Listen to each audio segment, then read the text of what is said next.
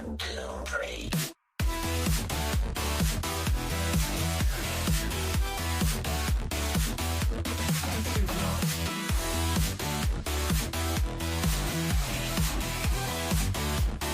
Get on up and get down with Skyjack Morgan.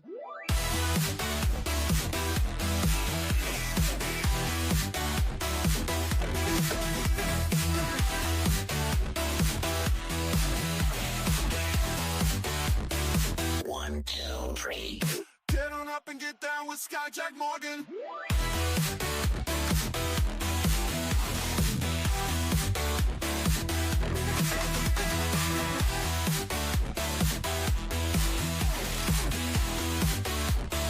One, two, three.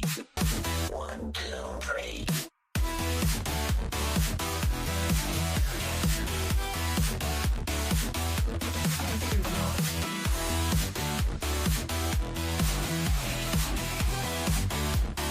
Get on up and get down with Skyjack Morgan.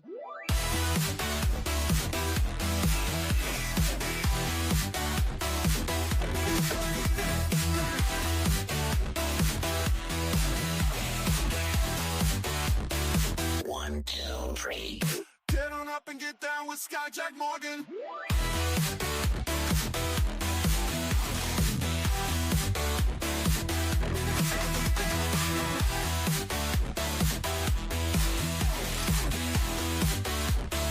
One, two, three. One, two, three.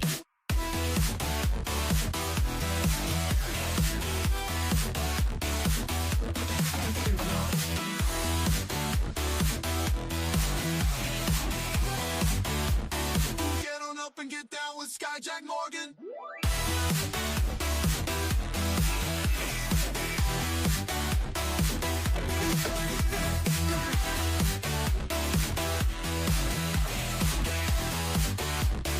One, two, three. Get on up and get down with Skyjack Morgan.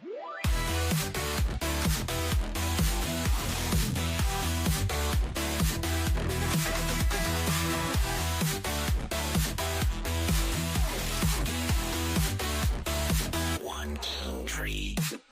One, two, three.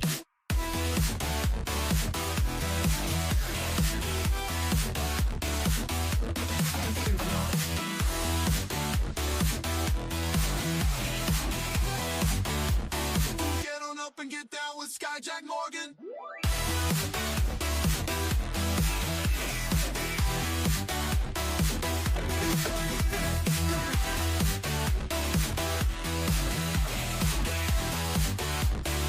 One, two, three. Get on up and get down with Skyjack Morgan.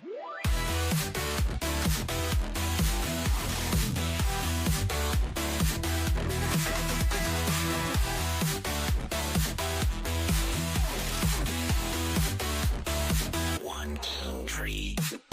One, two, three.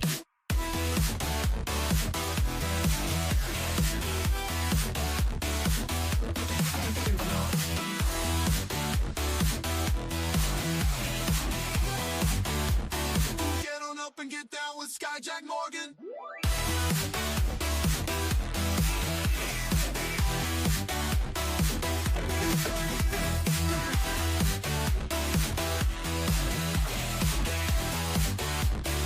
One, two, three. Get on up and get down with Skyjack Morgan.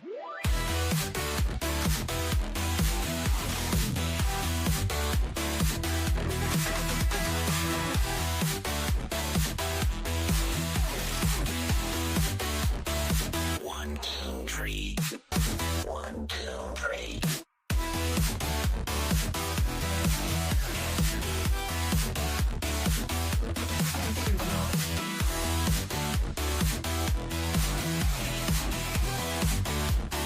Get on up and get down with Skyjack Morgan.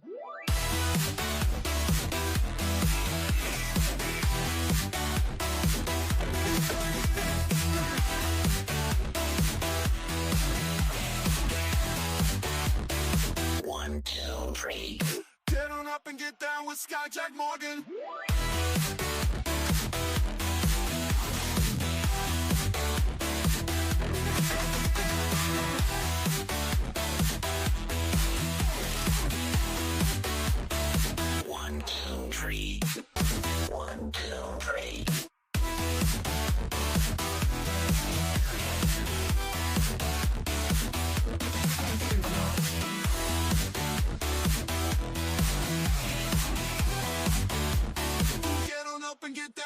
Jack Morgan.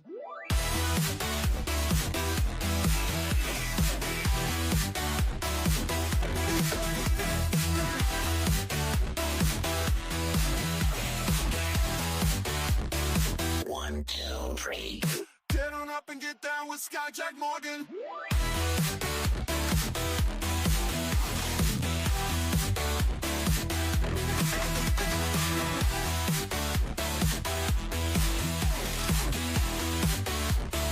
One, two, three. One, two, three.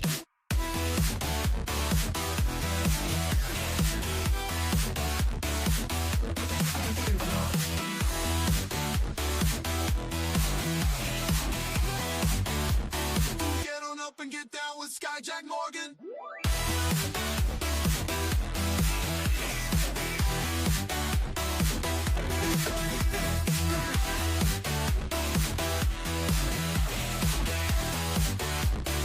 One, two, three.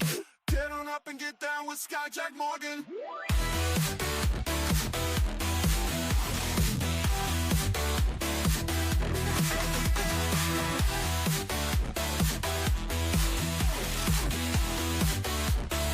One, two, three.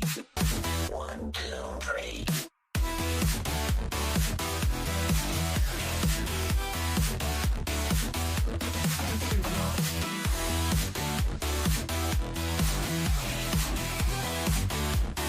Get on up and get down with Sky Jack Morgan.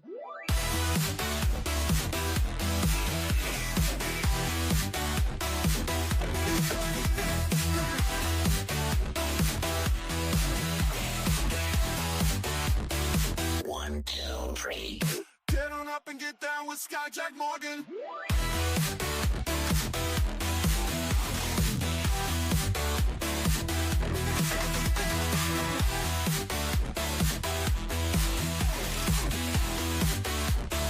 One, two, three. One, two, three.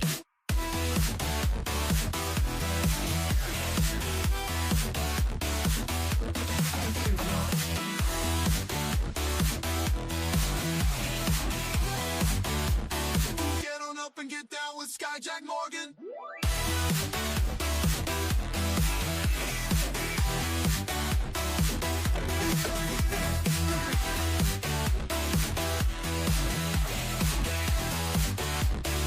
One, two, three. Get on up and get down with Sky Jack Morgan.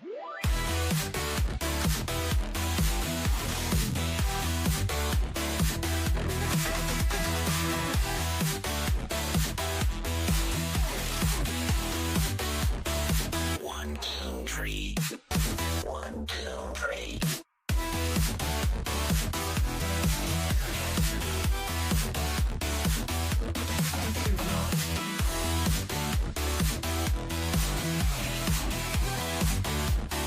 Get on up and get down with Get on up and get down.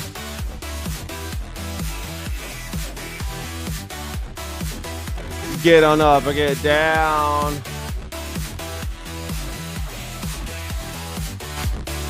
One, two. Don't want to get mixed up with a guy like me. I'm a loner, Daddy. Loner, Dottie. A rebel.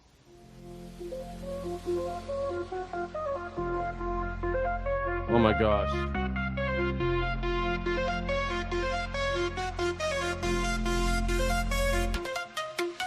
Sunrise on the horizon. Sky is blue, no denying. News with Sky Jack Morgan. Bright and early new dawn. Every headline, every story. Gives your morning some glory. Stay informed, stay tuned as the day. You know he never wear the he never wore a monocle. Can you believe it? Good morning. Good morning, headline. Sky Jack Morgan. Start your day just fine. Information for you, darling. With coffee in your cup, used to fill you right up. Cleansing weather on the go. Morning shows you need to know. Join us on this daily ride with your morning side by side. Catch watch the latest, feel the vibe. Sky will keep you well supplied. Good morning headlines with Skyjack Morgan. Got your day just fine. Information for you, darling.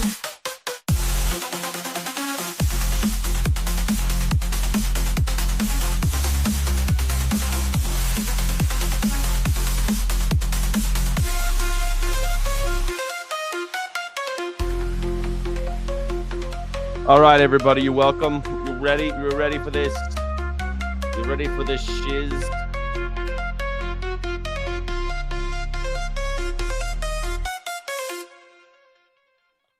Man, that just happened.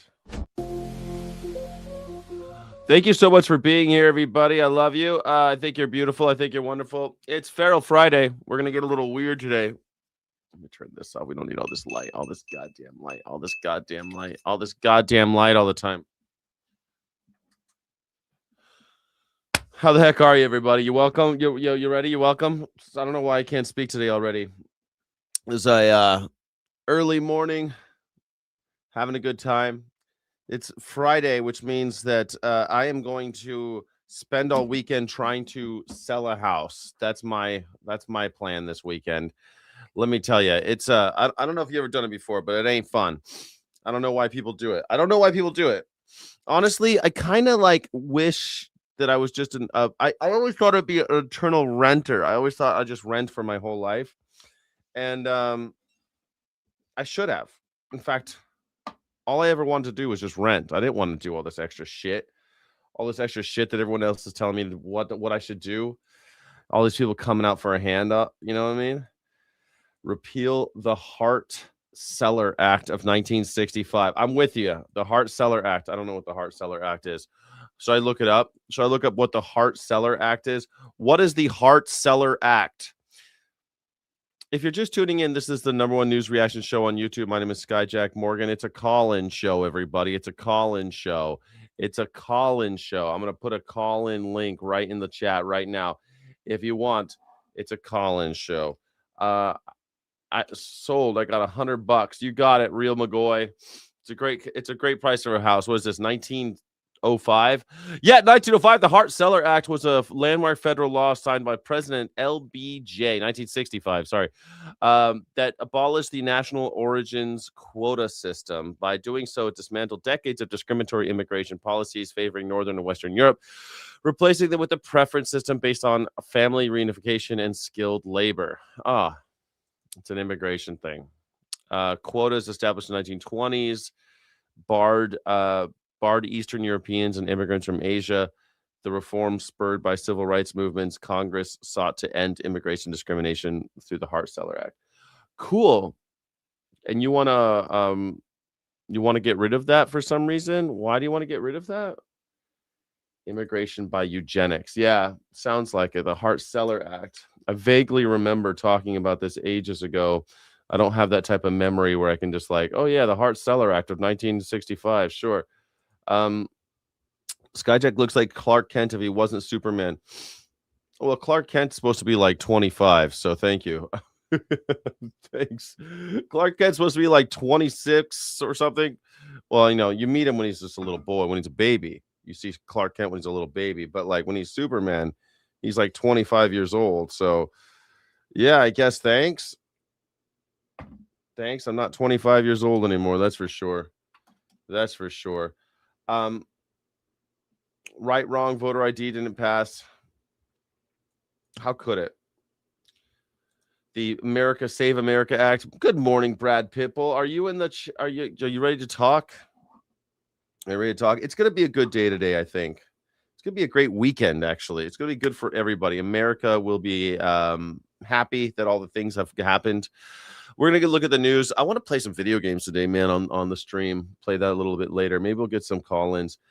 So you'd be like Trump. Yeah.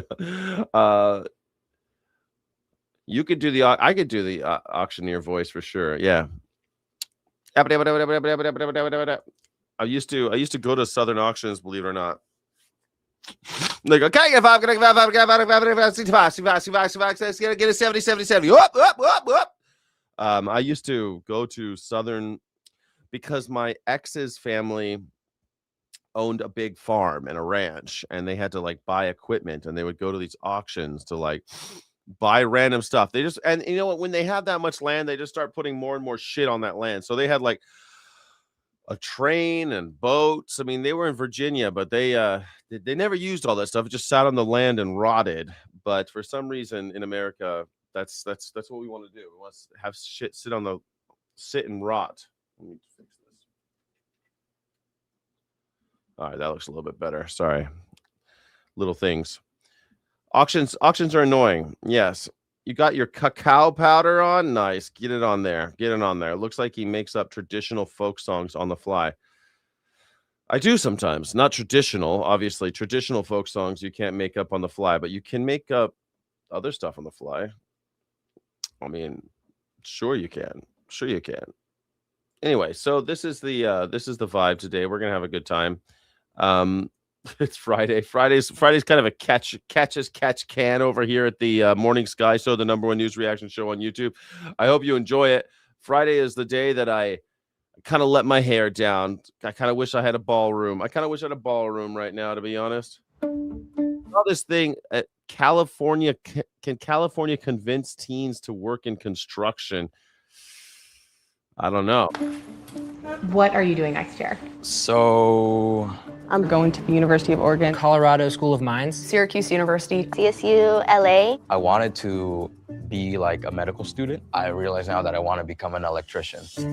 There used to be straightforward messaging about how to achieve success in America. Go to school, go to college, get a degree, make money. But times have changed. Student debt has skyrocketed. It really is like that. They get lawn ornaments. It's just like they get more and more lawn ornaments. It's true. It's like that these days. I don't know. Usually when you know people who have a lot of money or a lot of land, they just fill up that land with so much shit. It's almost unbearable. I don't know.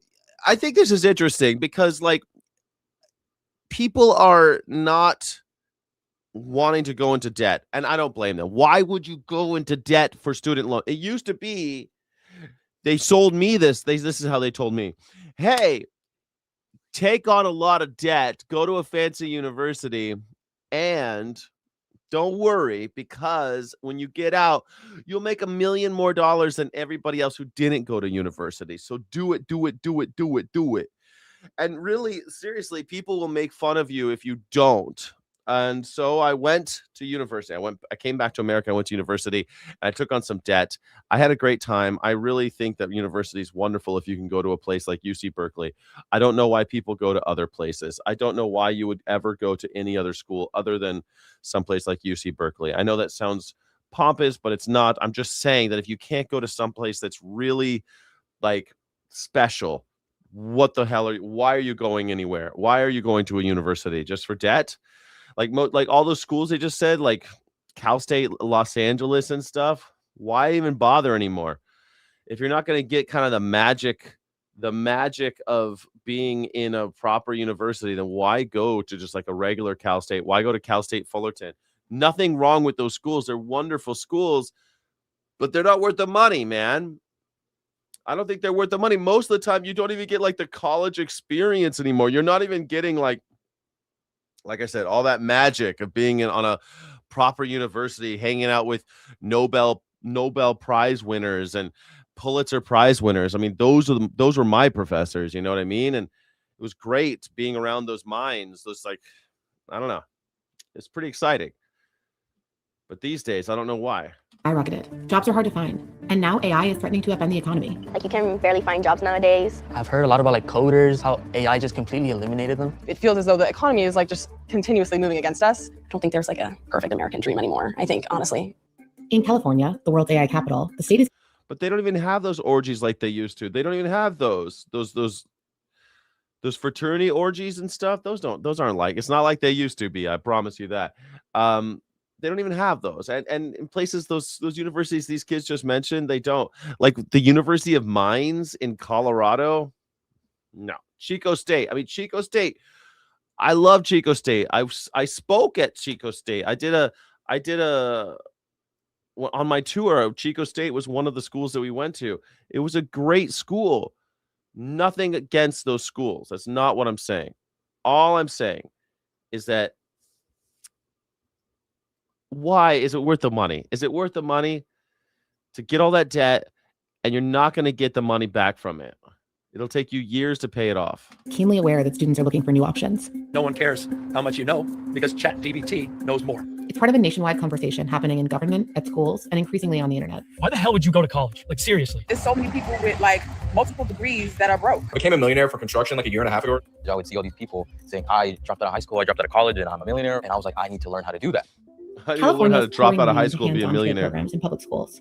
There's a construction labor shortage in the state. And in 2021, the state doubled a grant for classes like this to help solve it. Yeah, hit it like it owes you money. So start off steep so you can swing your hand. Yeah, but I think the doctor thing, I think that's going away too. I don't think people want to be doctors anymore either. I think that's what's going to happen there. We're going to import doctors, and we're already doing it. Americans don't want to be doctors anymore. Why would you want to be a doctor? ChatGPT is your doctor now, okay? Forget it. ChatGPT is now your doctor. You don't need to have I know it's crazy, but all of those jobs are gone. Don't think because you're a doctor that's going to somehow save you. We're going to import people to be physician's assistants, to be we're already doing it. Every time I go to, like, last year, my ex-girlfriend's father was in the hospital a lot. Every time I went in there, it wasn't a bunch of, American-born citizens there. They were maybe they were citizens or not, I don't know, but they were not. They clearly had accents, and they were working at the hospital, and they were on every level. And then every once in a while, you'd see a doctor, but even the nurse wasn't even there. She remoted in. There was a screen on the wall, and the nurse had a camera that would, like, how you doing? Okay. And, like, so then the RN is there. There isn't even an RN. All these other nurses are not RNs. They're like, I don't know what's under an RN. What's the under an RN? It doesn't matter. What I'm trying to say is the people at the hospital, they're not even doctors anymore, most of them. They're physician's assistants. We're back. State of California educational system has seen that students are not going to go to a four-year college. They should have an option. I would say over 95% of my students, maybe even higher, have never used any tools before in their life. And I would say almost 100% have never used a power tool. Ta-da! You know how to do it. Did you think coming into high school that you would take a construction class? No, I had no idea this class existed. I didn't even really consider construction seriously until I took this class. I actually did consider, like, oh, maybe I should go to trade school, or maybe I should focus less on aero engineering as a degree. AI is not going to build a home. AI isn't going to weld anything either. We had somebody come and talk to our It will. AI will build homes. There's already an AI. There's already a robot that builds houses like a 3D printer that already exists. But I think it's great. I think people should learn, because if the when the apocalypse happens, we're going to need these kids to know how to swing hammers and nails.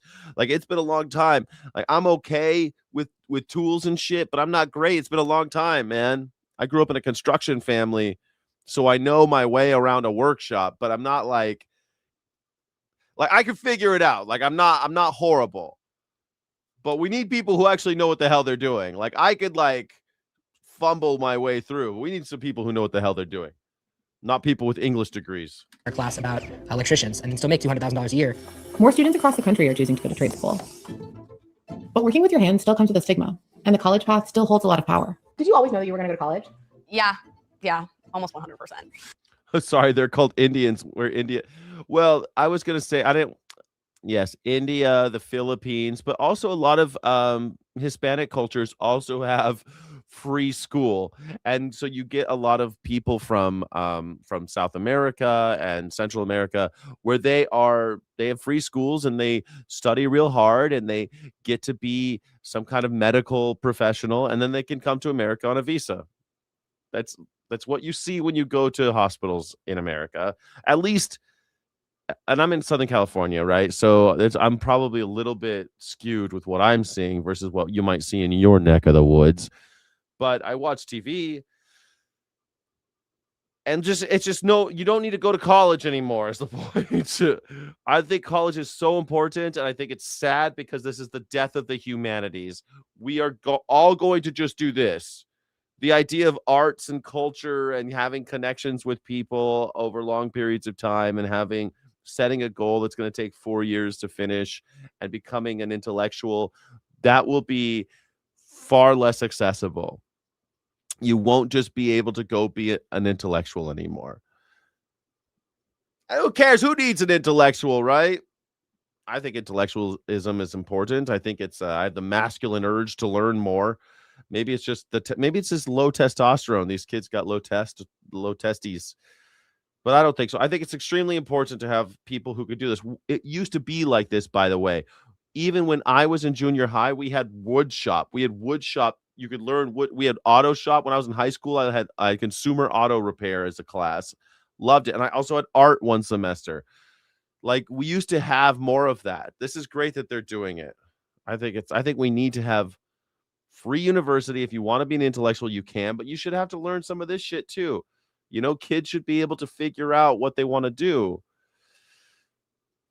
They used to have ceramics classes and photo classes, all sorts of stuff in schools. Now it's all programming. Guess what? Programming, there ain't no jobs in programming anymore. I think a lot of people, especially like older generations, still believe that trades are like dirty. I have students who are very good carpenters, and their parents still want them to go to college, and I totally respect that. I come from an immigrant family, and so pressure's been like even more heavy. They're supportive. It will only be wealthy kids doing it. I don't know. I think as we move away from the industrial form of education and this capitalistic idea that only the rich, right now, only the rich go to school, really. It used to be everyone went to school for free in America. Don't forget, people are like, oh, in India, they go to school for free. We used to go to school for free. Americans used to go to school for free. My parents, if they wanted to, could have gone to UC Berkeley for free. I had to pay because they fucked everything up. Because the baby boomers were like, it was cool to have school. It was cool to have free university, but we think taxes are bad. So let's charge the future generations. Great idea. Let's charge future generations. They're just a little disappointed that I'm not going to college. They don't want their sons or daughters to go to the trades. They think it is less bad. And I try to have this conversation with them and say, the trades are a good place to go to make a living. There you go. But for this generation of Bay Area kids who grew up in the pandemic and are seeing major changes in the tech industry, the overall feeling is that no path is safe. As you can see, we just built these little kitchen tiles, and to me, they look great. If you make a wrong decision, that could lead you into a debt spiral, and you're just kind of stuck. I don't have any friends that are really wanting to go into the tech industry at all because of AI. You're paying $400,000, and then what are you going to get from it? Like, am I going to be able to make all this back when I get a job? We have a storage cabinet in here. This generation especially, you really have to think about what you're going to do. Because if your plan is not future-proof, the world is going to eat you. Well, first of all, there's nothing future-proof. There's nothing. I mean, the only thing future-proof might be food and beverage, to be honest with you. People are always going to want to go out and eat and drink, and most of the time they'll pay extra to have a human do it. I don't know what that is. I think a lot of people don't want to work at the kiosk. They don't want to have a little electronic kiosk.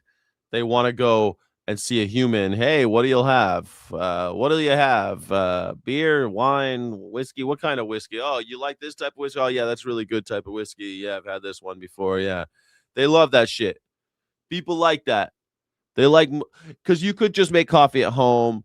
You could just go to a machine. We've had coffee machines since the 1960s. I mean, there was like, they made a whole show about it called Taxi. It was called Taxi, but the show should have been called Coffee Machine because the whole show happened in the break room where the coffee machine was. But just them, it's just taxi drivers drinking coffee. They were almost never in the taxi cabs.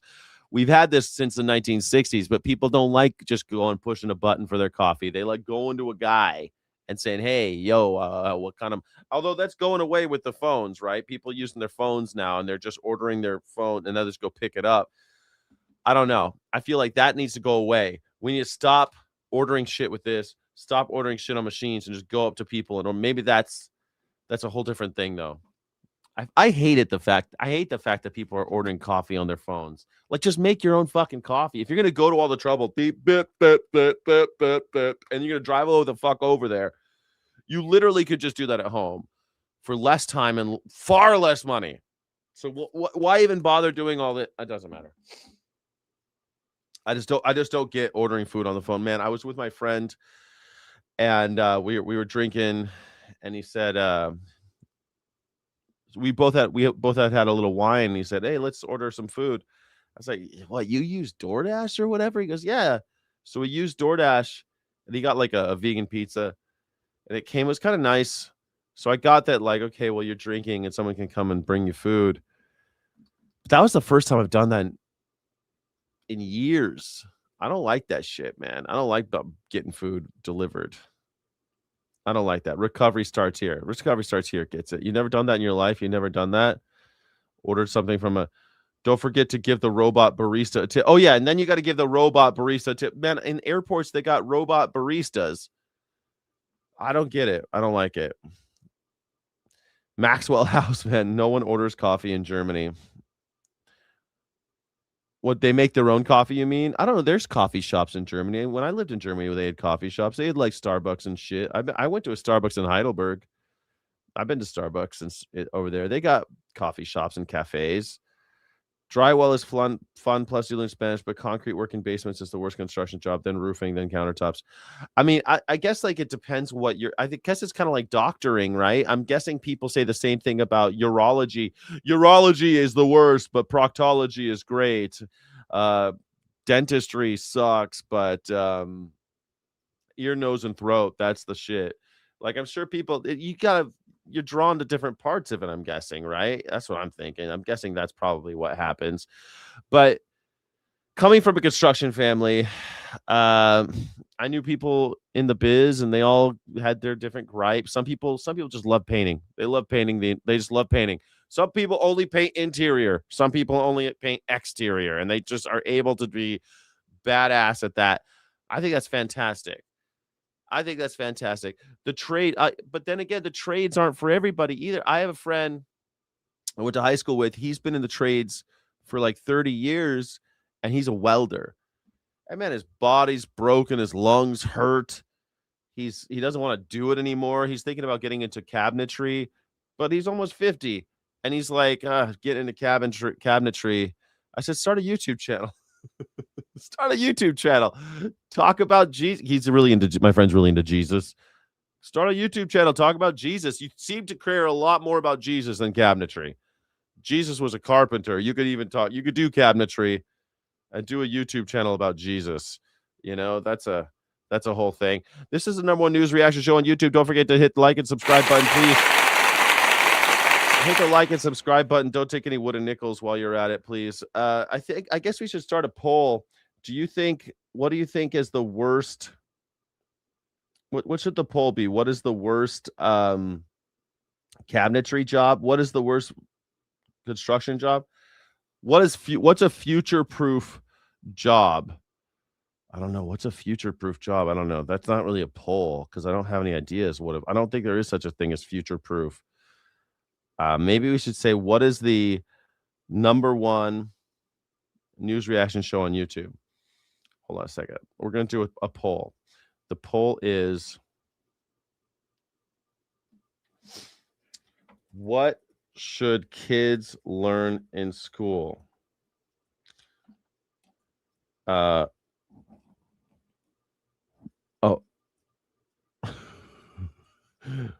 Restaurant work? Restaurant work? Construction?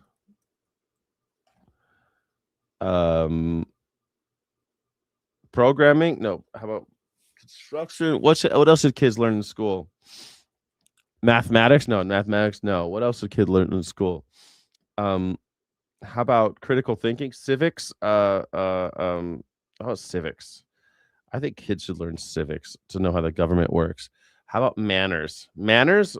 Kids should learn manners? Manners? Self-reliance? Home econ? I think they should. How do you just like cooking and shit? Like how to be an adult? Okay, how to be an adult. I don't know. There's my poll. Let's see what you guys think about the poll today. That's the first poll of the day. I hope you guys like it. I don't know if that's a good one, but we're gonna try politics. They should learn politics. Those politics and civics. There's a lot of overlap there. You can't learn civics without politics. So, new information now on the interviews with the former Attorney General Pam Bondi and a prison guard who was on duty the night Jeffrey Epstein died as part of this House investigation into Jeffrey Epstein. No. Listen, this is like tons of pages of documents here. We've got teams reading in on all of this. Remember, this is when Pam Bondi came in. She testified, answered questions behind closed doors for the Oversight Committee. So far, here's what we know. That Bondi told lawmakers that Epstein's co-conspirator, Ghislaine Maxwell, is a... Yeah, people saying politics, home econ. Home econ was how to be an adult. That's what I was thinking, home econ. They should learn internet literacy. I kind of feel like that's civics too. I feel like that's civics. How to talk to other humans, civics. History at all, history, civics. Like it's all covered under civics. I think civics. Let me see. Let's get a definition of what civics is, because what is the definition of civics? The study of the rights, duties, and responsibilities of citizens in society. It covers how governments operate, how individuals can actively participate in the democratic process, how to shape communities. Yeah, okay. I think that covers history, internet. I think civics is the most important one. Kids can't even read. You want them to learn civics? Well, they got to learn, like, look, they got to learn how to read early on. I thought reading was a given, Matt. I'm sorry, Matt. I thought reading was a given. Civics, government's covered in civics. Yeah. Teach Dante back to the Enlightenment. We are done. We don't teach the Enlightenment. We are in an anti-Enlightenment. We are in an anti-Enlightenment era. I don't know what you're thinking. We are in a totally anti-Enlightenment era. I don't want to make too hard of a case for civics, but I think that it is the most important thing. It translates to civicus, which translates to relating to a citizen. The studying civics goes beyond memorizing facts and focuses on 3 core areas: civic knowledge, civic action, civic associations, duties and responsibilities, rights and liberties, and civic engagement and participation. I mean, I've always thought civics should be more intensely taught. I feel like if it were, we wouldn't be in a lot of the problems that we're having right now in America. Who should die in prison. As for who's to blame for the DOJ's much criticized handling of the Epstein files, Bondi told lawmakers she delegated oversight to all things Epstein to guess who? Her second in command at the time, Todd Blanche. I think it's great. She threw Todd Blanche under the bus. I love it. We are in an anti-truth era, a post-truth era, a post-meaning era. We're basically in a time where we're almost like the Dadaist idea that nothing means anything anymore. 6'7", that was inevitable that people would start doing shit like 6'7", 6'7", because it's all just absurd now. Nothing means anything. Nothing is tied to anything. It's completely untethered and meaningless. We just talked about him 10 minutes ago. He's the guy that President Trump wants now to serve as the permanent attorney general moving forward if he is confirmed by the Senate. Remember, Bondi is the one who took a ton of heat for how she handled the Epstein files before she was fired by the president. I want to bring in Mel Zanona, who's live for us on Capitol Hill. Okay, Mel, talk us through it. I know, listen, this stuff just dropped 45 minutes ago, not even. What's in this this transcript here, 100 plus pages? Yeah, we are still digging through all of this. We've had a lot dropped on us today. But 2 things that stood out to me, at least in the Pam Bondi transcript, was who she was and was not willing to talk about. She was more than willing to talk about Todd Blanche. In fact, his name came up 96 times, although some of those were from the questioners. But she repeatedly deferred key questions about how redactions were made and how files were produced onto Todd Blanche, which is a key part of this investigation. And that's also why Democrats came out of that deposition saying we need to hear from Blanche himself. Now, she was not willing to talk about her conversations with President Trump. She was pressed on reports that she had told the president his name does appear in the files, but when asked about that, she said she would not. Well, okay, but there's so many children now who are so behind in reading levels. Well, that's because we live, okay, but that's all very true. But there's so many things causing that. But the main thing is that nobody gives a shit. We've already known for a long time that nobody cares about reading, right? We care about reading, but we don't care for reading. We care for football. We care for Disney movies. We don't care about Disney movies and football. We care for them. If you told someone, should we have Disney movies or reading in schools, they'd probably say reading, because you care about reading, like philosophically, but you don't care for reading. Most people don't fucking read. I read between 2 and 3 books a month, and still today I feel guilty for not reading more. Like, I don't know why people don't read more books. I don't know why we can't get people to care for reading. I think it's extremely awesome to read. I feel fulfilled when I read. I feel far more fulfilled when I read than when I watch TV, because I'm kind of actively doing something. I don't know. I like going to places where other people are reading. I like reading at bars and cafes. I like reading. I don't know why people don't like reading. If I could teach people how to like to read, I think that maybe we could have kids that are way ahead in reading levels. I don't think they incentivize reading anymore. Opening up a book. And the other problem is people read on these fucking things. Like this thing is not it sucks. And then you're reading, and then what happens? What happens when everyone's done this, you're reading on your fucking Kindle or whatever, and all of a sudden it's like bleep, bleep, bleep, bleep. You get notifications for social media. I have taken everything, all social media except for YouTube off this phone because I'm a YouTuber. But like I've taken all social media off my phone except for YouTube. YouTube's the only one also, by the way, as a user, because I'm also a YouTube watcher, right? It's the only one that isn't constantly reminding me that it exists. Like, have you noticed that? Has anybody else noticed that YouTube is the only social media that doesn't constantly remind you that it is a thing? Like I feel like I've turned everything off, but I still get emails from Instagram, texts from Instagram. Not text anymore, but notifications. I've deleted Instagram from my phone now. I've deleted TikTok from my phone now because it's just constant. Like, hello, do you remember us?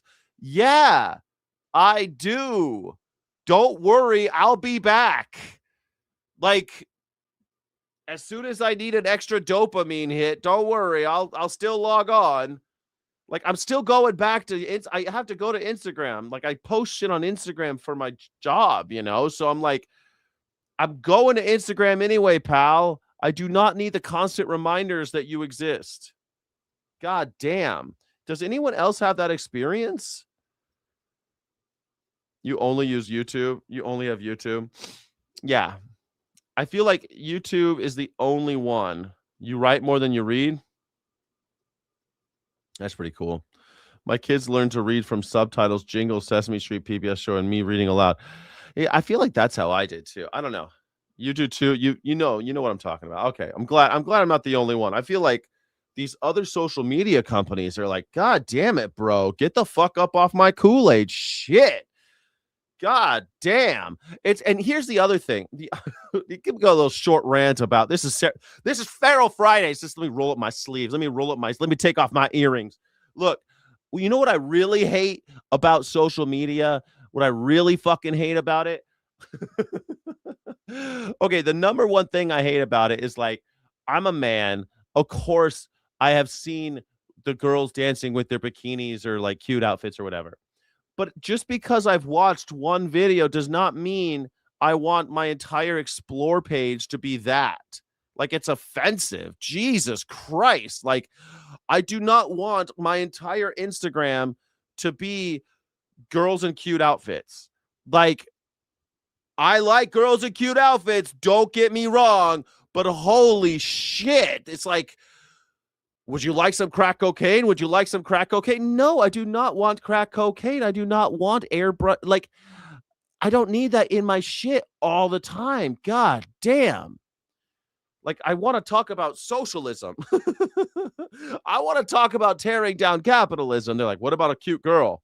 No, I want to talk about holding the bosses accountable. What about a cute girl? No, I want to talk about tearing down the oligarchs. Here's a cute girl. Jesus.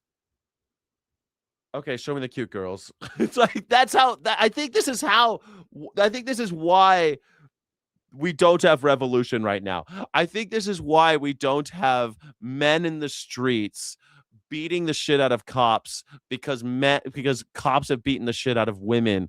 Like, in other countries, if cops treated women like they do in this country, they go and kill those cops. Like, there's riots in other countries over that. You don't beat up our women. Here, it's like the second you start thinking about, hey, I think capitalism might not be such a good cute girl. It's like Zuckerberg has figured out, and I'm not as susceptible, I think, maybe because I'm older, maybe just because I'm pretty radical. But it's an embarrassment. It's an embarrassment. I think that if you looked at my, I showed it once to Chip on Ethical Underground, and it was like, I want to say 25% girls. And the rest of my explore page was like synthesizers, political stuff, and yeah, mostly synthesizer political stuff. I don't know. Stuff like that. Stuff like about civics and shit. It's weird. It's weird that we are in this world where we have a machine in our pocket that's like, hey, dopamine, you want dopamine, dopamine, dopamine, dopamine, dopamine. And then when you're like, oh, I'm going to go enjoy nature or something or read a book, it's like, hey, remember us? Remember us? Fuck. And you try to turn it all off and it doesn't turn off. There was something else I hate about social media that I can't. Oh, here's the other thing I hate about social media. While you're scrolling, it shows you like, fuck it. It shows you like these 5-second, like, hey, click on me, click on me. It's like watching. Do you remember the old internet when you were scrolling on like a bulletin board and it would be little GIFs for the ads? And it'd be like, and you need to click in order to see what I feel like that's all the internet is now. We've regressed. It's disgusting. But I've learned and read so much more on my phone also. Well, that's good. You got to delete those. You got to delete the. Yeah, boobies. Yeah, exactly. Exactly. It's like Instagram was such a beautiful app in 2014. You know what's funny? Do you remember Hipstergram and Instagram? Yeah, that was better. Zuckerberg turns everything to shit. You're absolutely right. And guys in briefs. Jack, can't forget about the guys in briefs. I don't have so many of those. Most liberals have summer reading programs and free books. My algorithm just try to sell me more boner pills. That's weird. I don't have that problem. So no, I've never had, I don't get too many ads like that because I don't really click on shit like that. But on Instagram, you don't have to click on it. I looked it up because Chip is like, you clearly clicked on something. And I was like, no, I didn't. And so I started reading about it. And if you watch a video, because they're constantly sending you shit to see if you like it.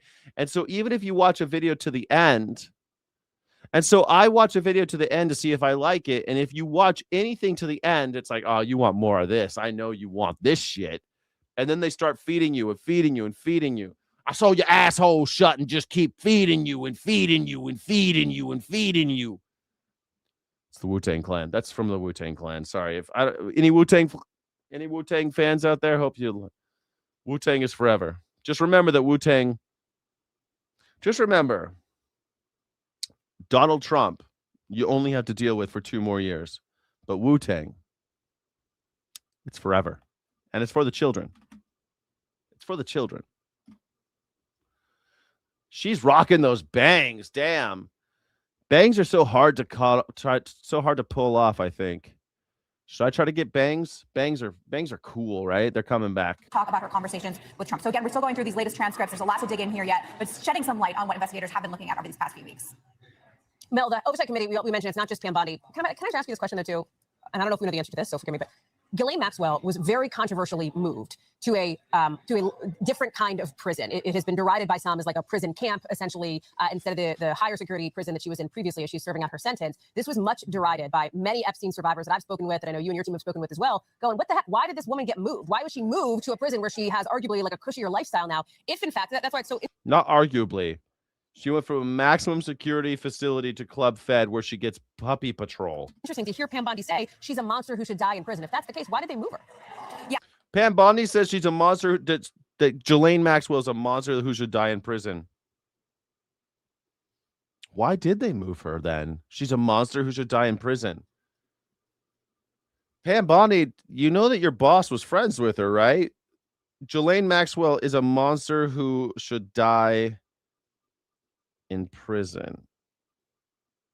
Your friend, your boss's friend. She had said that in the deposition. She also had said that in a hearing publicly earlier this year. Unclear. We're still digging through this, so I'm not sure the exact answer to that. If she was asked about that and what she said, that's certainly something Democrats are very eager to learn about. Okay, and let me ask you too about this, the other new allegations of abuse from a longtime assistant of Jeffrey Epstein, because that is making some headlines today too, right, Mel?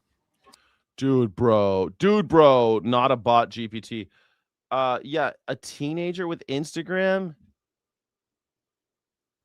Probably boobs and cars, right? Boobs and cars. I don't know. I probably would have some Communist Manifesto shit on there. I was always a truth seeker even back then. So I probably would have boobs, cars, and and some kind of tear down. I probably, actually, you know what, man? I'd probably be in jail. If I went to high school today, I'd be in jail. I'd still be in jail. Kids now, they get thrown in jail for having a big mouth. I'd be in jail. I got a big mouth. I've always had a big mouth. I've always had a big mouth. Yeah, that's exactly right. Sarah Kellen, a longtime assistant for both Epstein and Ghislaine Maxwell, she testified in front of the committee, and most of her testimony focused on the abuse she said she suffered at the hands of Epstein, but she also named 2 new people who she says abused her and that were associates of Epstein. That is Frederick Fakai, he is a celebrity hairstylist, as well as Philip Levine, the former mayor of Miami Beach. Now, both of these men have denied any allegations of sexual assault through their spokesman, but the oversight chair, James Comer, now calling on the DOJ to go ahead and investigate those men as well. Mel Zanona live for us on the Hill. Thank you very much. We thank you for watching, and remember, stay updated on breaking news and top stories on the NBC Live on our YouTube. Congresswoman Nancy Mace is now responding after President Trump formally endorsed Pamela Abbott for South Carolina governor. What the fuck just happened? What? Nancy Mace, what just happened? Nancy Trump. She was running 5th of 5 Republicans in the governor's race in South Carolina. Not a huge surprise she doesn't get the endorsement from President. Okay, so I don't know. This is so interesting to me because Nancy Mace is begging Donald Trump. Nancy Mace said that she wanted to have the Epstein files and that she was going to name everyone in the Epstein files. She never did it. She never named anybody, but now she's begging someone in the Epstein files for an endorsement. Nancy Mace there. She was running 5th of 5 Republicans in the governor's race in South Carolina. Not a huge surprise she doesn't get the endorsement from President Trump. Interestingly, on social media, she posted that the proximate cause may have been her pressing for transparency in the Epstein files matter, saying, if this is the price of an endorsement, I will never pay it. How do you think that's going to go down, Harris? Yeah, when all else fails, sometimes people resort to being a sore loser. South Carolina Representative Nancy Mace wanted Donald Trump's backing in her bid for governor. But when it didn't come, the fallout played out in real time on X. You see, Trump endorsed her opponent instead, and Mace's response shifted quickly from defiance to a steady stream of posts that look a lot like an effort to repair the relationship. So the primary race in South Carolina is crowded and moves fast, and early voting was already underway when Trump posted his full support for Lieutenant Governor Pamela Yvette on Friday. He called her a fighter and winner who would never let voters down. However, for Mace, who had been seeking the endorsement for weeks, the decision landed as a clear rejection. And so she finished the week posting more often and more pointedly than before, mixing praise for Trump with reminders of ways she had helped him and sharp attacks on Yvette. That's a weird tactic. Nancy Mace. She's kind of a monster, by the way. Nancy Mace is the one who, when Sarah, what's her face? Sarah, God damn it, I always forget her last name. Representative Sarah, she's trans.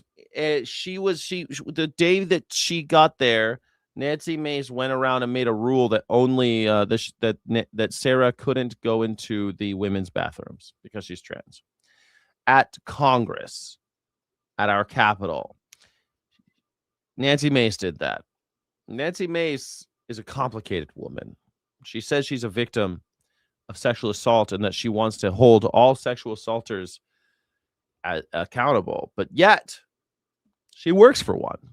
Now she's trying to get one back. She loves him. She wants to get his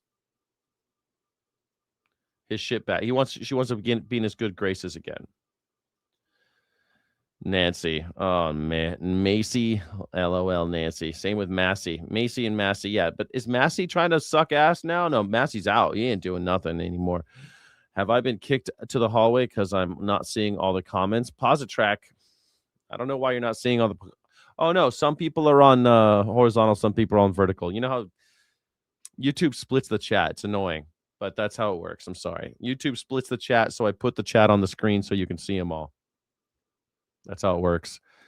Sorry, I didn't invent live streaming. I just have to work with the tools I got. You'll see TikTok, you'll see not TikTok, you'll see Twitch, Kick. I'm only on Twitch, Kick, and YouTube right now. And you could go check it out. Thanks. Man, I went to the gym yesterday for the first time in weeks. And man, I feel like I'm buff today. I feel like I'm getting bigger, man. One day. Do you ever feel like that? You forget to go to the gym forever. And you go back and you're like, this shirt's hardly fitting me anymore. I'm fucking giant. At first, Mace pointed to her push for full transparency on the Jeffrey Epstein files as the likely reason for the snub. And she framed it as a matter of principle. As someone who has spoken publicly about her own experience as a survivor of sexual abuse, she said she would not trade accountability for political support. In her post on X, she wrote, I know I put the likelihood of an endorsement on the line when I demanded transparency on the Epstein files. I demanded it because you deserve the truth, all of it. And as a survivor of a corrupt and broken court system, I will always pursue justice for those who deserve it. If sacrificing my values is the price of an endorsement, I will never pay it. Now, that explanation gave her a way to save face while signaling she still respected Trump and his record. But then, how are you saying you respect the implication here is that Donald Trump doesn't want the Epstein files getting out. That's the implication. Don't tell me that this isn't. Come on, man. I knew I wasn't going to get an endorsement because I was saying I want these Epstein files because I'm a victim. the tone changed over the weekend. On Saturday, she shared a photo with Trump and talked about his leadership in making America respected on the world stage. By Sunday, she went further, posting a clip from a 2024 ABC News interview she did with George Stephanopoulos. In it, she defended Trump and criticized the host. She captioned the post by linking the interview to the $15 million settlement Trump received from the network in a defamation. It's so funny. All these Trumpsters, man, all these maggers, especially the women, they're getting screwed. I'm surprised you're surprised. Like you went to bat, you held water for this asshole, and you knew he had a long trail of bodies behind him. This is what I don't get. You ever had one of those friends in your life, usually a woman, sometimes a man, but it's usually a woman, and you're like, I know this guy. He's hurt all these women. He's hurt all these women. Maybe he's abused all these women. Maybe he's whatever. This guy's a lying, cheating bastard. I know this guy. And she's like, I love him. He's not going to do it to me because I'm going to be extra loving. I'm going to be so good. I'm going to be the best girlfriend ever. And he just never met me. That's what I think Nancy Mace and Pam Bond, that's how I view them. Because it's like, Donald Trump's got a long trail of people who went to jail for him. You know that he throws people under the bus. Look at we're going to talk about John Bolton today. Like, it's really bad how he treats his people. And you think that you're going to be the one who gets away? I don't get this. Don't follow people. Like, man, if you go for a job interview, always ask what happened to the last guy. Always ask what happened to the last guy. In fact, ask who that guy was and can you contact him? Because they can contact your former employers. You should be able to contact their former employees. Go to Glassdoor. Go look at what people are saying about that company. It's not good. It's never good. It's never good. I mean, you're going to have to slave. You're going to have to slave so you can make enough money to buy a car or whatever the hell you're saving up for. But like, you should interview ex-girlfriends and shit when you get together with a guy. Women are so smart because they'll go through all of like a guy's social media. They'll dig like 15 years back and shit. It's fine by me. But I think it's weird that these women will follow Donald Trump. But I love him. That's exactly what it's. But I love him. I love him. He won't make me lick his taint. He won't throw me away like a used condom. No way. If I'm just extra hardcore like Pam Bondi, I'll just be extra. I'll just be so fucking extra. That did not work. How'd that work out for Pam Bondi? Lawsuit. And the message seemed designed to remind Trump and his supporters of her past value to him. And it's a shame that you will never feel, George. And I'm not going to sit here on your show and be asked a question meant to shame me about another potential. I'm not going to do that. It's actually not about shaming you. It's a question about No, Donald you Trump. are shaming You've me. endorsed Donald Trump for president. Right. Donald Trump has been found liable by a jury. Donald Trump has been found liable for defaming the victim of that by a jury. It's been affirmed by a judge. It was not a criminal court case, number one. Number two, I live with shame.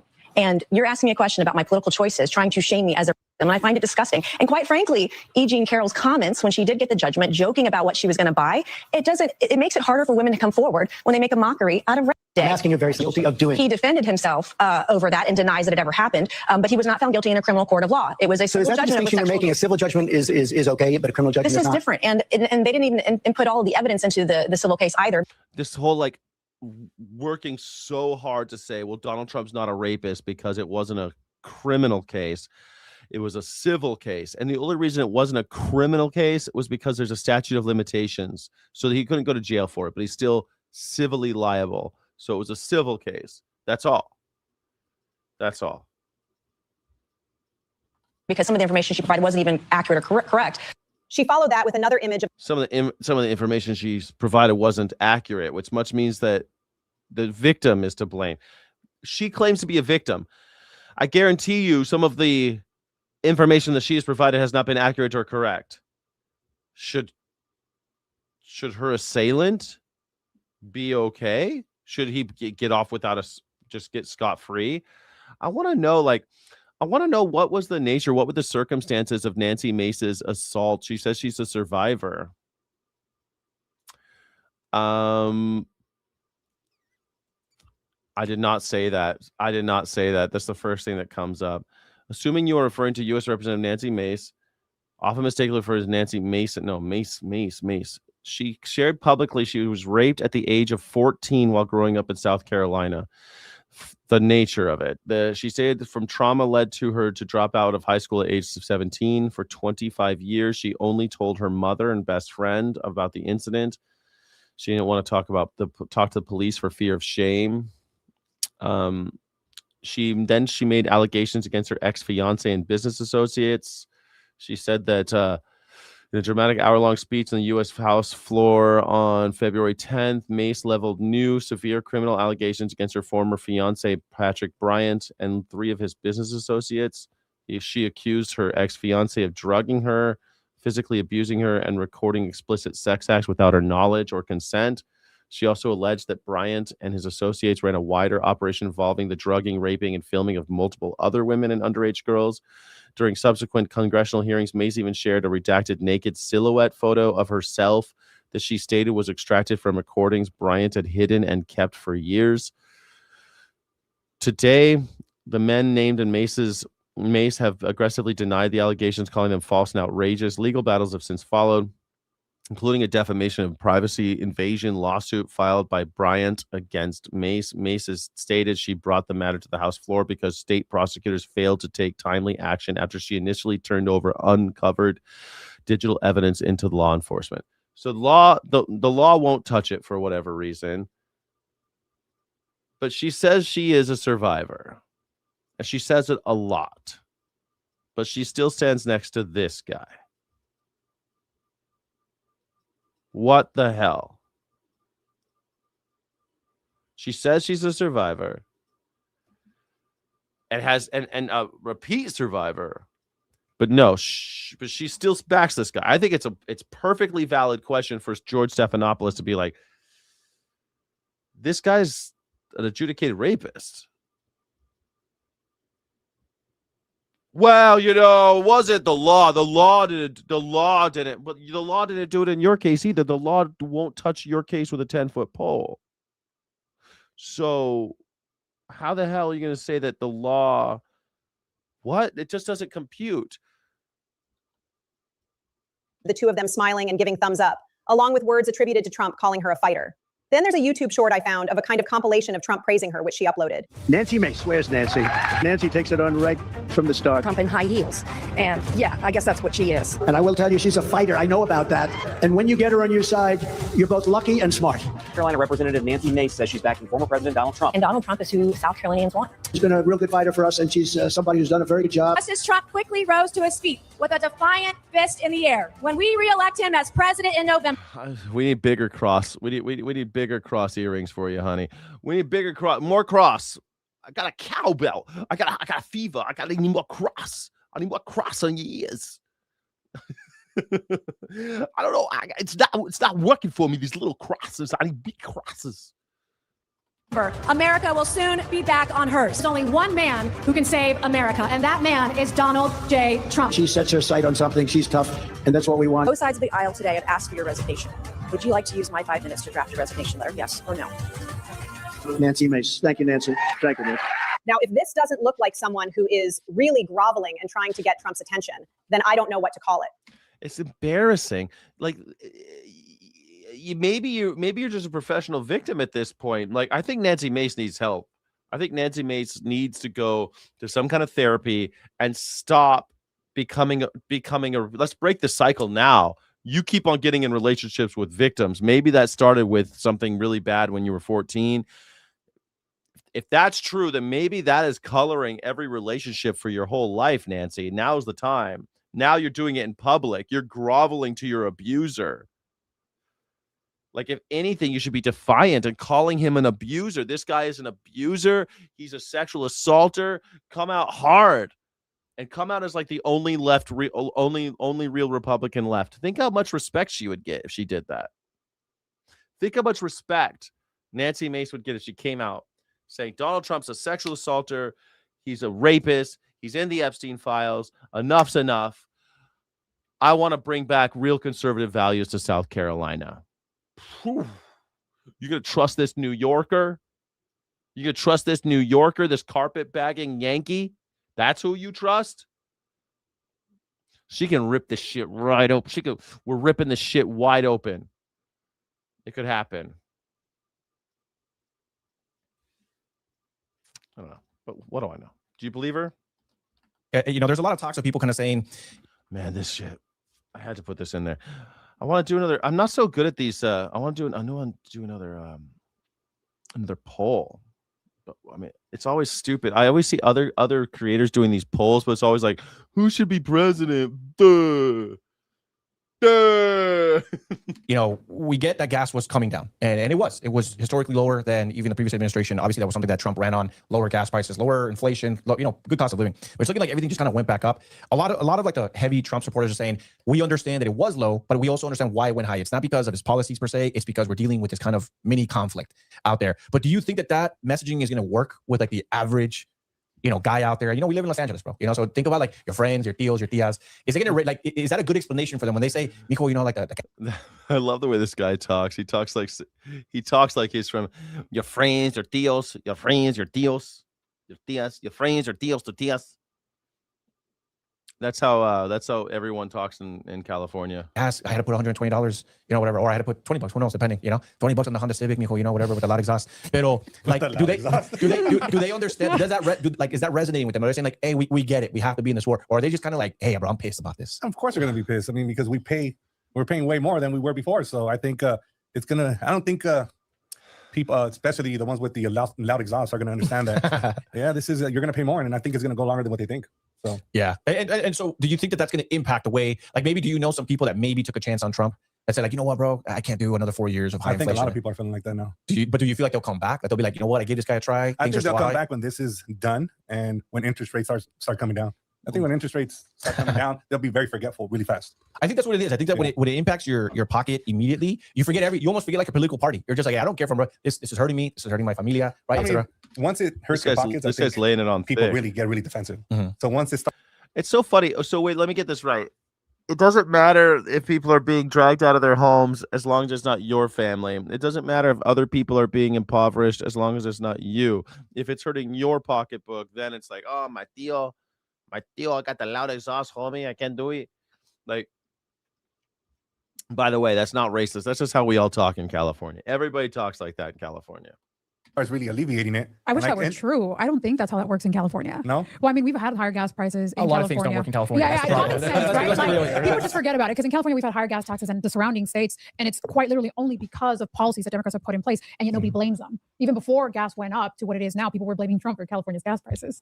Not true. It's not Democrats, but whatever. I mean, we have just as many Republicans in the last 50 years as we do Democrats as governors of the state. A lot of Republicans here in California. We are crawling with them. So that's I'm like, I don't know. On that thought, so if they bring down interest rates to 3.8, you're telling me that people won't forget? They'll be like, oh, those high gas prices. 3.8 is never going to happen again. I don't think it's going to be 3.8 for the rest of my life. Who's a babe, Nancy Mace or the Californian here? This California podcast, True Hustle Podcast. Why do Californians continue to vote Democrat? Because Democrats don't want to beat the shit out of your family, maybe, I guess. Like, I mean, Democrats are horrible, but they're not coming for you. So what? We're very forgetful because now we saw the price of gas go down. The moment when Donald Trump stepped into office, we saw the price go down to a point where when people started complaining about gas prices during the Biden administration, that was at an all-time high. So that means that they had gone down during the Trump administration. Nobody thanked him. They were kind of just like, oh, whatever, gas went. They did not go down during the Trump administration. They were going down at the end of the Biden administration, and they were still down when Trump took over. And then Trump, what the fuck is she talking about? Nobody thanked Trump. They were down. They went the same. They were 10 cents. The national average went down 10 cents under Trump. 10 cents, not 10%, 10 cents. 10 cents was how much they came down in the first year of Donald Trump. But this is exactly this is exactly the problem with how these fuckers talk about Donald Trump. Donald Trump says that the first year is a mulligan. He has it's not his economy, that it's all Biden's fault. The entire first year of his presidency, which is fucking bonkers, but whatever. Let's say it's true. That means that if the gas prices went down 10 cents under the first year of Donald Trump, that was Biden. Okay, I don't think that's true, but whatever. The Inflation Reduction Act takes a long time to really get going. Fine. Let's say it's true. The second year, which we're in right now, the gas prices are now 50% higher than they were last year. And the year before that. And the year before that. Because by 2022, the gas prices were already starting to come down. In 2021, they were very high because of COVID. In 2022, they were very high because of the supply chain issues caused by COVID. By the end of 22, they started coming back down. And now here we are. Like I've stared at these fucking graphs, and these fucking people, they come on, they say shit like this. Oh, nobody thanked Donald Trump for lowering the gas prices. It's because he didn't. Down, right? So I don't know. I don't think people would actually, I don't think they forget. I think they just appreciate it. I don't think they, I don't know. If the gas prices were 50% like he promised, you could bet your ass everyone. I would be if Donald Trump kept one of his promises. No wars, 50% lower gas, lower electricity bills, lower water bills, higher water pressure, lower water bills. Somehow that was going to happen. Remember, your shower isn't as high pressure. The toilets aren't as high pressure. Lower water bills, higher water pressure. What else was it? Oh, and lower grocery prices. After the first 12 months, his first year. Also that the Ukrainian war would be done first day. And that Gaza would be done first day. None of those things happened. If Donald Trump's did, let's call it 50%, the reason why I know that this would never happen is because all those promises were bullshit. They're so clearly bullshit. But idiots believed them, and they voted for him. He made a lot of lying bullshit promises, and he got elected.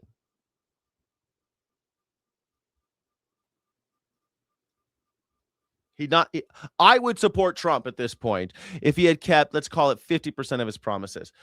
How about 10% of his promises? He's kept none of his campaign promises. He's not doing the job you hired him to do. They changed their political stance, at least not in California. So, Araceli, so when I reposted something on Twitter today, now I guess known as X, which I hate the name change, bro. I'd pay double my X premium just to name it Twitter again with the old Twitter logo. But anyways, that's the point. What I posted was somebody had posted. It was kind of someone that showed up on my algorithm. Yeah, it's funny. Okay, the gas prices. I forgot to mention the gas prices were high under Biden in the first year of Biden's presidency. Now, again, if the first year of your presidency, if the economics of the first year of your presidency belongs to the previous president, the high gas prices belong to whom? Donald Trump. And they do, actually, because the supply chain issues of COVID were caused by Donald Trump. He knew the virus was coming. America was in such a we are actually really lucky in America, because when other countries have viruses, it takes a while for them to get here so we can plan. But did Donald Trump plan? No, he defunded in his first administration. And okay, then the virus is here. Did he plan so that our economy wouldn't collapse? No. So our economy collapsed. Did he plan so that we wouldn't have our gas prices go up? No, he did not. Did he plan by by shoring up our supply chains? No. He could have, but he didn't. People act like COVID was just unpredictable and we couldn't have done anything. No, we were all talking about what we should do at the time, and he blamed China. We were all laughing at how he was doing nothing, that the gas tax, hoping that this was not going to be as big as it was. All of us were there to see it.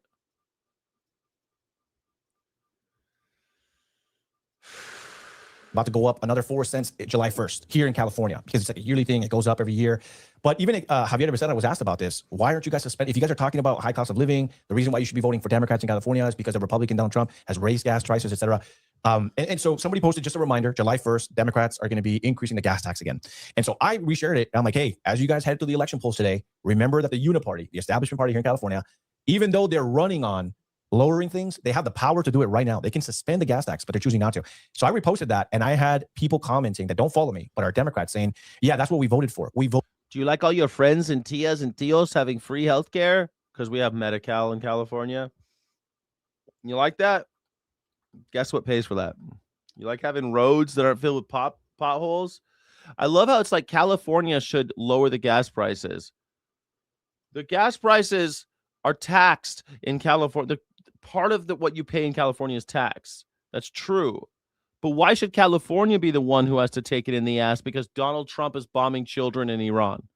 Why should California have to change anything because of Donald? If that's true, then California should make its own deal with Iran. California should make its own deal with China, its own deal with Bahrain, its own deal with all of OPEC.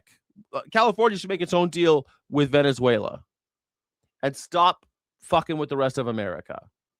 Voted for higher taxes. This is the will of the people. And then there was another guy that said, like, only brokies can't afford a 4 cents a gallon gas tax. And then they put like laughing emoji. And I'm like, bro, is this really how like the cult is? Yes. Like they're just coping. They'll agree with whatever it is. This is what happens when you treat politics like a sports team, where you're just blindly loyal regardless of the consequences. And we're seeing that in California. Who wants more taxes? Quite literally no one. The only people who are okay with it are the people who don't have money. Nobody who's, I would actually argue that it's the exact opposite. The more broke you are, the less taxes you're paying in California. Those are the people who are okay with a tax increase. Anybody who's working more isn't going to sit there and say, yeah, it's okay. You can. Except when it comes to gas, which is why rich people like the gas tax. Rich people think the gas tax is fine because poor people actually pay more gas tax because they have to commute to work more frequently than rich people. More poor people have to commute. You see, there's more poor people going to work every day than there are rich people because there's more poor people than rich people. So the gas tax is mostly paid on the middle and lower classes. You understand that? Tax me more. I'm completely okay with that. Yep. I just said that on my, well, you'll see the clip. Okay. He's like, I can't wait for you to see it. Well, you know what's interesting is that I have family that when they were single, young, and they were out clubbing, going out to like these concerts and stuff like that, they all voted Democrat. And like, no, bro, we need higher taxes because I can barely afford my rent, this and that. And then I literally have a family member that they moved out to a little bit more conservative area because they were trying to buy a house. They bought a house. Once they bought the house and they started paying higher taxes, they're like, hey, bro, is this normal? Like, is this like normal? I got like a list and it's got like 5 different California taxes. I'm like, yeah, bro, you voted for that 4 years ago. Remember I told you not to do that for you? Well, now it's getting added up. California, actually, our taxes are actually quite low, but our assessments are high. So we end up paying all these taxes with property tax. It's not because they keep raising the tax. In fact, it's in our Constitution now. We have an amendment that says they can't raise the property tax. It's Prop 13. It was a California proposition that we all voted for a long time ago, saying they can't raise taxes. So they just keep raising the assessments. And so that people, if you have an expensive house, you pay more. If you have a cheap house, you pay less. So another thing that happened under the Biden administration, for example, is, I don't know if you guys remember, President Biden passed a law in which if you have, in order to help people with bad credit buy a home, they would essentially tack on a higher APR to people with good credit. Do you remember that? Right? When he was trying to buy his house, he called me and he's like, hey, bro, this guy's telling me that I have really good credit and yada, yada, yada. But he's giving me like a really high APR. And I'm like, bro, you remember when you voted for Joe Biden? Remember how this, well, did you know about this law? And he's like, I had no idea. And I'm like, bro, you punish you for being responsible. Imagine being punished for being irresponsible, with your credit. They're like, hey, in order to get the people that are not responsible, we're going to up the APR on the people that have it. And so it's interesting. I've seen this affect almost every election cycle. What's really funny to me is that, okay, all of these things, they're all valid concerns. I think they're wrong about some of them, but that's fine. They're all valid concerns. But the answer is always like, then Republican, then, right? We're all going to be Republican now. You think the Republicans are better? They're worse. So what the fuck are you going to do? Like, this is why I don't think it matters if you vote anymore, because you're stuck. You're in a hostage situation. I was just helping out another family member that told me, like, longtime Democrat. All of a sudden yesterday, I'm looking at their ballots. I'm helping them out. They're voting all Republican now. But that's because they're starting a family. Now they got kids. Now they're paying. Yeah, they're all voting Republican now. You see? That's the answer. That's the answer. Vote Republican, everybody, because Democrats, whatever, blah, blah, blah, blah, blah. Vote for the other. Vote for. She just got finished saying that the cult. We're just treating it like sports teams, and then what do? They treat politics like a sports team. That's exactly right. Politics should be in the street. We should be trying to get rid of these fucking politicians who try to be abolishing these parties, but instead, I don't like this one. I don't like these specific things that Democrats have done to varying degrees of truth. Must be the Republicans that I need. It just goes to show, man. Voting is having responsibilities, yeah, then people start voting Republican. But why do you think? I mean, maybe just to kind of end this segment right now with like the Iran war, cost of living. We got elections tonight. Polls close in about 30 minutes. We're going to start seeing first results here. Make sure you guys stay tuned. No. All right. Well, that's it. I mean, it's just the same thing. You see people say in California, oh, you're all Democrats, huh? You're all Democrats. Are these guys Democrats? No, they're Republicans. 3 Mexican Chicano Republicans. But California is all Democrats. In a northeastern corner of Montana sits the small town of Freud. Rural and deeply conservative, it backed President Trump during every one of his White House runs. But earlier this year, when federal immigration agents detained one of the... No, we're already in a unitard party, Swaggy McNolegs. We already have... Or is it Phil Connors? Is it Phil Connors? Phil Connors? Phil Connors? Phil Connors? The town's longtime residents, this tight-knit community pushed back. Here's Montana PBS's Matt Standel. Just 50 miles from the Canadian border, the town of Freud is home to less than 200 people. For more than a decade, Roberto Orozco Ramirez has been one of them. Roberto's our neighbor. He's a... Yeah, but that's all. They're saying that the MAGAs are losing their minds because the counts is taking too long. They don't like counting. They want to stop the counting. That's why. They want to say that. They want to say like, because what happens is more people on the blue side send in they mail in their ballots because more old people actually go to the ballots, more white people actually show up to the ballots, to the polling stations. So they want to say that those people that were counting late, they don't count, and so they're going to be losing their mind the whole time trying to say that other people who voted, the non-whites, working class, the people who are mailing in, that's illegitimate because you have to show up in person. If you can't show up in person, then you can't vote. Even though it is your right to vote in America. It's in the Constitution. Part of our community. Over the years, Roberto has come to mean a lot of things to a lot of people here. He's a local diesel mechanic, Little League coach, and father of 4 boys. Great businessman. He's my neighbor, been my neighbor next door for 11 years. But what residents of Freud didn't know until recently is that Roberto is also an undocumented immigrant who had been deported back in 2009. Up until 6 months ago, I didn't know Roberto was illegal. Neighbor Keith Nordland says Border Patrol vehicles started showing up around town in early January. We had 24 hours a day, 7 days a week. We had at least 2 border patrolmen in our town. Agents staked out Roberto's house and, according to his neighbors, even harassed Roberto's children. I personally don't believe that's right. Them 4 boys are American citizens. Border Patrol doesn't give a shit if you're American citizens. Have you heard of Renee Good? She was an American citizen. So is Alex Preddy. People flee California while population of California is increasing for years. Yeah, for 30 years, they've been telling me that people are fleeing California. Here's the thing. Let me tell you about the California dream. You know what the real California dream is? Get in early, stay as long as you can, because there's always people coming to the state. Stay as long as you can. Try to keep up with all your payments, try to keep your house, and then sell it and leave the state to one of these cheap states. That's the California dream. Nobody retires in California, so there's always people leaving. I guess there are some retirement places in California for rich people. I live near one. There are some, but they're expensive. This is not a state for old people. This is no country for old men out here in California. It ain't for old folks. Because by the time you get to the finish line, you're broke. If you stay that long, it's like the Titanic. You know where Rose and I don't know Rose and Jack and Rose, they're on the back of the boat and they're like, hold on, and they're like trying to stay on the Titanic for as long as possible. Like, hold on, Rose, hold on, and they're trying to go down and they're like, oh no, and they got to jump off at just the right moment. That's California. California is not Titanic, though, but it always is sinking. It's always getting more expensive, not less. People are fleeing California. Yeah, all right. Sure. Sure they are. Sure. Seems like people still want to live here. California chews you up and spits you out. Yeah. Yeah. I mean, I'm from here, and I've always had a foot in California, even though I've lived all over the world.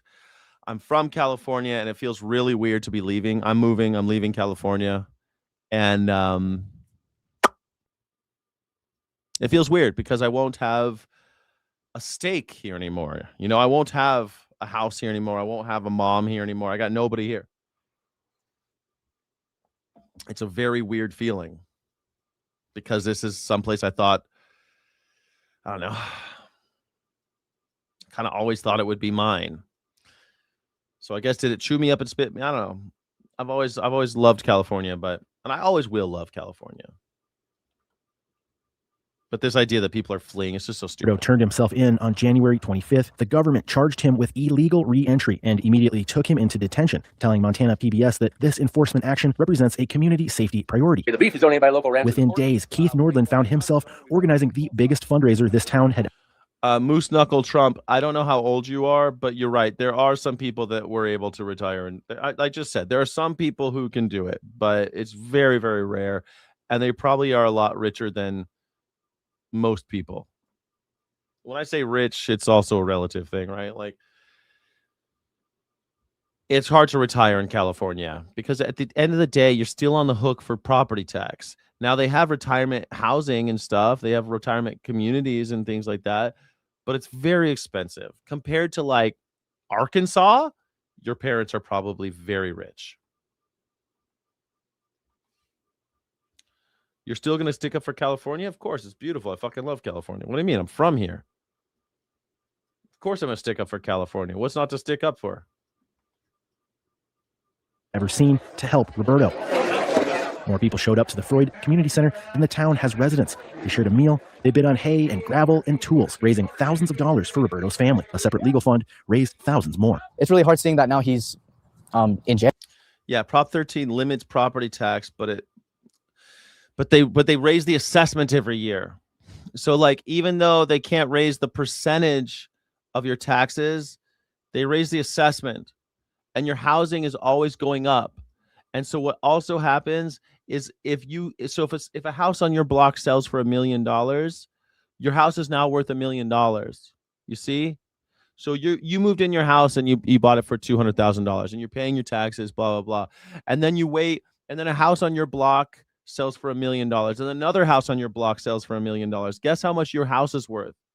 Your house is now worth $1 million, and you're going to pay taxes on that. That's how it works. That's how you see people like this is why it's so dangerous to have BlackRock and Zillow and them buying houses, because they come in and Zillow will be like, oh, there's 3 houses for sale. I'll buy all 3 and I'll get a deal. I'll get them each for $1 million. And now everyone's houses just went up in price, and everyone in that neighborhood is going to pay more in taxes. And because California assessment is more frequent, it goes up very quickly. You understand? Let me stay with you so I can find me an old sugar mama. Yeah, good luck. Good luck. If you retire near Florida, it's a racist cesspool here. Red hats everywhere. Oh my God. I spent a lot of time in Florida. I know. Who wants to live in Arkansas? Like Bentonville? Go to Bentonville. It's very cute. There's lots of, it's a home of Walmart. There's lots of cool places in Arkansas. You'd be surprised how cute as fuck so much of this country is, but there's nothing to do there, or, well, a little bit of culture shock, put it that way. But most of these places have the same, like when I lived in Stanton, Virginia, what a cute town, right? I could walk everywhere. It was great, but a lot of retirees were moving there. So a lot of young people were leaving because there's no opportunity, because retirees are on fixed budgets and don't spend a lot at restaurants and stuff. So a lot of young people are moving out. It's a problem. Arkansas has a lot of beautiful nature. It does. A lot of cute little towns, main streets and stuff like that. Yeah, they rigged Prop 13, guys. Get it, guys? They rigged Prop 13. Yes, they rigged Prop 13 for corporations and rich people. That's right. Yes. It looked like they got you all to vote for it because it sounded great, right? You can't raise my property tax anymore. But they effectively still raise your property tax and they make it easier for corporations to buy more housing. Pretty fucked up, right? Roberto Orozco Jr. is Roberto's oldest son. He says his father fled cartel violence in Mexico as a teenager and came here to build a better life. It's incredible seeing such a hardworking man. I mean, my dad, be in a situation like this. I just don't find it very fair. When Montana... Carrie Fisher here. How about this, Carrie Fisher? I'll ask. Somehow my property tax keeps going up in California for my house, but Prop 13 was supposed to prevent that. What's the deal? Prop 13 limits your base property tax to 1% of your assessed value and caps assessment increases at a maximum of 2% per year. However, your overall property taxes can increase above this 2% cap due to voter-approved bonds for local schools, assessments, city assessments, and Melrose taxes. Man, Melrose, I just learned that word. I did not want to know. If you asked me if you asked me 3 weeks ago what a Melrose was, I would not know.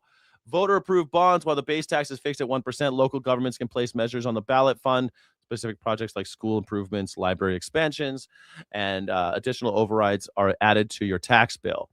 Melrose is a special assessment. If you live in a planned community or a newer development, you are likely paying special taxes for infrastructure, parks, or emergency services.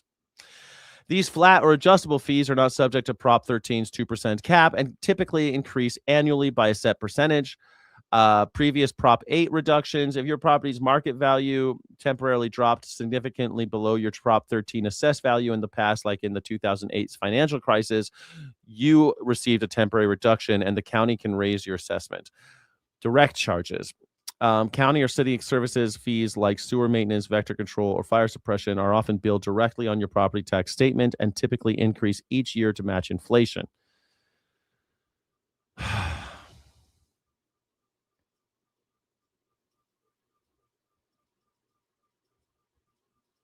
California Property 19 property tax reassessment.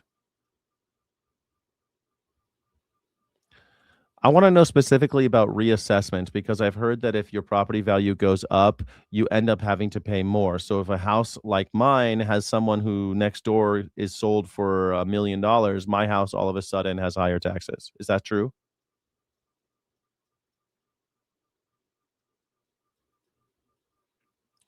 Your house cannot be reassessed to market value just because your neighbor's house sold. There is an annual cap. And that's still going to be 2%, regardless of how fast market values skyrocket because of Prop 13. Okay, so I was mistaken about that part. But Prop 19 rules to apply to inheriting a family home. Prop 19, a major home remodel might affect it, or if you are inheriting a family home, that is more money. So maybe that's also what affects me. New construction, change of ownership. If you sell, transfer, or inherit the property, then you also then you will also be it will be reassessed. So every time it sells or transfers, it reassesses at the market value.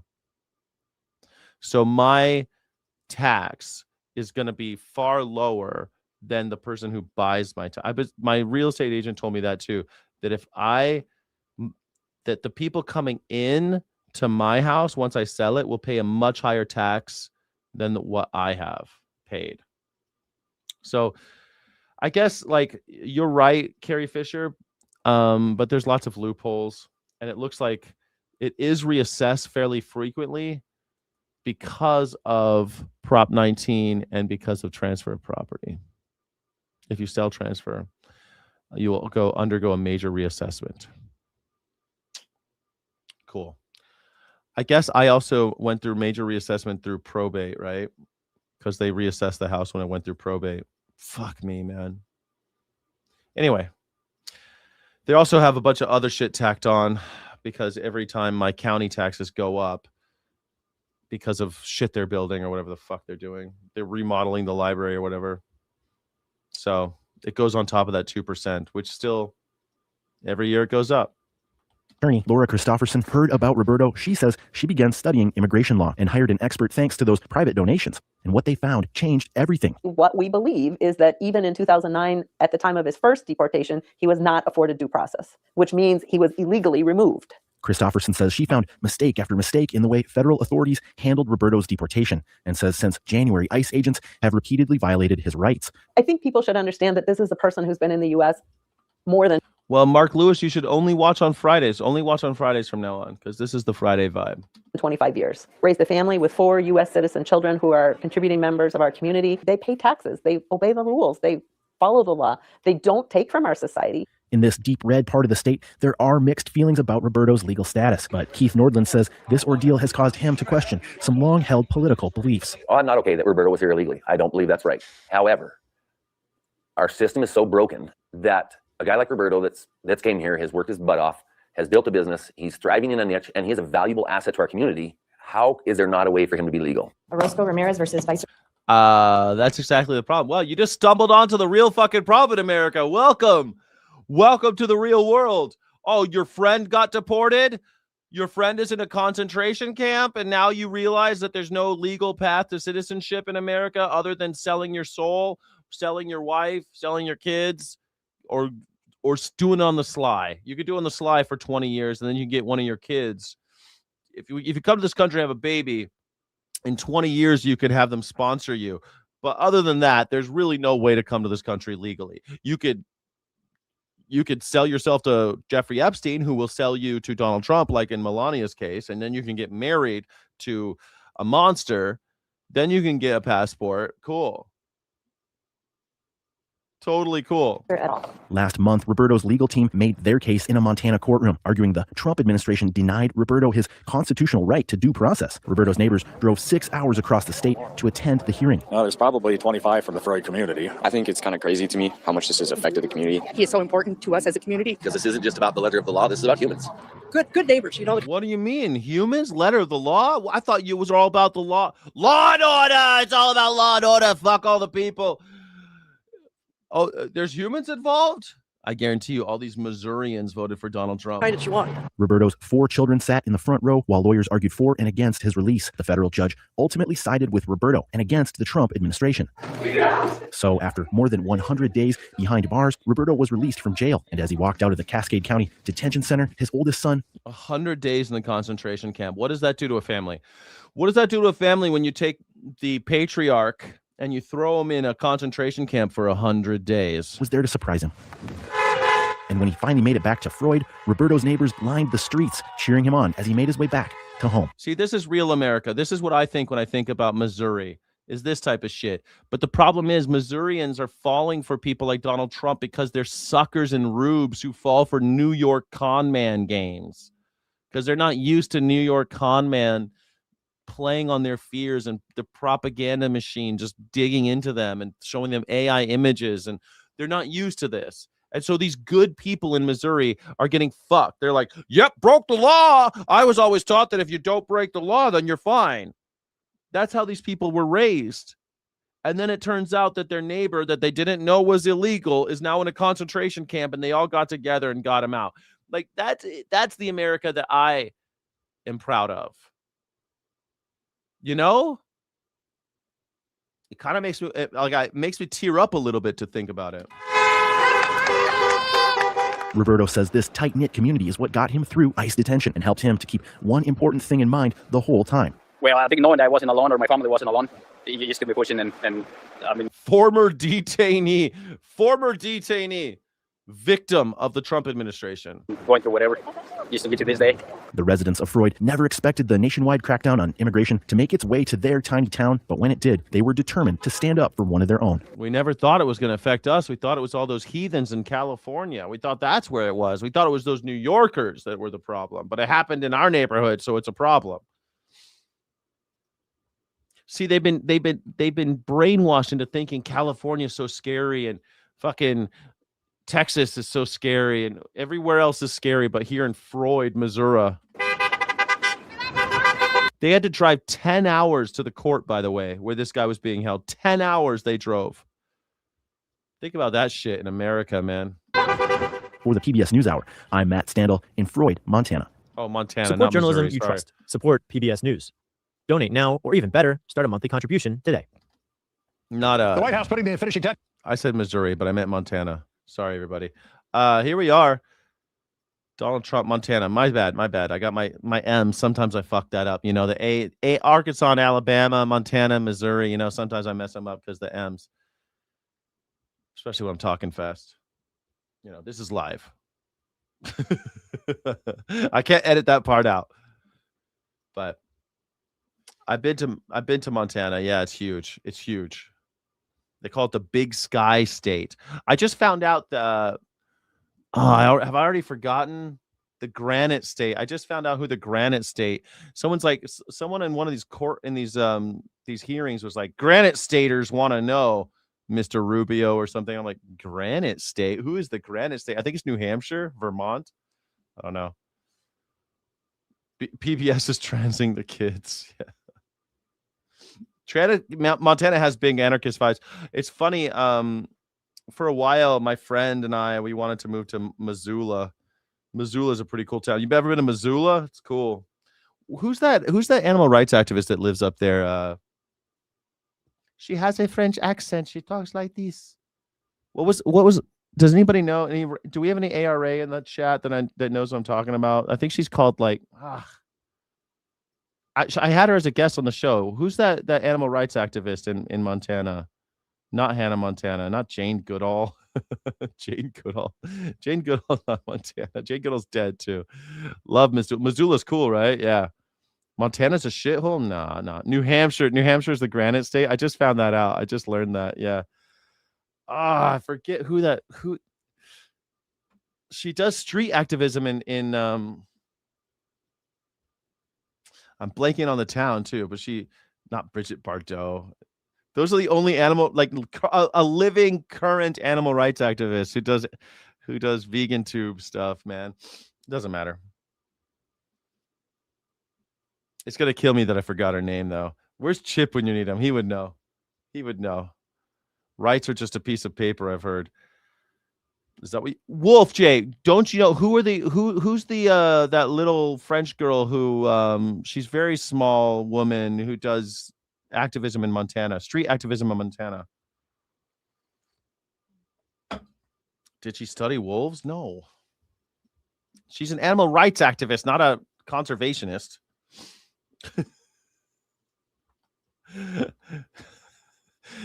In the old days when I had more ARA, when I had more vegan support, people knew what I meant. You weren't aware of the Granite State's typical affluent coaster, the rural flyover. No, I didn't know. Wait a second. New Hampshire's not a flyover state. New Hampshire is not a flyover state. That's the Granite State. What are you talking about? Dries Dupreez? You don't know what the hell you're talking about.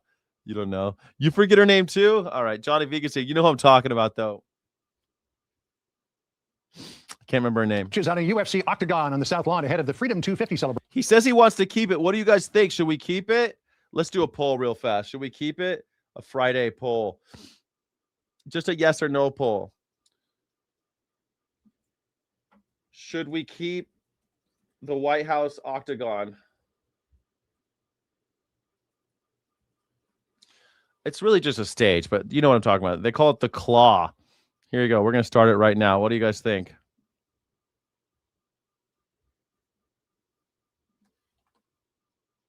There's a poll in the chat. There's a poll in the chat now for you. Just 10 days away. But some people in the legacy media are already melting down about it, trying to compare the event to authoritarian shows of power from the past. I've never been to Bozeman, but I've always wanted to go because in Star Trek, Bozeman is an extremely important city in the Star Trek universe. And I love Star Trek, but lately I'm thinking maybe I need to give up loving Star Trek because it's owned by the Ellisons and they're going to turn it into shit now. It's kind of unfortunate. We had a little renaissance for a little while of new Star Trek shit, and now it's going to be garbage again because Paramount owns them. Listen to this. If you go back in history, you see sports has in times been used by authoritarian governments like Mussolini to show power, to show strength, to show control. Do you worry about the confluence of this sport in particular and the Trump administration sort of being intertwined? I don't think like that. Fox News contributor, former professional wrestler Tyrus joins us now. Tyrus, what's your take on the degree to which Democrats apparently are losing their mind about this? Yeah, I'm laughing because listening to her try to spit that out, at least there was one part of her brain that was like, this is not a good move. This ape man likes to talk about other people's brains, but it makes perfect sense. Like, okay, we have Hitler's 1936 Olympics, and he tried to use sport as a way to demonstrate supremacy and power. And it's a way that authoritarians have done so in the past. They try to get really into the national pride stuff. They like to get to that animalistic stuff. The Romans did it. They figured it out. The whole, like, you've seen the, that type of shit. The Romans figured that out with the Colosseum and stuff. They try to get really into the sport so they can get people when they got their hearts pumping. Donald Trump goes to football events and like swears people in or something. I state your name, United States of America. Remember that when he did that? It's a thing that authoritarians do, and they all do it, by the way. Like all these presidents, they go and they throw out the first pitch and shit like that. They try to get involved in sports. Try to get involved so that when you like baseball, Barack Obama's up there throwing the first pitch, huh? He likes baseball, huh? He's just like you, huh? They all do it. It's disgusting. The Olympics basically are tools by the government now. The Olympics were supposed to be this idea that we put the weapons down and we go and we celebrate human achievement and sport and Nike, not the shoe company, but the goddess of victory. We have all sorts of gods that are supposed to, bless the sportler and all that stuff. Sportler, sorry, that's German. Athlete, Sportler, an athlete. But we fucked with the Olympics a lot, right? Like the USSR was banned from our Olympics. They banned us from their Olympics, which was stupid. It just ruined it for the athletes, and it didn't help anybody. And then, hostages were taken at Munich Olympics by Palestinians. What else? There was a bombing at the Olympics. Like the Olympics are often used as political, as like a political chess piece by authoritarian governments. Still today, we do it all the time. What was the last thing? I was trying to think of the last. Oh, also, Russians can't even be in the Olympics, right? They have to fly under the Olympic flag. They can't actually. Russia as a country is not allowed in the Olympics because of Ukraine right now. They're not allowed to compete. Russian athletes are allowed to compete, but they have to go and fly the Olympic flag and not the Russian flag. But the Olympic flag looks a lot like the Russian flag, so they don't mind. It's all just. Have you ever heard of the Olympics? You ever heard of the Olympics, madam? Okay, I didn't know he was going to say that, but this guy's so stupid. He doesn't know anything about what I just said. Ever heard about the Olympics? Yeah. A symbol of peace, so that we put all our arms down and go and celebrate humanity through sport. Yeah, that's what the Olympics are supposed to be anyway. The whole point of the Olympics was for countries to show that their young men were more war capable than other young men. That's what the whole point of the Olympics was. No, the Olympics were not. This is how stupid Tyrone, what the fuck ever this Tyrus. No, that was not the point of the Olympics. To show that our boys are more war ready than your boys was not the point. But I guess some people could see it that way. If you're a fucking idiot, if you're a fascist, you'll see it differently, I guess. Sporting event. Just instead of wasting our time, because if you want to play the history game, guess what? People who brought news to other villages and stuff, and they didn't like the news, there was this thing that says don't kill the messenger, because they usually killed the messenger. So it's funny how they like to handpick. Just say what you want to say. I don't like that the president is having a UFC fight at the White House. Just say.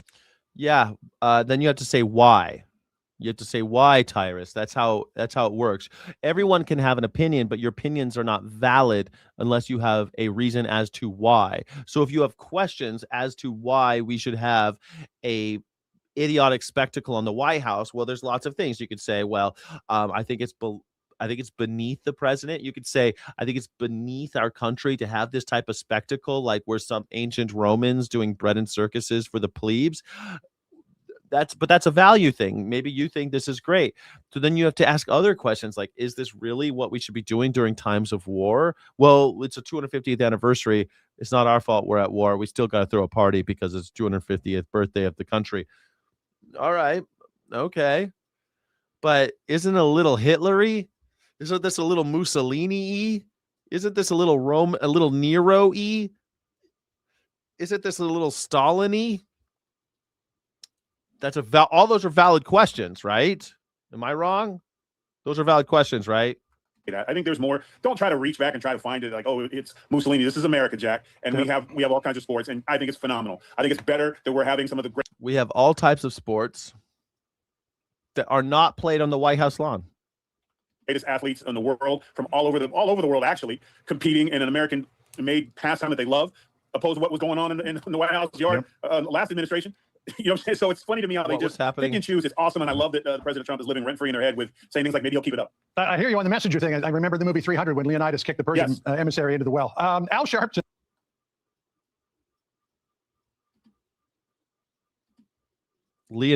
King Leonidas, the movie 300, which again is a fascist retelling of the 300 Spartans who died during the expansion of the Persian Empire.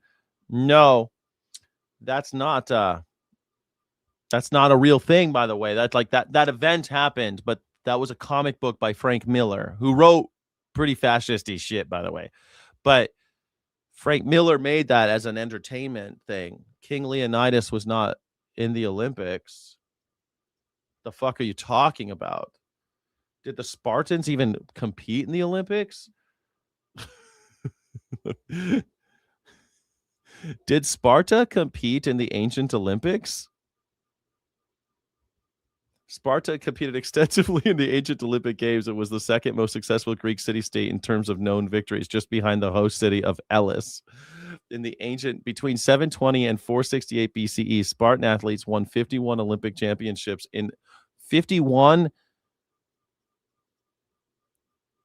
in 300 years almost. Okay, whatever. And pentathlon notable highlights include dominant wrestlers, sprinters, and equestrian success. Cool. A Spartan princess named Siniska became the first female Olympic champion in history. Interesting. Sparta. This is Sparta. Okay, but the movie 300 has nothing to do with the fucking Olympics. Just saying. I don't know why we brought up the fucking Sparta. The Olympics. They always want to go back to 2,800 years ago. 2,800 years ago. Went a degree further. Listen to what he said. There is a connection of why they're having these fights on the White House lawn, the UFO and all whatever they call it, UFC. Yeah, of course. And all that, because they're trying to go back to that when they'd watch people have these fights. Of course, man. I'll go over anything, man. Just you gotta stay on me. I've just got so much going on, but I will definitely, absolutely, I'm always here for you. Always here for you. For the slave masters, and they'd be entertained by that. Fights for the slave masters. I put my glasses on, so I can go like that. Wow, just crazy that Al Sharpton's race baiting. He's only been doing it. Yeah, I mean that's what the gladiators were. Hold on a second. Shall we Google that? Al Sharpton just said that that the Olympics or the gladiators were there for slave masters, as entertainment for slave masters. Is there any truth to that? Yes. The core historical concepts he is referencing through his recent remarks, specifically targeting modern UFC events. Al Sharpton criticized a planned UFC fight. He claimed the event was reminiscent of a time when enslaved people who were forced to fight for the entertainment of slave masters. Roman gladiators and antebellum slave fights are well documented by historians. Okay, cool. Yeah, so that is a thing that happened, and it does seem like, of course, we're all wage slaves, and the slave masters will be the ones watching. I think there's a perfectly valid thing to say. Al Sharpton, don't always agree with Al Sharpton, but thanks, Al. For I don't know, since before I was born, and this is just say you don't like it. I'm so glad that America is so much. Just say you don't like it. Just say you don't like. Just tell me you don't like Barack Obama. I don't like Barack Obama. Why? Well, I'm not gonna tell you why. You see, this is a lack of critical thinking. Just say you don't like it. They are saying they don't like it, and they're saying why. You don't like the reasons why. They're saying they don't like it. You fucking moron. They're saying, I don't like it because. And you're like, why don't you just tell me you don't like it? I did. But we're adults here. And when you say you something don't like, then you're supposed to say why. This is like why this is another thing with people. They don't grow up anymore. They just they try something that they eat and they go, I don't like it. Why not? I just don't. Well, then keep eating. Because if you don't know why you don't like something, you should continue going. Until you can articulate why you don't like it, you're not a fucking grown-up. If you say, I don't like coffee, first of all, I think you're crazy. But you should tell me why. Oh, it's too bitter. I'm just not used to it. I didn't grow up with it. It's too bitter for me. It makes my heart hurt. I don't like it. I go crazy with the caffeine. Great. All valid reasons not to like coffee. Okay. Now I don't think you're crazy. When you just say, I don't like coffee, I think you're fucking crazy. But when you say, I don't like coffee because it gives me heart palpitations, or it's bitter and I just like sweeter stuff. I don't know. I grew up with sweets. I got a sweet tooth. I grew up with sweet shit. I didn't grow up with bitter stuff. I'm like, all right, well, I like bitter things. So I don't get it, but I get it. You know, I don't like sweet shit too often. I couldn't drink a sweet drink every morning. I couldn't do it. Just say you don't like it. Yes, about every race were slaves at some time. Sort of. Mark Lewis, every race was a slave at one time. Not true. There were people in every race that were enslaved. That's true. There were groups of people in every race that were enslaved. Yes. But a whole race being enslaved, that's not true. There was never a whole race being enslaved except in the southern United States where black people were enslaved, but nobody else. You see, they invented race. They didn't invent race, but race was invented probably starting in 1492 in the Spanish Inquisition, so that they can colonize and enslave others. White supremacy was born. So they kind of invented race long time ago. But then race was used as a reason to enslave people in the colonies. And so they enslaved a whole race depending on where you were geographically. If you were black in Africa, you were still considered a slave by everyone in America because you were black. Blacks are slaves. But you just were uncaptured slaves. You weren't captured yet. You were free living slaves. Just like if you saw a pig in the street, you'd say that pig has escaped. Or if you saw a pig in a field, oh, that's a free living pig, but that pig is still a slave. If I want to kill that pig, I can. It's a free living slave, that pig. If you say a whole race, like they were in the United States, is slaves, that was unique. That wasn't a thing that was happening anywhere else. I know there's the Uyghurs in China, and there's other examples of racially based slavery, but very, very rare. And saying a whole race and a whole race is born into slavery. That's the other thing. A race is born into slavery. That was unique to the United States experience. Yeah. Captured or sold. Yeah, captured or sold. Exactly. Captured or sold. Either way. Doesn't matter. If you buy a hawk, right? If I see a hawk, we have hawks in my neighborhood. If I go outside, I see a hawk fly by. That's a free living hawk, but someone could capture that hawk and sell that hawk to me, sell him to me, right? So that hawk, like Aristotle said, that all animals, human beings see all animals as slaves, and some humans are closer to animals, so it was okay to enslave them as well. So as soon as people could, they started enslaving animals, and then they started enslaving humans based on that. As soon as they figured it out, that they could cut off human beings' balls and use them as labor, just like they did to bulls and horses, they did that. And that we still do it to animals. Slavery is still we still do it to humans. Humans are still enslaved in America, all over the world. We have more slavery today. Some people say we have more slavery today than we've ever had. It's just that it's not racial slavery, so we don't care. And a lot of it's economic slavery. Yeah. But we still have really nasty, we have child sex trafficking and all sorts of stuff in this country. It's still very, very bad. Yes. Why do you like Trump? He made a hat that makes America great. That's the whole thing. Why can't you just tell me you don't like him? Well, because that's not a conversation. That's not worth talking about. Just say you don't like him. Well, that would be boring television, Tyrus. And that's not how grown-ups behave. Smarter to fall for this stuff. Now it's a soundbite on the afternoon. I guess we have a slow news week that we even echo something out of his mouth. He has been a fraud his entire career. And of course, the slave masters and stuff. This is America, home of the brave and the free. And we're celebrating 250 years because we are those things. And you are blessed to be in this country to be able to say those type of things, no matter how ridiculous, how blatantly false it is. America gives you that platform. And then America gave him that platform? I don't know. America's always trying to stop people with that platform. You're doing it right now. Two young gentlemen like ourselves get to talk about it without grabbing our face too many times. That's America. So you're allowed.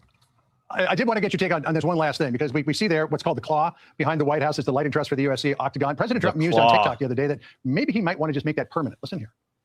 We're building something in front of the White House that's quite attractive to a lot of people. It's going to have the big UFC Attractive fight to a on lot June of people. 14th. And I'm looking at it, and maybe we'll never, ever take it down. A lot of people say it's attractive. A lot of people are saying, many people are saying that it's beautiful. The president's likening to the Eiffel Tower at the 1889 Paris World's Fair, saying that was supposed to be temporary and it's still there. What do you think? And I love it because I don't think he intends that, but I think he knows the reaction. He loves, I think I said earlier, he loves living rent-free in their head. Troll. Your president's a troll.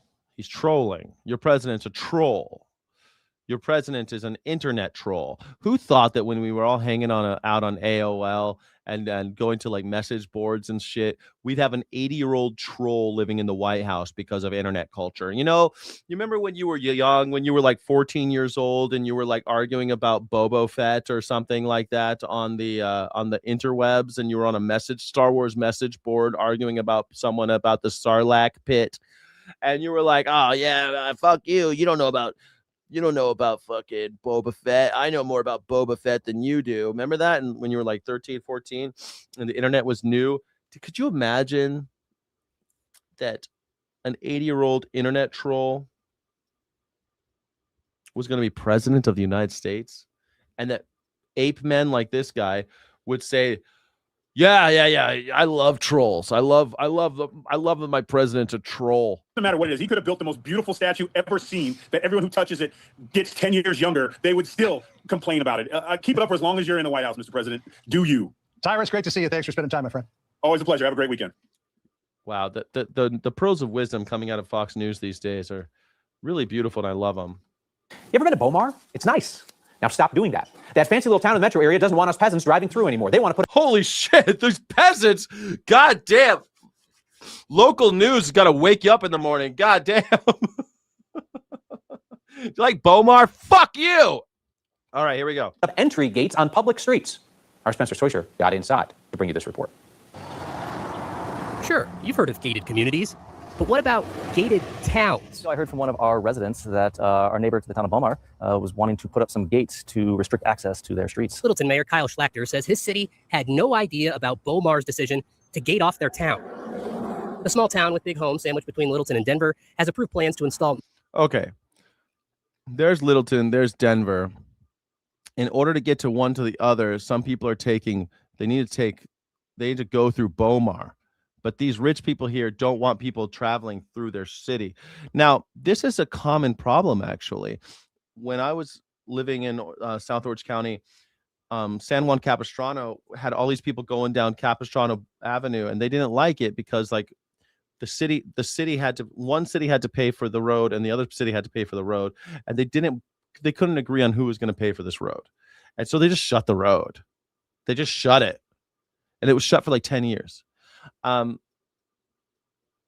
so this type of thing happens fairly frequently, where if all of your residents, if all the Littleton residents are the ones using my roads, then why the fuck should my residents pay for your residents to use my roads?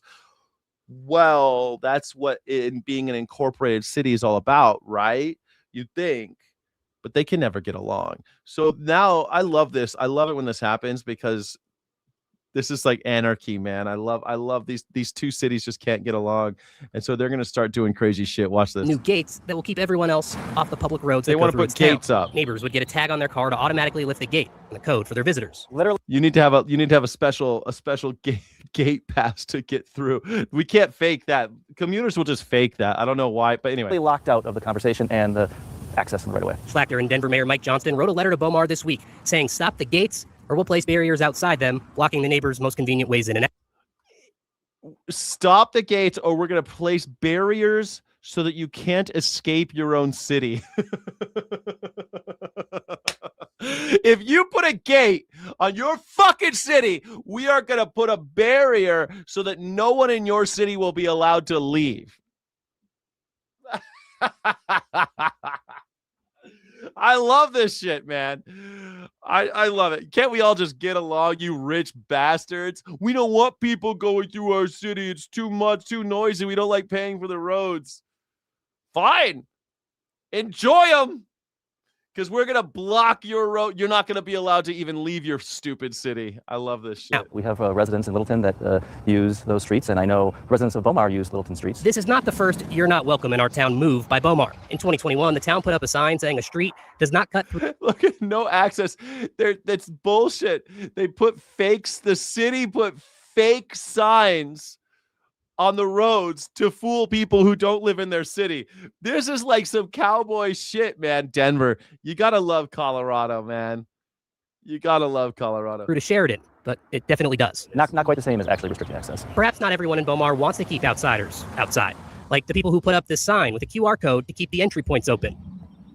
Oh, someone spray painted over it. Bomar's decision is legally questionable. 9 News Legal. They put a QR code on it, and some other person spray painted the QR code. Why don't you just take down the sign? Analyst Scott Robinson says state statute gives cities and towns 36 different powers over traffic coming through their towns. Complete closure, except for the local residents and those they want to invite. Not in the statute. Is it legal? TBD. But why shouldn't people from Littleton or Denver be able to drive on a public road? That is. Look at, because they have cute signs. Look at, they got cute little road signs. That's why we don't want all you pories coming in here. All you pores coming into the town. Look at what we did with our cute street signs. We don't want you poor people coming through here. The question I asked them as well. I reached out to the Bomar mayor and every single one of their trustees today. The town couldn't provide comment in time for our deadline. Bomar receives state tax dollars for roads, which includes vehicle registration fees, but also money from gas taxes at the pump. Since last summer, the state's given them $27,000. So the state gives you $27,000. You think you could close these fucking roads? You see what I mean? Don't take the money. That's what Beverly Hills does. Beverly Hills, they have parts that you can't get into.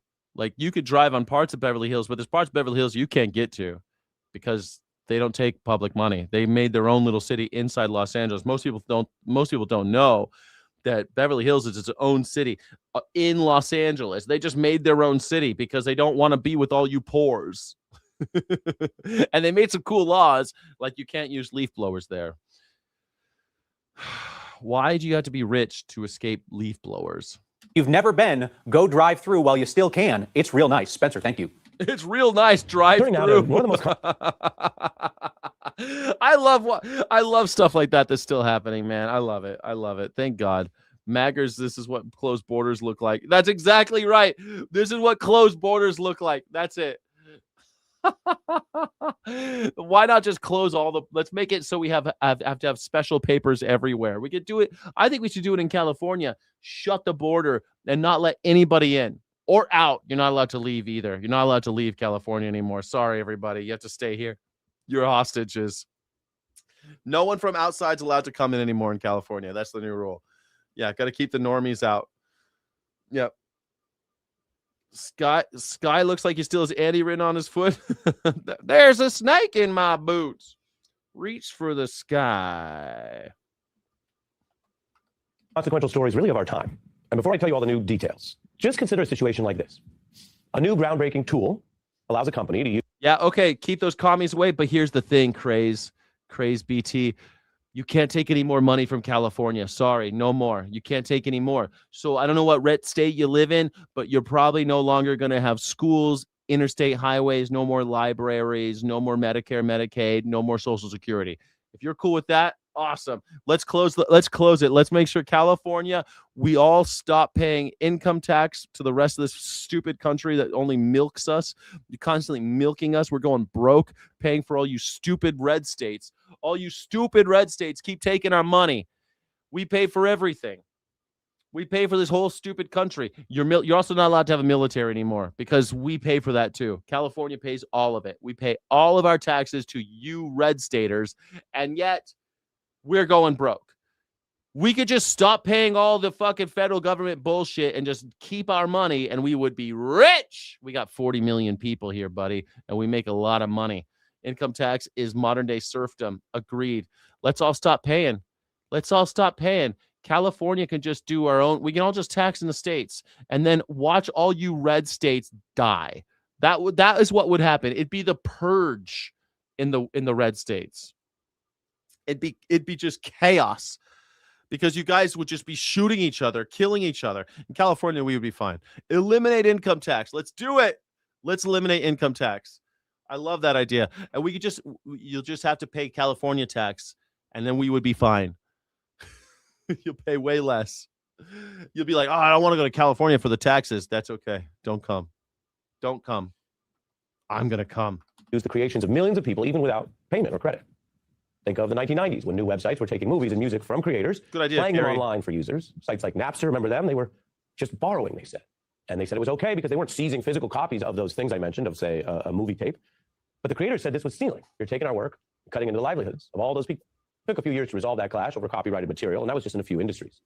Today, we have tools that are actually doing that to pretty much all human creations ever, from books and articles and videos to the billions of pages of text. I love the idea that Napster, this is an interesting metaphor, right? Napster stole from companies and people were pissed. They tried to be like, you're stealing from artists. They weren't stealing from artists. Napster was not stealing from artists.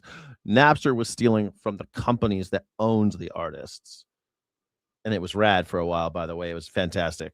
Anyway, it was cool. People started buying iPods. They're like, fuck it. Why do I have to buy records anymore? I don't even buy CD players. I just buy an iPod and I can just steal music. Nice.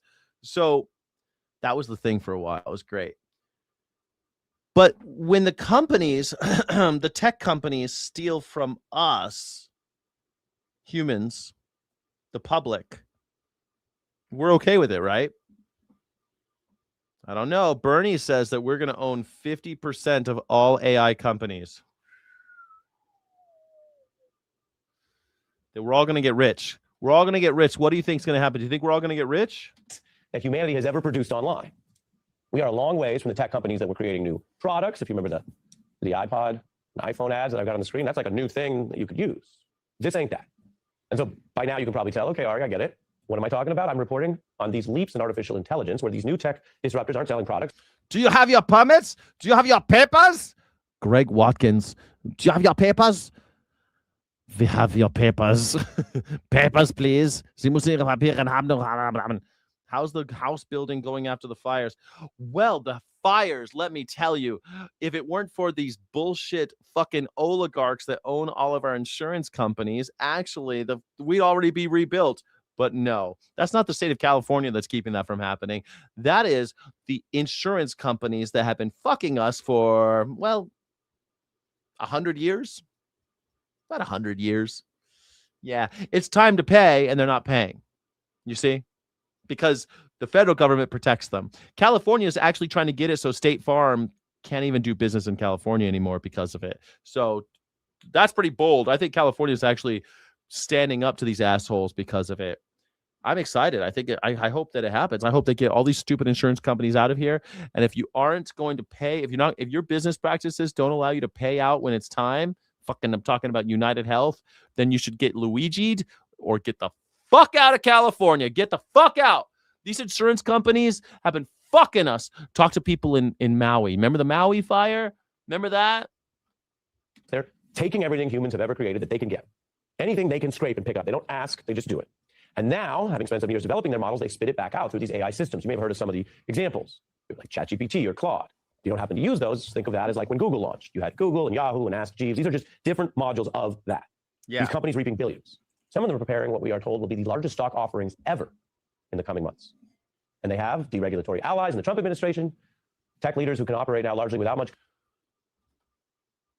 This guy, he's always having this guy makes so much money. He's trying to look like me all the time. This fucking Elon Musk. Okay, Elon, we get it. You love me. We got it, Elon. Government or legal oversight, even as their core products take, swipe, pilfer at a level that makes Napster look modest. Now, when you ask these AI models a question, they don't usually create a new answer. I'm simplifying. I'm not a prompt engineer, but if we just think about it simply, even if you've never tried one, and I'm about to show you some video of people talking about them, what they do if you type in a question is at very, very tiny levels, down to the word or even the letter, what they're basically doing is quoting, sampling, remixing, and plagiarizing from other prior human creations. And they usually do it without credit, let alone payment. Right now, many AI companies train on creative work they haven't paid for or even asked permission to use. The models. Yeah, I mean, it is the biggest act of piracy in the history. It's funny because for fucking years, these companies, these same guys, they've been telling you and me that we are not allowed to pirate. Remember all the ads before the VHS or the DVD? Don't you fucking pirate this shit, you silly worm people. If you decide to watch this movie, you better not pirate this, you silly little worm. And it turns out they can pirate all they want. How incredible. What do you know? So piracy is okay now. Awesome. I am going to delete all of my I'm going to delete. Plus, I could buy this thing right here. This has like 2 terabytes. Do you know how many episodes of Star Trek I can put on this thing? I can have all my Star Trek on here all the time. I don't need a Paramount subscription, motherfucker. I'll just download it all. It exists out there. I'll put it all on here. I can even pay someone else to do it. Hey, give me all the Star. Someone probably already has done it. And I could just get it all on and I can watch all the Star Trek I want whenever I want. Why the fuck am I paying Paramount? They'll gladly steal from me. I watch these guys. They always steal my jokes. That make this art don't just do it out of thin air. They've learned to mimic styles, even specific artists. The models ingest millions, sometimes billions of images scraped from websites all around the web. The AI community had taken most of my novels without permission. I truly felt like someone had backed up a truck of my imagination and stolen everything I'd ever created. When we talk about art heists, typically we're talking. Okay, all right. Every once in a while, I get someone like this. You think communism killed Cuba? Are you stupid? Are you stupid? First of all, you must be stupid because communism didn't kill Cuba. America killed Cuba. America put an embargo on Cuba and made sure that no one can trade with Cuba. Why? Because Cuba wanted to do its own thing. Cuba didn't want to play the American game. They didn't want Americans to own all their land. They didn't want America to take over Cuba. America has actually fought a war with Cuba to try to take it, lost, and then try to do it with colonial imperialism. Or really just cultural imperialism, I should say. And when Cuba decided they wanted to go communist, well, we didn't like that because our boy is the one that got kicked out. It's the same old story, kind of like the Shah in Iran. But anyway, Cuba wanted to do their own thing. Cuba decided they wanted everyone to learn how to read and have everyone to get health care and have everyone to own a piece of the action. But America did not like that shit. So we put a bunch of boats and said, no one's allowed to trade with Cuba. You're not allowed to buy cars. You're not allowed to buy anything. And by the way, you're not allowed to sell anything to any of our friends. If you want, you can sell to USSR, but you got to get past our boats to do it.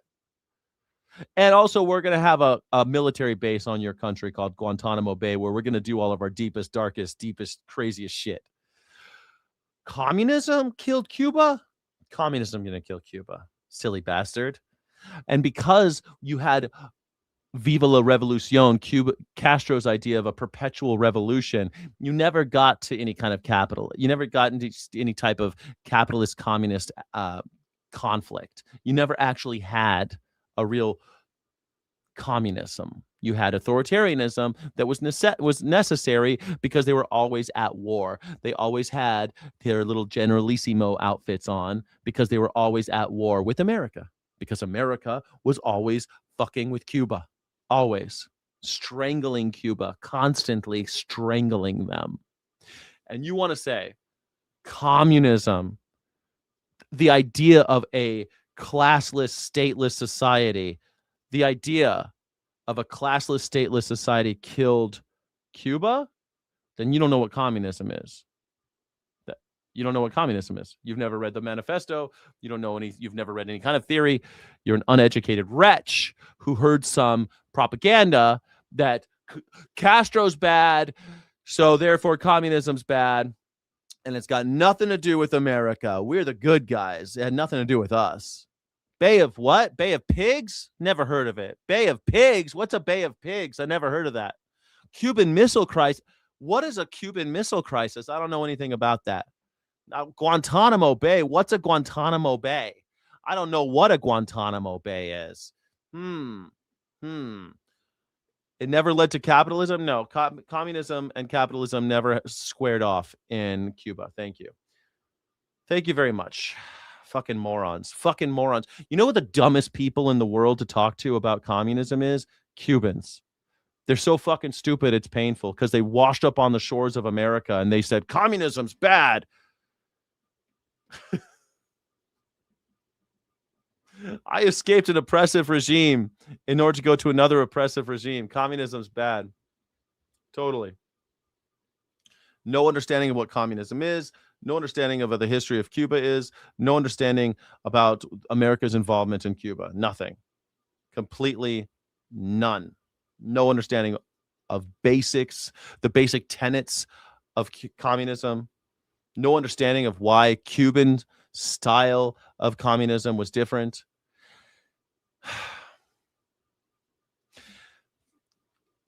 So after World War II, America turned on the USSR. USSR and the United States worked together to fight Germany. And you're happy that happened, I'm guessing. We're all happy that happened. But almost immediately, America and Germany became allies and started fighting the USSR almost immediately. Then America, Germany, and all of America's friends, all of Europe and all of NATO, they started creating associations that helped them kill people who spoke Spanish mostly, who even thought about social democracies, any kind of socialism whatsoever, any kind of ideas of communism. You had any fucking notion of that, we went to your country and killed you. America and her friends. Why do you think South America is dying? Why do you think South America has so many problems? You think it's because they have ideas of socialism? That's what caused it? America and our Nazis and Germany and their Nazis got together, and Italy with their Nazis got together and fought their true enemy, which was social democracy. Social Democrats were the enemy of the Nazis. Social Democrats were the enemies of all of fascists. That's why the USSR became immediately a persona non grata. And we had a Cold War over it, where we tried to starve them. And eventually we did. We bankrupted them. We bankrupted them. And you'll say, oh, well, that's because communism failed. It's not because communism failed. Anyway. Talking about one painting being taken from a museum to 3, they stole billions and billions of images. How about that? Now, if you want to be technically legal, remember, stealing is about value. It's not about whether you physically broke into a museum. If you managed to use virtual tools to take money out of an account, right, to wire it out, you could still be in trouble for stealing. And I can give you all these tech examples. So, of course, you might say, all right, Ari, I get it. Is this even legal? Well, some of these top news outlets argue no. They've taken these AI companies to court for what they call stealing. And that's a court case issue. The judges will review it. Other companies have taken a different approach, trying to broker a kind of profitable truce. The Associated Press and Disney, for example, striking licensing deals for how AI uses their work and to get some compensation. But those different approaches have something in common. Notice that both examples suggest there's got to be a limit, that the AI shouldn't be able to just take all this material, that either they license it, which means it's not already theirs, that's why they're paying a licensing fee, or as the New York Times says, they might be stopped from doing it. And yet they're already doing it. And remember, 99% of creators, living or of course dead, don't have a standing company and a bunch of lawyers to go wage these battles over time. From material to online posts, your personal data, past writings, it's all just scraped up. And so it's a problem that impacts billions of people, which means it might need a broader system than just you going to court. This would be a classic example where the government could come in. I mentioned the map. I mean, as you see, as you could tell, this is the story of capitalism, right? We've let companies get really big, spend billions of dollars, and steal from us things that should be owned collectively. But instead, they've also passed laws to make sure that only they can own our IP. You don't own your IP until you sell it to the Disney Corporation or to Warner Brothers. They own IP. You don't own. You don't own IP. You create IP. They own IP. In case Congress did step up, and they'll gleefully steal it from you. Remember Lars Ulrich? Is that his name? Lars Ulrich, the drummer from. Remember him talking about how he was tired of getting stolen from Napster? Oh, like, that's the guitarist too. Metallica. New laws and protections after artists and companies pressed for them, testifying and the rest.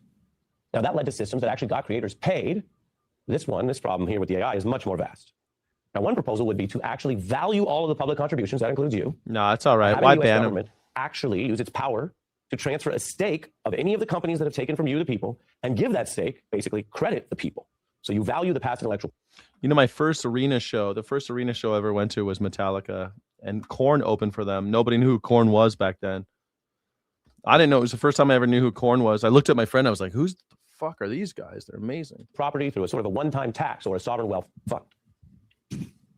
I will introduce the American AI Sovereign Wealth Fund Act. It would give the American people a direct role in determining the future of this technology. The time has come to reclaim what was stolen from us.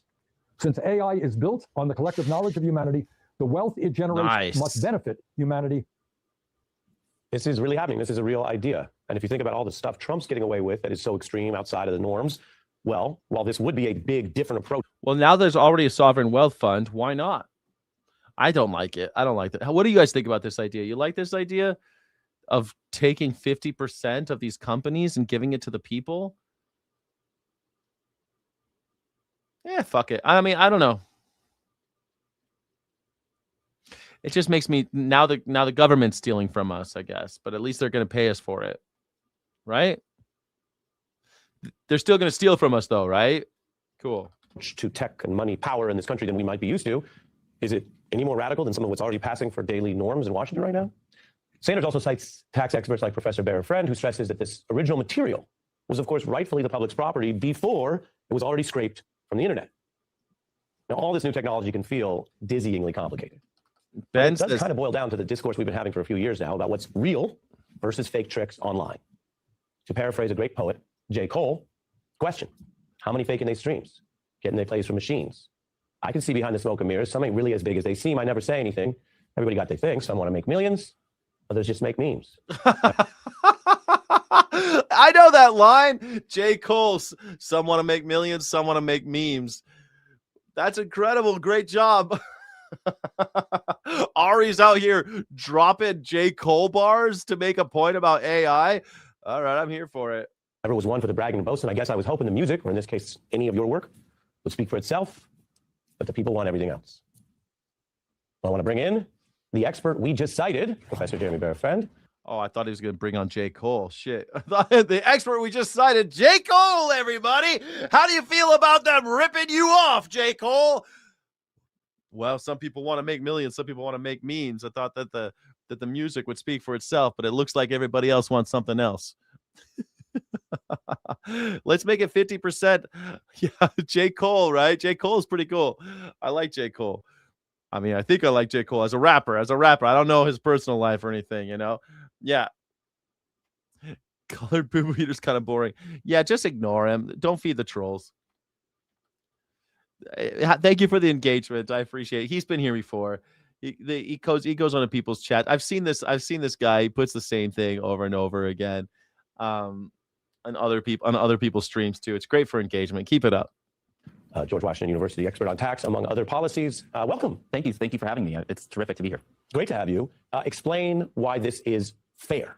So my colleague, Professor Sarah Poltz, and I have this article, Sharing the Algorithm, and there we make the case that systemically important AI firms should pay a tax. That's not a hard case to make. I think everyone thinks AI should pay taxes, but we argue they should pay a tax with stock rather than cash. And the gist of it is we are all entitled to a share in these companies, quite literally, and that's because their value is built on what we already contributed to them. Yeah, that some taxes you say, well, it's like a big macro thing. You said you worked with Senator Warren. Mm-hmm. She used to say, oh, well, those roads, you benefit. But that's kind of a pretty theoretical version, right? This seems very tangible, that they've scraped it all. So they really already took something. Right. This harm has already happened, and it's part of why we need to do something sooner rather than later. Because it's not just about we're going to lose jobs later, we're going to lose revenue later. This harm has already happened. This scraping of all of our data has happened, and really anyone who has left a trace anywhere on the internet. So a post you left on a sibling's webpage, that's in there. That's now part of it, and you're not really going to be able to follow up and try to file a lawsuit and get repaid for it. It's just in the machine. So I mentioned the legal history. When they used to first post movies online, people would say, well, we're just sharing it, right? Sharing economy. And eventually it was established that that was stealing.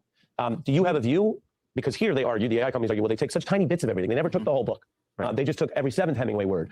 Do you have a view? Is it fair to say right now that this is stolen, or do we not know yet? I'm comfortable saying stolen. In my written work with Professor Poltz, we've used the word stolen. Of course, it's a huge trove of material, so there could be specific cases within there. And we have a private law system. We have lawsuits, and they are going on. It's not like we don't think there should be lawsuits. It's just there's no possible way that the system that has been built actually anticipated the scale of theft that's happened. And so we need a different tool to address something at this level.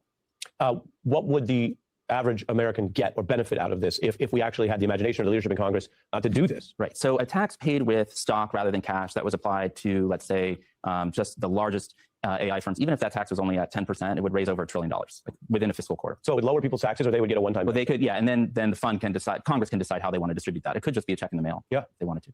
Do you think the J. Cole bar is applied? Well, it's funny. I'm sure he probably has a lawsuit in the mix right now too. But I think he would support this, this proposal. I hope so. He probably has a lawsuit. I mean, I don't know, man. Is that what we're gonna do? That's what I guess we're just going to one world government. That's all we're doing. We're just have the government run everything. Why can't the government just shut it down?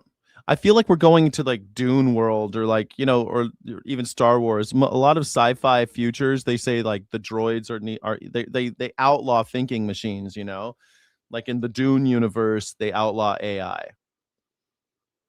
Well, maybe we just need to outlaw AI. Maybe it's just like, hey, this sucks. Because it does suck, right? It sucks. I don't know. I don't know how I feel about it. Government sponsored it to defeat Chinese AI. The government does sponsor it to defeat the Chinese AI. Are we going to win? I don't know, man. It seems like the AI, if the government owns 50% of AI, then what's to stop the government from using the AI to have flying drones that shoot you when you do something the government thinks is wrong? That's where my brain goes. If the government owns 50% of AI, of all the AI companies, then how is Anthropic going to say, no, we're not going to spy on American citizens with this technology? Because that's what Anthropic did. If you remember earlier this year, Anthropic said, we will not be using we're not going to sell to the government if you use AI for automated weaponry or mass surveillance of American citizens. And the government said, go fuck yourself. We're going with ChatGPT. So what's to stop them if the government owns 50%? You see what I mean? Cost 15 trillion of investments. It does suck mostly. At our pace, yes, but if China wanted to, they could turbo bloat their capability. They don't have the chips though. Well, they will soon, because Donald Trump says they can get NVIDIA chips, or they'll just take Taiwan. They'll take Taiwan and they'll own all the chips. So I guess there's that. I don't like all the AI videos. It's becoming difficult to tell the difference. I don't like the AI videos because it's always sloppy garbage. I don't like it, man. You're absolutely right. AI isn't actually sentient, so it's the people running it. So AI isn't the problem. AI is still the problem. A technology is still a problem, right? Like the atomic weapon, like that's like saying the atomic bomb isn't a problem. Like the atomic bomb is a problem. People are the ones going to drop it, but so you could say people are the ultimate problem, sure, but like the atomic bomb is a problem. Less incentives to invest. They'll use our money, 50%. They'll use our fucking money to do it. But maybe that's the thing. If it's in Donald Trump's hands, all of AI, 50% of all these companies in the hands of Stephen Miller, no thank you. What happens when you say something bad about the government and AI says, well, you deserve to die now? Who's going to stop that? The tool is a problem, yeah. It's really dumb to contaminate the water and land so you can see what you'd look like as a giraffe pirate.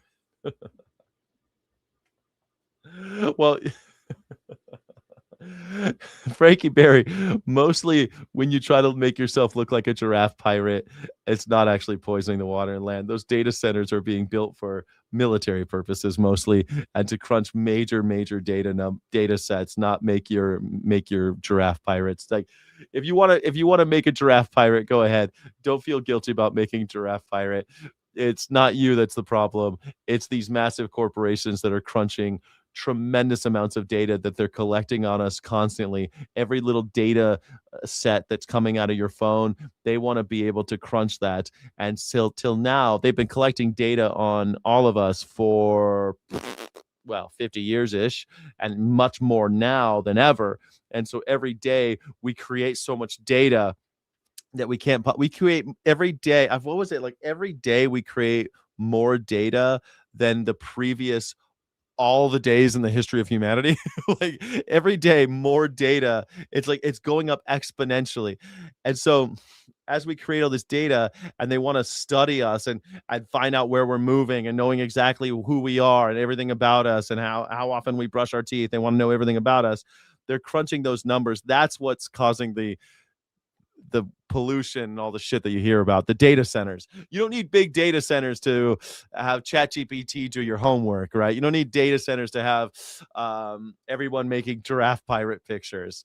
It's just kind of like, it's the same. They make that argument to blame the consumer the same way California likes to say, hey, don't water your garden.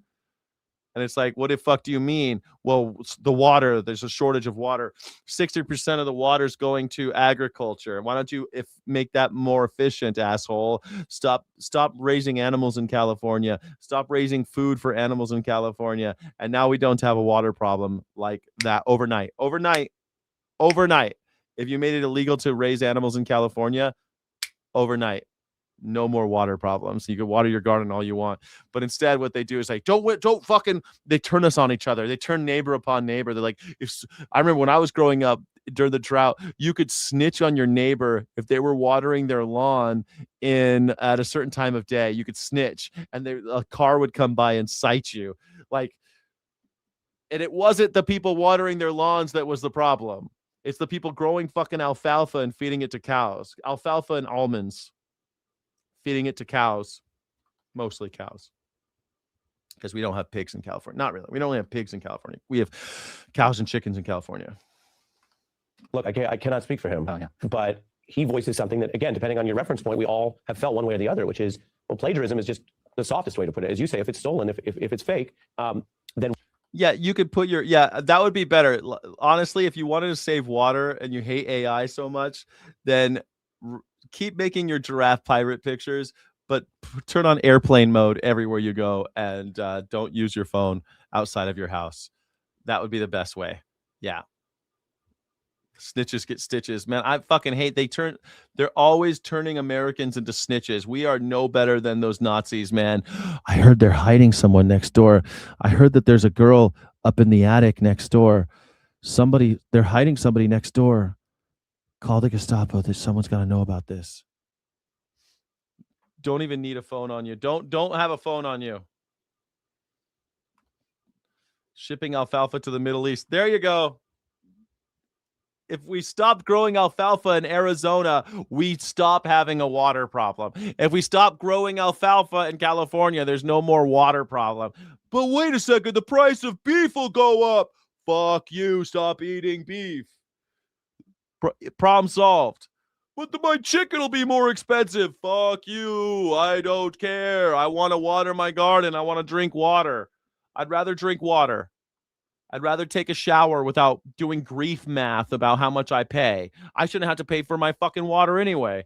That's a public service. I pay taxes. Why do I got to pay for water too? It's bullshit. Bullshit.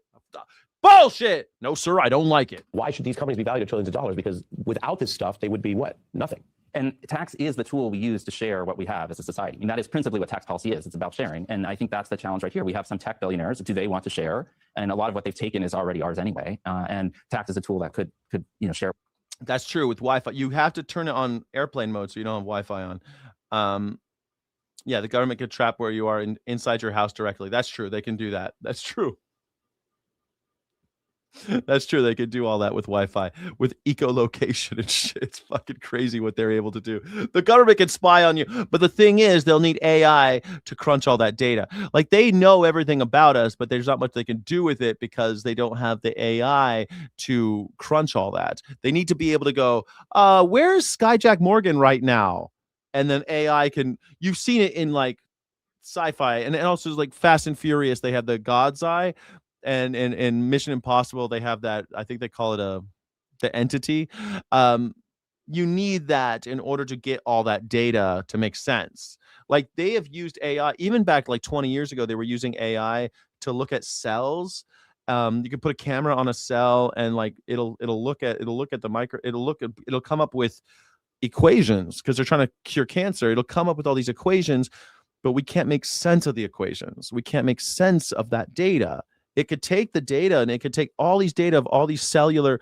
That's why they think that there will be a singularity, because since we've been taking all this data, once we get an AI that can really look at all the shit we've collected, all the video and everything we've studied about cancer, it should be able to cure cancer like that. Just that we can't do it. We can cure cancer in monkeys and mice, but not humans. For other reasons. With the public. Yeah. But maybe if the government owned 50%, we would cure cancer, huh? What do you think? Would the government let us cure cancer? Maybe they would. Maybe we would cure cancer if the government allowed it. Maybe. Todd Blanche has demonstrated already. He has the qualifications. No question. He's a top lawyer, top prosecutor in New York. He doesn't have the character. Okay. Pam Bondi essentially made a confession by saying that it was Epstein. It was Blanche who handled the Epstein files. She was really a show horse. He was the workhorse. So the work of this Justice Department over the first year and a half was really Todd Blanche's. And time again, when Donald Trump's personal interests are at stake, and the government, Batman's basically the government. I fucking hate those Christopher Nolan movies. I swear to God, Batman is like super spy, super soldier. I hated Batman as a super soldier. When I was a kid, Batman was the greatest detective to ever lived. He was James Bond, and he was James Bond and Sherlock Holmes told with like a gothic horror story, but like an urban gothic horror story. But now Batman's a super soldier. It's boring. So boring. Everything's war porn now. They conflict with the nation's interest, like the slush fund, like the tax settlement with the Trump family and companies. He goes with his client, Donald Trump, rather than with the country. Well, let's not also forget the prosecutions that he has attempted to launch just in the last few months. I mean, Jim Comey over the Seychelles and so many other things. He was talking to Sean Hannity, the Fox host, on his podcast earlier this week. And here's how he said he looks at the task ahead of him in his job at DOJ. Oh, I love Christopher Nolan. I just think the Batman movies, man. The first one was kind of cool, but like, because it was kind of a new, interesting take. But man, like, I think The Dark Knight is so overrated. Like the one with Heath Ledger. Like, Heath Ledger was great, but fucking overrated. I couldn't believe everyone's like 99% on Rotten Tomatoes. It's like, really? I mean, it was okay. I thought there was like the part where Bane escapes from the airplane. That was really cool. But the movie kind of sucks. Like, it's kind of fun, but it's just like a stupid superhero movie with a super soldier and all like gritty, dark. It's very serious. I'm actually hoping that Odyssey is good, because Odyssey is like a serious superhero. It's an ancient superhero story. So it's kind of cool that he's doing the Odyssey. And I love Dunkirk, Memento, Insomnia, Interstellar, even that one with the dream. What was the dream one called? Fucking Inception, I think. Inception. That was fun with the little dreidel. That was cool. I thought it was cool. I like Tenet. It's fine. It's fine. But these Batman movies, man, fucking come on, all you fucking edgelords jerking off to Batman's killing me, man. You're killing Batman. I was a huge Batman fan as a kid. Huge. I was a massive Batman fan. And now it's just like, ugh. Blech. It's just overdone now. I guess maybe I'm also old. I'm almost 50 and I've been looking at Batman shit my whole life. Like, how many times do I have to watch Martha and Thomas die? How many times do I have to watch Thomas and Martha Wayne die? I don't want to watch Thomas and Martha Wayne die again, okay?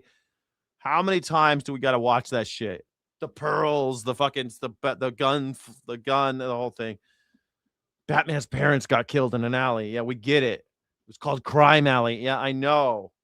Crime Alley. He was watching Zorro. I know. Oh my God. I've been watching it for 40 years. I don't need to watch Martha. And if you are watching Batman and you don't know that Martha and Thomas Wayne are killed in Crime Alley by an assailant who's never caught, that Batman never catches him, and that all the mythology around who killed Martha and Thomas, and that it was in front of the Zorro movie theater. If you don't know that by now, then don't watch Batman. It's not for you. Yeah, spoilers. Yeah. Spoilers. Spoiler alert. Spoiler alert. Martha. Yeah, like, I don't need to watch that. Shutter Island better than Inception. It's the same movie, kind of, right? How many Greeks will be in the Odyssey? Who cares? I don't know. I see like so many people. So, like, I have a degree in English literature. Actually, it's Anglophonic.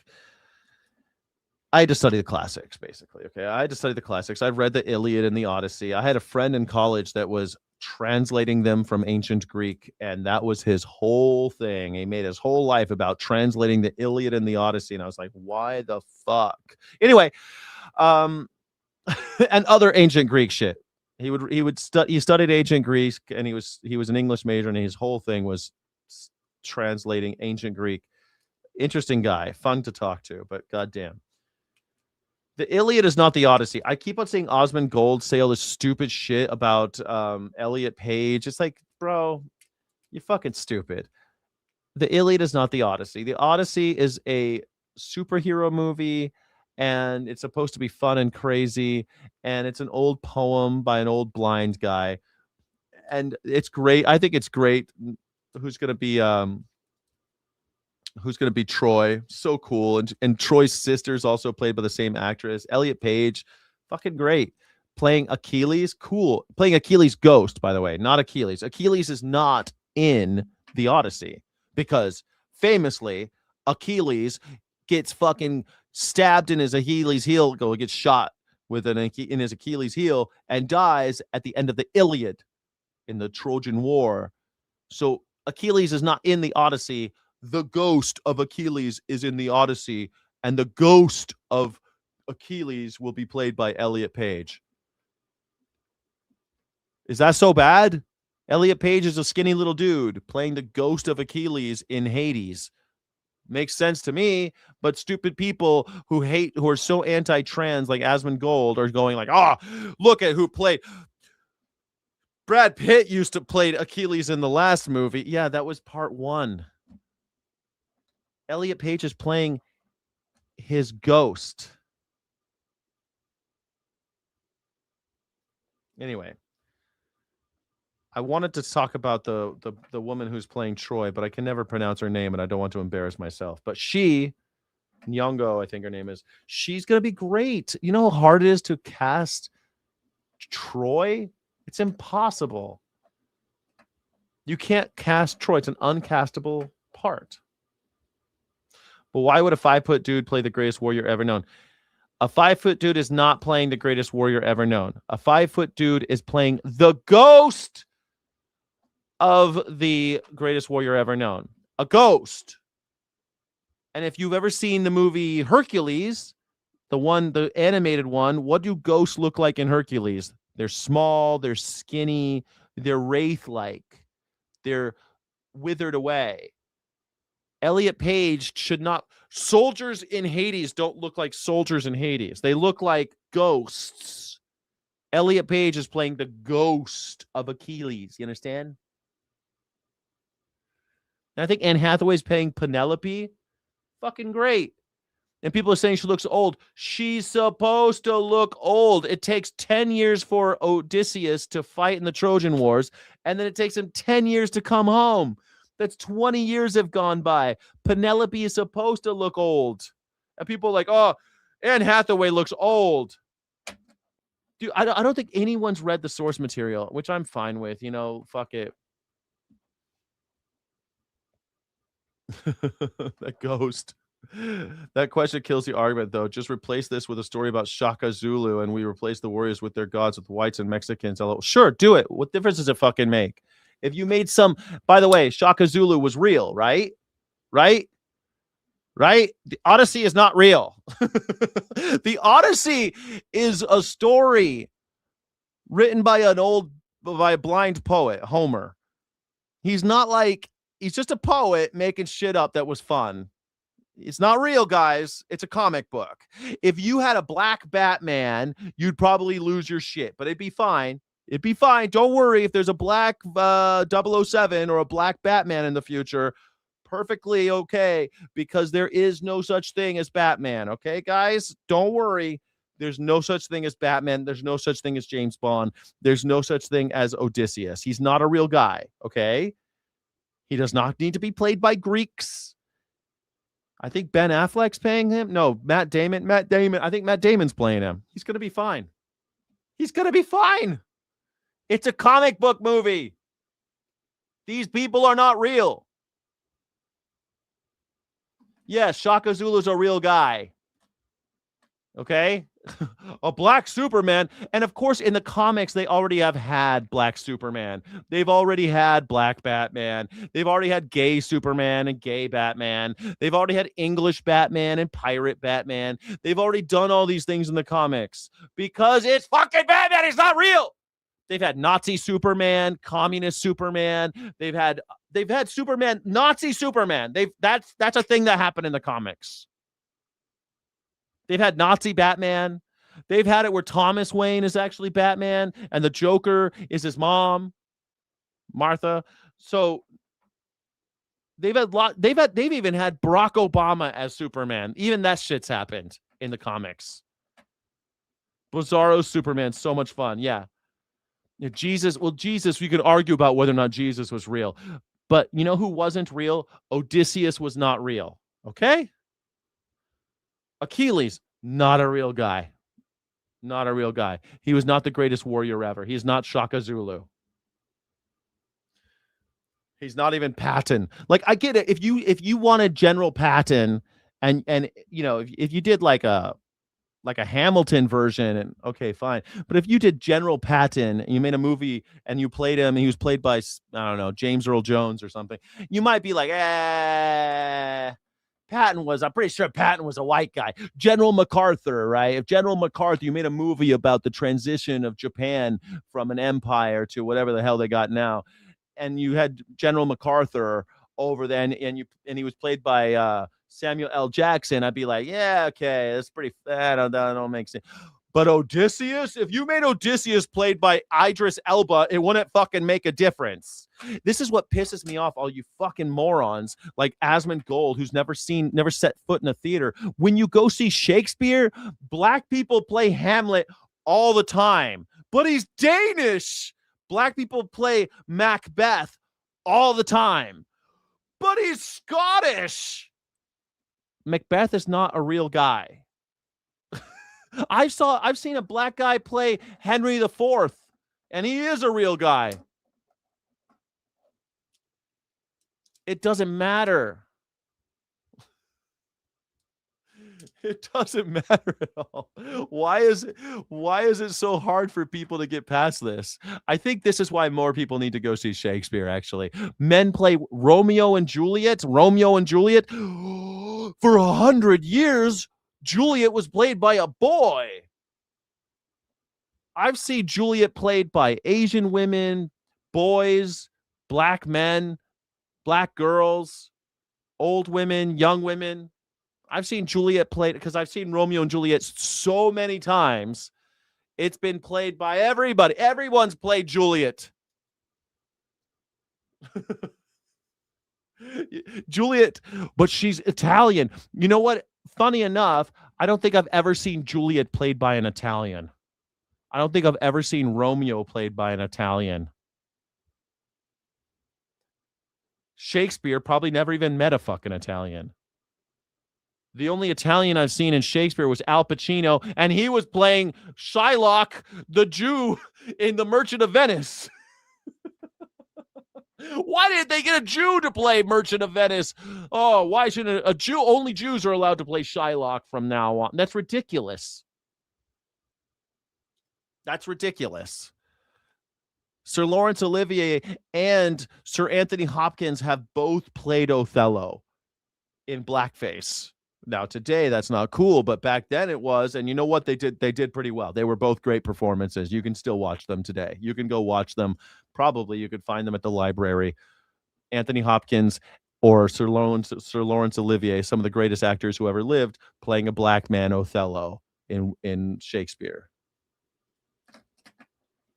That was okay. For some reason, white people were totally fucking okay with Anthony Hopkins wearing blackface to play Othello, or Sir Laurence Olivier playing, or Sir Anthony Hopkins, sorry, Anthony, I know you're watching. Sir Anthony Hopkins and Sir Laurence Olivier were both okay to wear blackface to play Othello. White people were A-okay with that shit. But now that we have a black Little Mermaid, that's sacred. How dare you? It's so stupid. Oh my God. Elliot Page is going to play the ghost of Achilles. I mean, I've seen black people play Scrooge, who definitely was written by Charles Dickens as a white dude.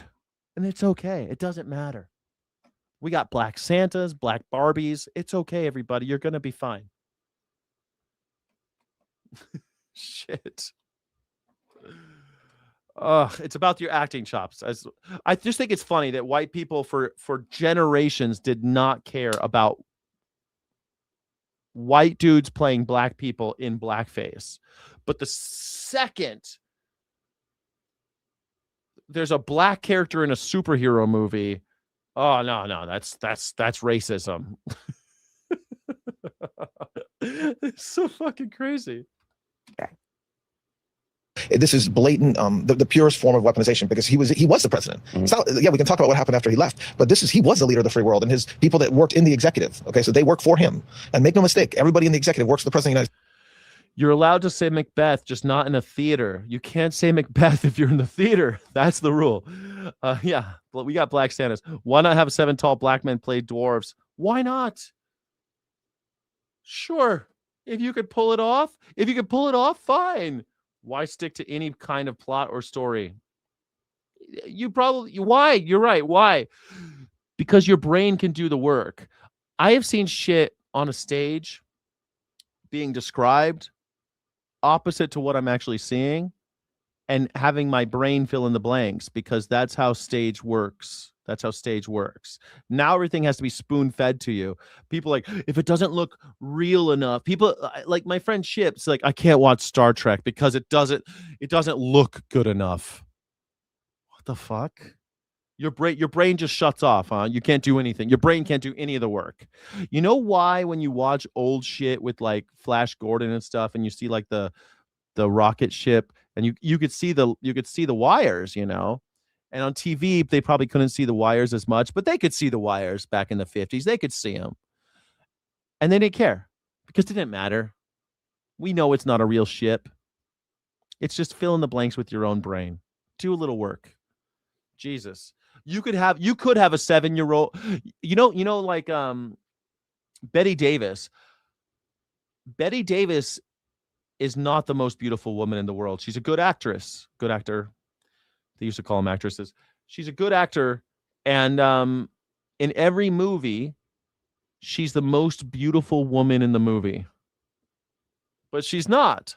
But all the characters are saying that she's the most beautiful woman in the movie. So as an audience member, you have to believe that she's the most beautiful woman in the movie. But she's not. It's very obvious that she's not. And they knew in the movie, when they made those movies, they knew she wasn't the most beautiful woman in the movies. They knew she wasn't the one that was going to be, that normally these guys wouldn't all be going for her.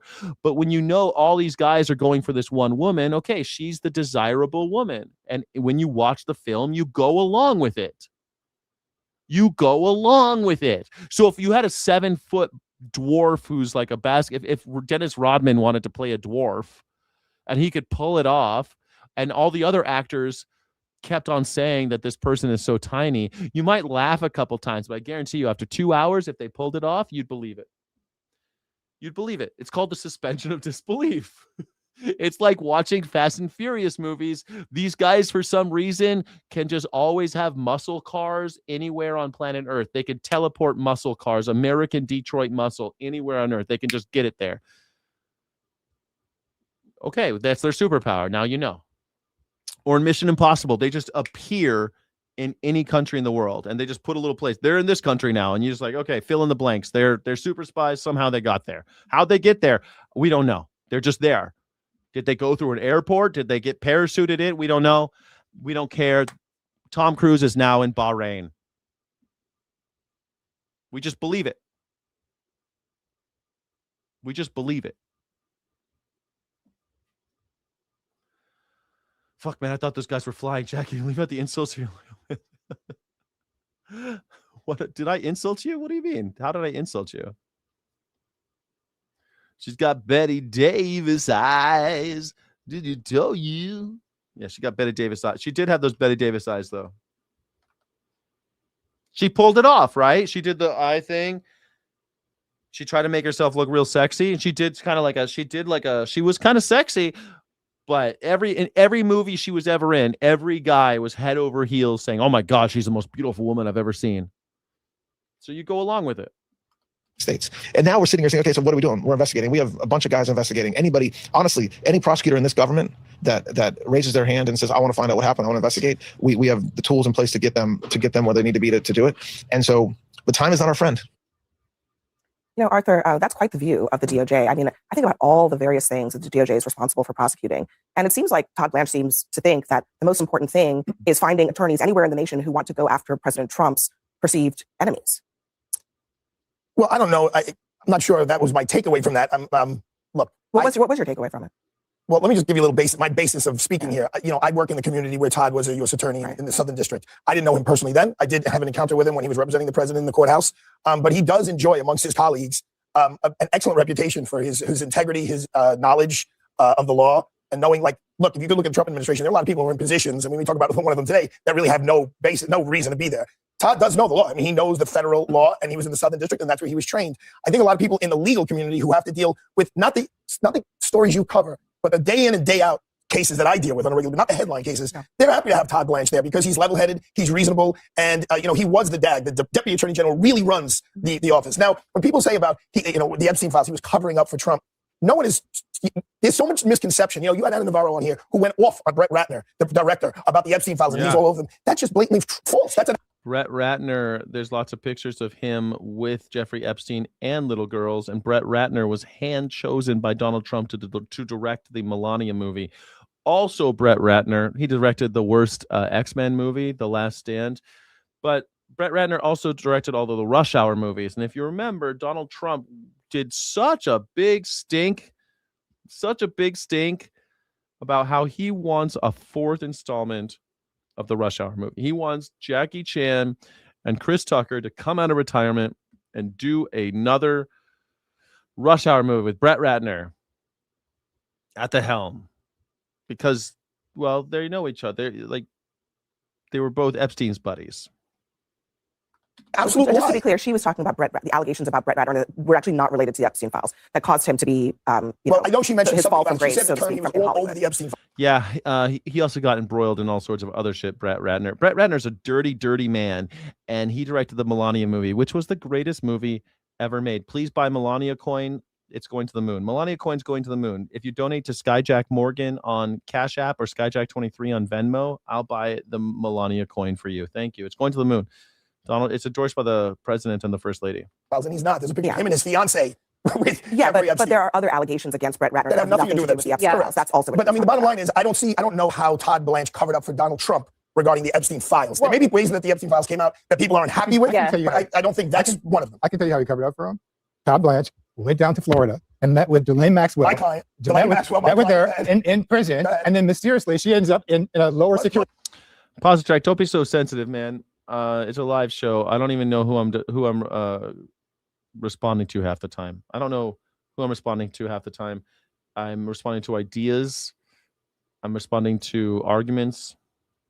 There's no personal attack to you. I have no reason to attack you. I'm attacking ideas. But you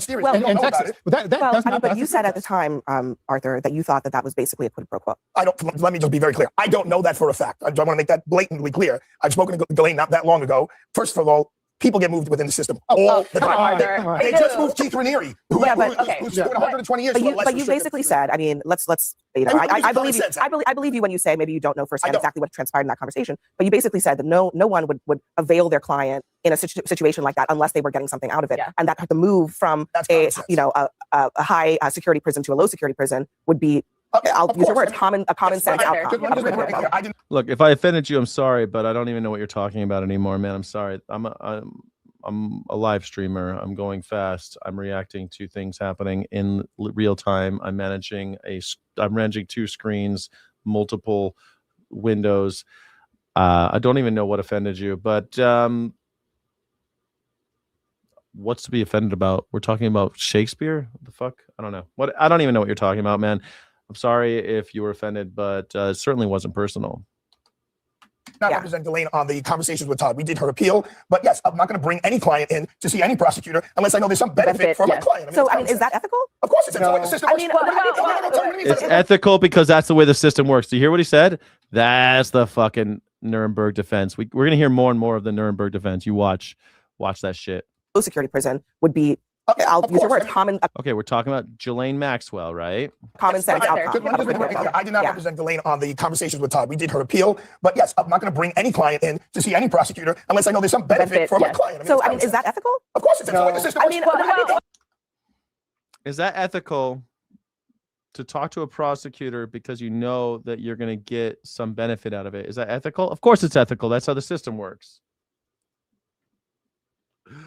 That's the Nuremberg defense. Was it ethical to put people in concentration camps? Of course. That was the law.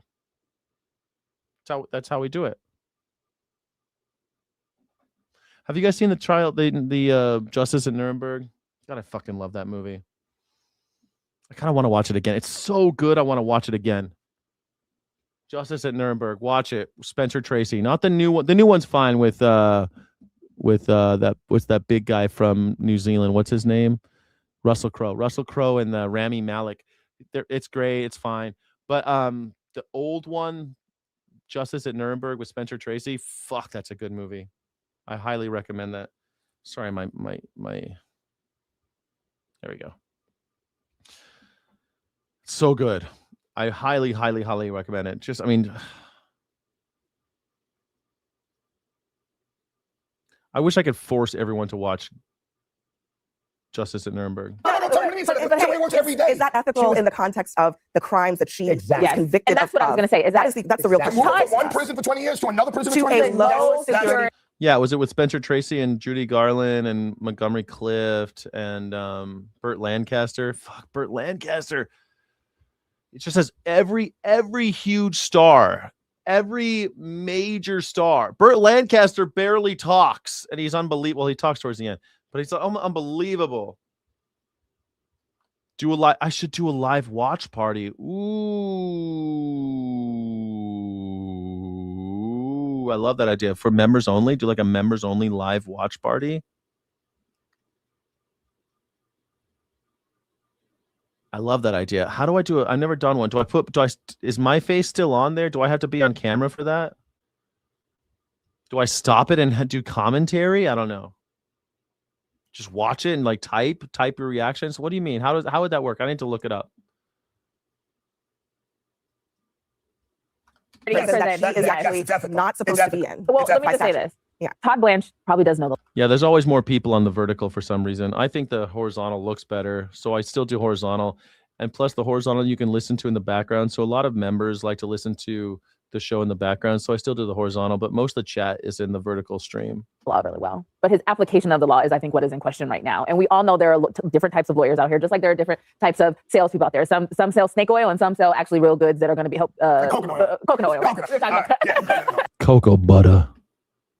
Cocoa Very funny, butter. Arthur. But I think a couple of things. One, Pam Bondi making this omission, or this basically confession that Todd Blanche was over the Epstein files. One, clearly a woman scorned. She's pissed, right? And so she's like, I'm letting everybody know where the body's buried. And actually, I believe that, because if you've ever worked with the DOJ in an administration, you do know the AG and the DAG actually do have separate portfolios. And while they do confer, a lot of times they move policies separately. So the strong likelihood that the DAG probably actually, meaning the Deputy Attorney General, Todd Blanche, actually was leading on the Epstein files and covered up, which makes, though, the point about his character as the Attorney General even more questionable. And this is now transcended party. You have people who are in MAGA, you have people who are Democrats, you have independents who are really concerned at the handling, not just at the Trump administration, but many administrations handling of the Epstein files. But because Trump ran on this as being so transparent, and there is now a law that is passed about transparency, and they still aren't being completely transparent, it raises questions. On top of Todd Blanche in every act while he was acting, doing as many things possible to accommodate Donald Trump's promises of retribution, especially with the backdrop of Pam Bondi getting fired because Donald Trump didn't think she did it well enough. So when that fact pattern happens, that part is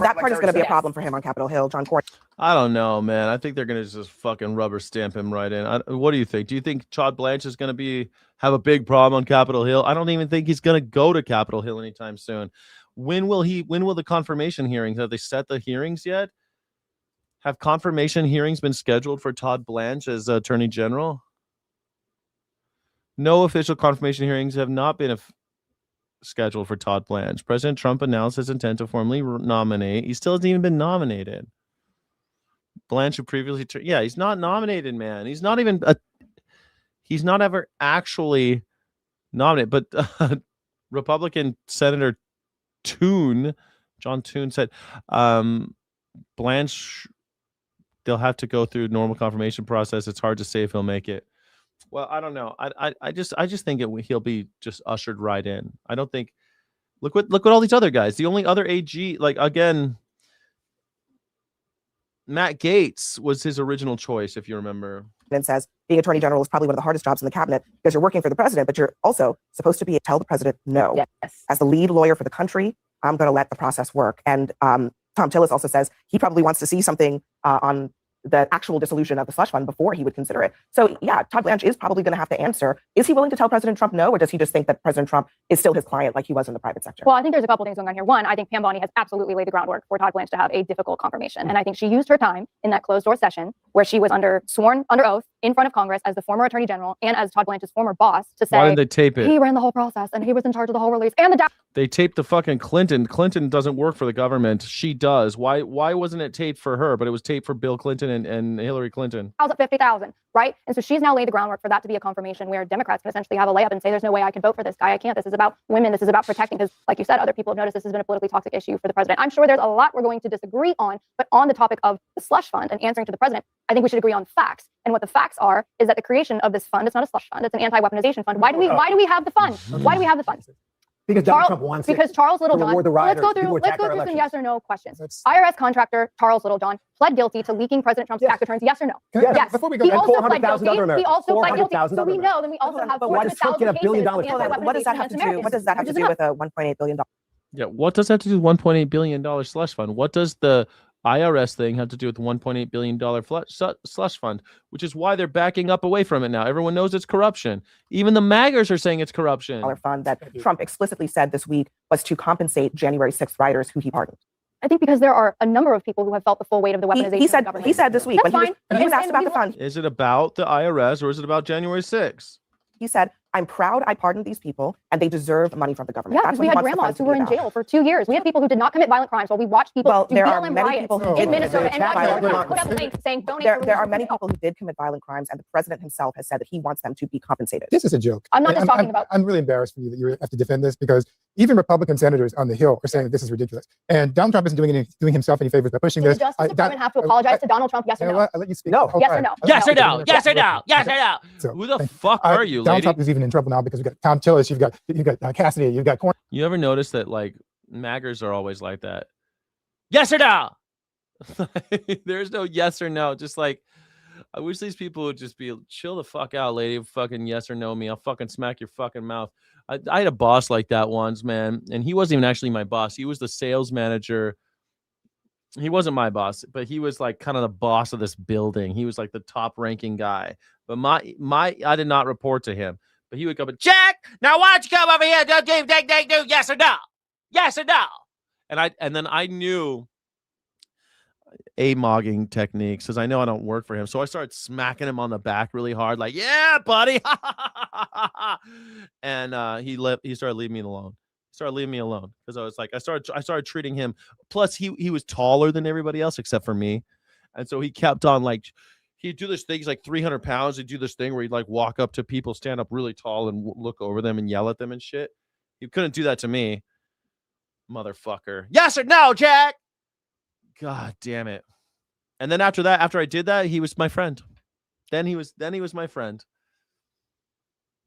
You got to smack people like that, man. You can't let bullies. You got to punch bullies in the nose. That's the only way. The only way to stop a bully is punching him right in the fucking face, right in the button. Sorry. Are you preaching violence? Yes, I'm preaching violence. Politically stressed, yes or no?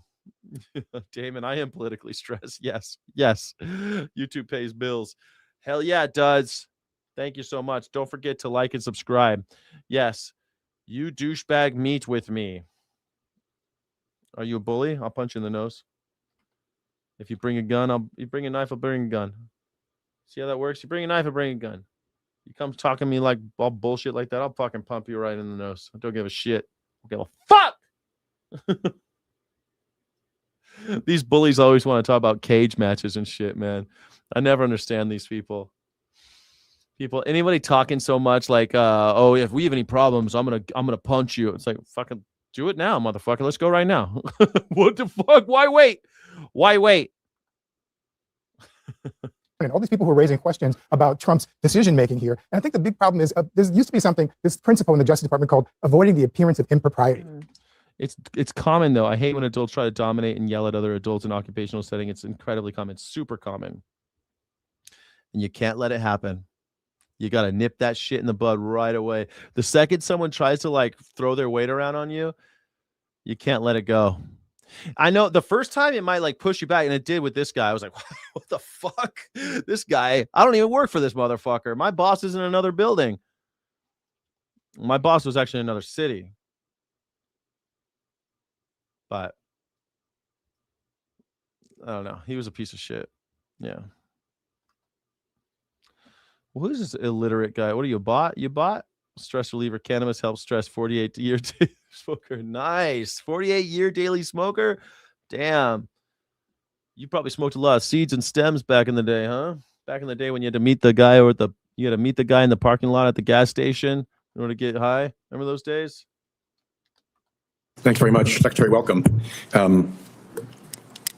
Have you identified any precedent in Treasury or IRS history for the agreement not to audit, investigate, or pursue any tax claims against the Trump family or businesses?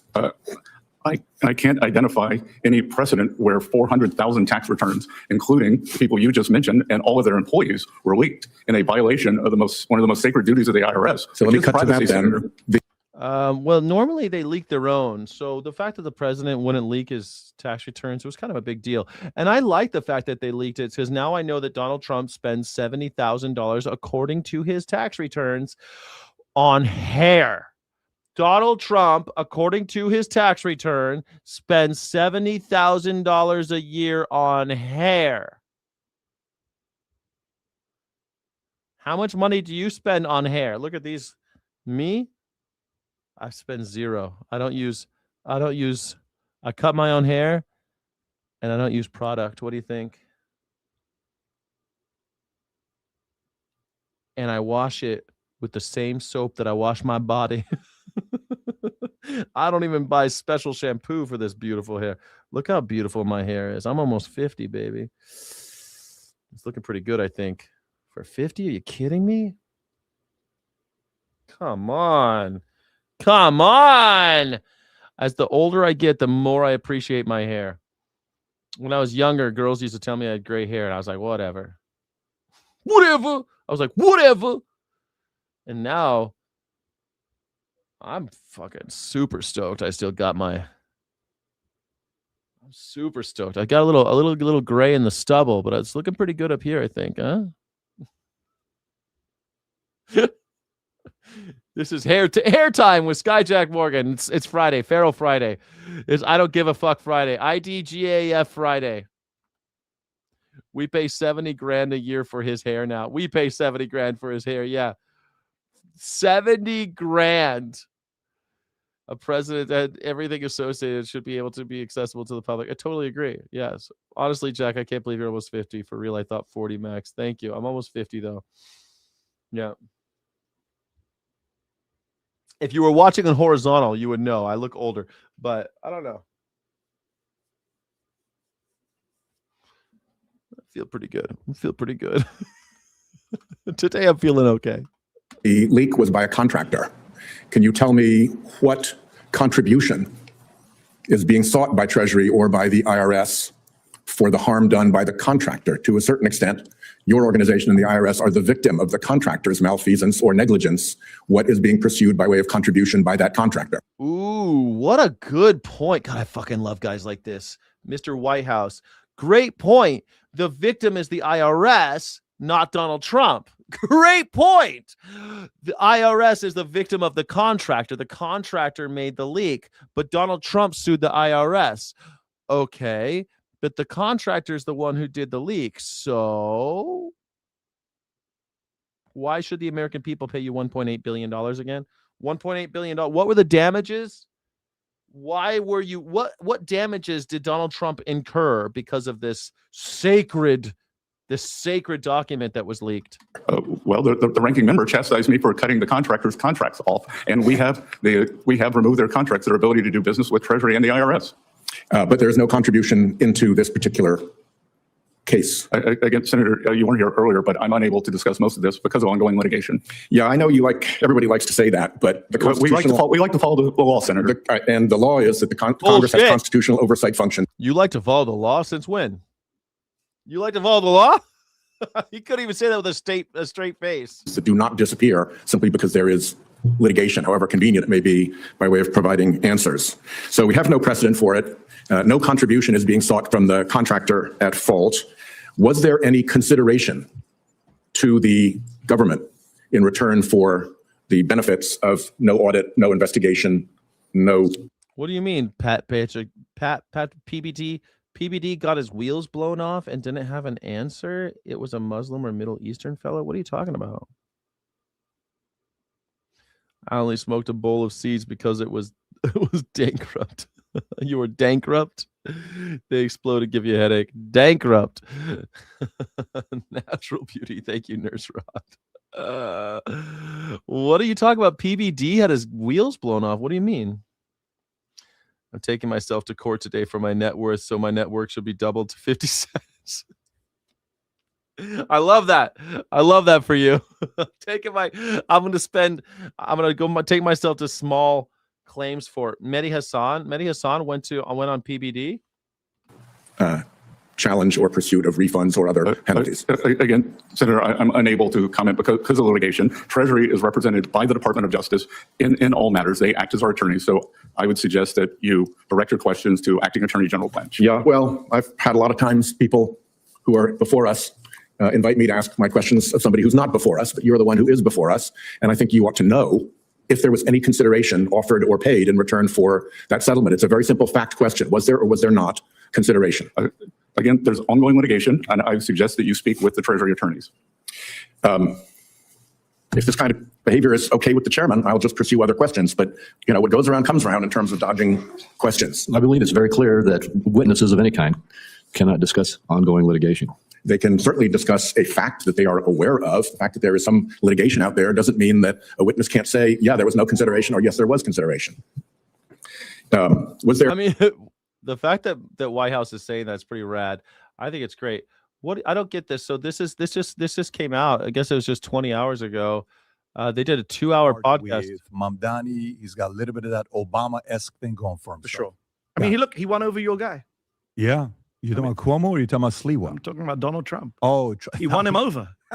He went to the White. You saw him in the White. Tell me you don't love the fact that you're saying my guy. That my guy said. Just tell him how you feel. Tell me you don't respect that. That was an amazing move. Tell me you don't respect that. I respect Mamdani for pulling it off. But do you respect that Trump's like, just tell him you don't like me? I don't respect it. I don't understand it. You can't say I that. swear to God, I don't. Dude, you know you respect the fact that you're. Respect what? That Donald Trump saw someone with power and wanted some of it. Donald Trump likes to be close with power. Doesn't care. He doesn't care at all. EU echo chambers. PBD was getting press on MAGA beliefs and didn't answer for his bullshit and was pathetic. PBD can only talk to people who have the same views. I mean, I met this guy. I actually met PBD. I never met Mehdi Hassan, but I met PBD at a function. And, you know, he's just a blustering. I don't know. He's a blustering guy. I don't know what his function is. Actually, I don't know why people. What's the point of him? I studied Donald Trump, unfortunately, through no choice of my own for 12 years. I moved here months before he came down that golden escalator. You respected that. I do not respect Donald Trump. But I watched that clip, and I'm someone who, you could ask me about Trump, I could talk about Trump all day long. Yeah. I know everything about Trump. That moment still is, he looks at Mamdani the way I've never seen him look at anyone. I've never seen him look at Melania the way he looks at Zoran Mamdani. Right, in love, just in awe. He goes on Sid Rosenberg's radio show. You see that? It's because he's power. Because Mamdani's popular. Donald Trump loves popular people. That's why he was friends with P. Diddy. That's why he's cozies up to anybody who's pop. That's why the whole thing with Elon Musk. Elon Musk is popular. Donald Trump wants part of it. And Donald Trump is a succubus. Donald Trump will suck your power. The only thing really incredible about the Mamdani thing is that he didn't let Donald Trump suck him off. He didn't suck him out. I mean, you know what I mean? Take his mojo. Because Donald Trump's a mojo thief. He's a mojo vampire. He's a jihadist. Mr. President, he hates you. Nah, he's a good guy. He's at the and that State of the still Union. doesn't get you to say you I don't respect understand Trump. why, but can you tell me why? Yeah, I think he respects talent. Honestly, like game recognizes game. No, look, you're here. I like your talent. And I watch and I see what you do. Hey. Listen, we may not agree. This fucking picture. Donald Trump likes people who are popular. He doesn't. That's why if you aren't nice to him, if you're popular, you're not nice to him, he fucking hates you. Like Taylor Swift, right? Taylor Swift had the gall to speak up against him. But if Taylor Swift just kept her mouth shut, he'd be a huge Taylor Swift fan. He doesn't care. Never needs to hear her music. He doesn't give a shit about Zoran Mamdani or people of New York. He doesn't care. He only cares that Zoran Mamdani is popular and powerful. 50% of it, most other people. But no, he is. He respects talent, and he's got it. Fawning other people. And he used to want to be mayor of New York. Donald Trump wishes that he were mayor. I bet you Donald Trump wishes he were mayor of New York now instead of president. It's a better job for him, to be honest. Trump doesn't fawn over To people. bring the guy over. He's done it with a few different people. Vladimir Putin, Kim Jong-un, Zoran Mamdani. Those are my What does that say about your Mamdani? You got to be careful with that. That's why I don't understand. That's why I don't understand. Be careful what you're. It's because they all have power and they're all popular. That's why I don't understand. I genuinely. Mehdi Hassan compares Mamdani to Putin and Kim Jong-un. Don't do that. Why Out of context. This is why no one likes writing media. Out of context. Just say you like the fact that they got along with. I do like the fact they got along. I do as well. Because Zoran Mamdani went in his second time he went to New York. He's so smart. He knows how Trump is very easily won over. He takes a front page of it. Oh, interesting. Who do you think is a liberal Democrat? When you say liberal Democrats, who are you talking about? Who are you talking about? Why the fuck would you say it on my stream? I'm not a Democrat and I'm not a liberal. But I'd love to know who you're talking about. And also, by the way, it is a call-in show. You can call in and tell me who you're talking about. It's a call-in show. Call in and tell me what you got to say. I'd love to hear what you want to say. Love to hear it. Majority of New York hates Trump. Well, yeah, we know that. Everybody hates Trump. Everybody hates Trump. The majority of the world hates Trump. That's okay. The majority of the world hated Hitler, too. It doesn't matter. Now, how can liberals have abortions if they swallow? Yeah. They love swallowing. Newspaper, right? He takes a fake newspaper front page. Why has people not thought of this before? With Trump saving New York, gives it to Trump, and then he goes, "Can you free this Palestinian student who ICE just picked up?" By that afternoon, Trump's freed that student. Right? That is a mayor who knows how to get results and win over Trump without giving up his own self-respect, without like fawning over him. Like I think I'll tell you why. Can I tell you when why? is your birthday? Where's the July 1079? You are this stubborn. Why you've done your homework. I'll tell you why I don't respect it. Because I'm glad Zoran Mamdani did it. But what does it say about our leader, the president of the United States, the commander-in-chief, the self-proclaimed leader of the free world? It's so easy to play this guy. World leaders have been doing it for years. This is the problem with him. It's so easy to manipulate him. He's so easy to be won over. And I'm glad when my guy's doing it for a good cause, but people do it for bad causes too. I'm sure we're going to talk about Israel. Benjamin Netanyahu did it to get him into a war of Iran. That's my problem. You know, when Trump first went to Saudi Arabia after he got elected in 2017, there was a story about how when he drove from the airport to the Embassy or hotel, wherever he was staying, The Saudis, this is in 2017, remember his first trip as president was to Saudi Arabia. The Saudis put up on billboards his tweets. You know, actually, it's funny. We're actually gonna, anybody with an IQ over 3 hates Trump. That we're actually talking about that on Sunday on the Ethical Underground. We're gonna be talking about why low IQ people are more likely to be conservative, fascist, Donald Trump supporter. Can you imagine that? How smart that is? That Trump is driving along and he's seeing his own quotes. Like, these people know how to play him. They know how to suck up to him. Kim Jong-un. Good quotes or his bad quotes? Oh, good. They're praising him, right? All right. Every foreign leader knows how you can suck up to Donald Trump. You praise him, and now in the second turn, you give. I think it probably does get heated a couple times, but I know I just picked the first clip because I thought it would be the most popular Posit track. It just happened, so there aren't that many clips available.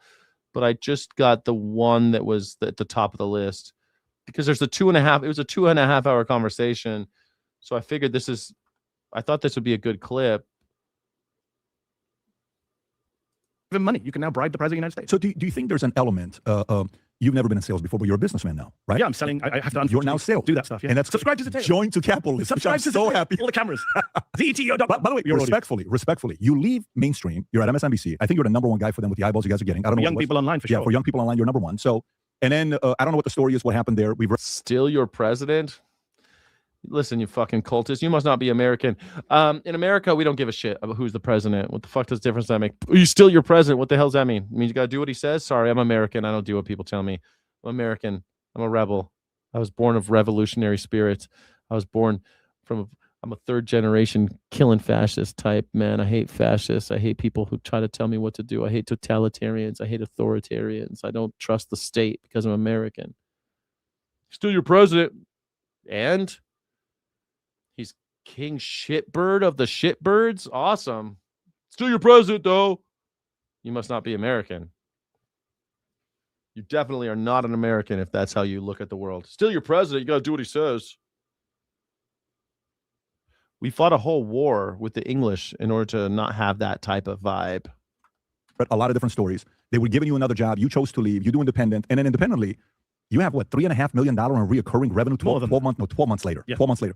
That's amazing to be able to do that. And then today being a business guy. So it's great to have. And I've never run anything in my life, so I was very worried. So maybe that people. Turns out it's not that hard to run shit, especially if you're already famous from TV. Now, he took his fame, he turned it into money. That does not make him a capitalist. If you are making your own money for yourself, that does not make you a capitalist. Does he own a factory and have people whose labor create wealth for himself? That would be a capitalist. You see, PBD thinks that because someone is selling their own value, slaving for themselves, that makes them a capitalist. No, they're still a slave. They're still slaving, but they're not slaving like the rest of us. They're actually just using their own value and deriving value from their own labor, their own intellectual labor, or probably much more than that, because Hassan, what's his name? Fucking Mehmed Hassan Mehmed. What the hell's his name? Mehmed? I forget his first name. Mehmed Masad, something like that. He's working hard and making his own money for himself. That does not make you a capitalist. If you were a capitalist, you'd be owning a multifamily apartment complex and making money off of other people's necessities, or owning a restaurant and having other people's labor make you money. If you don't do anything with that, you don't do anything with that restaurant. You don't do anything but own it. That's capitalism. Owning a factory, owning a fleet of cars, and those cars go out and make you money. That would be owning an oil rig, and that oil rig is run by somebody else. That's capitalism.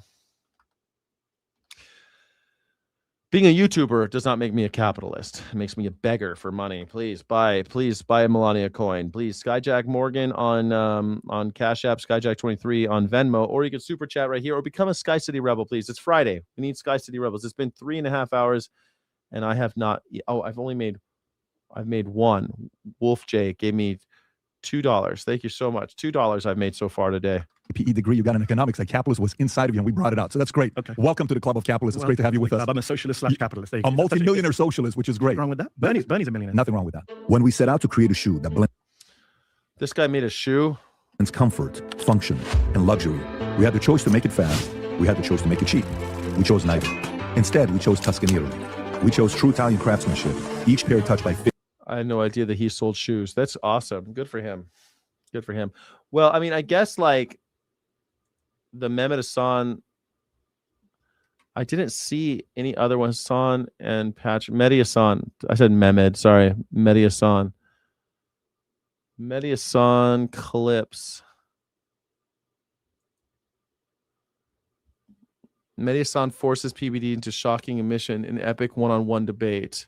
Okay, here's an 8-minute one. Is this the one you were looking at? LGBTQ Factory. Which one are you talking about? Positrack. Positrack, thank you so much for supporting the channel. Thank you. Thank you, that chip guy. I'm begging for money. White labeled shoes. Yeah. Positrack. Which one did you look? I got here. I'll show you what I'm looking at. Mehdi Cooks Hassan. Is that the one? Mehdi Cooks Hassan. Muslim takeover fears. I'll watch one more of these, but I'm not really sure which one it is. Yeah, the white label shoes. Fucking guy.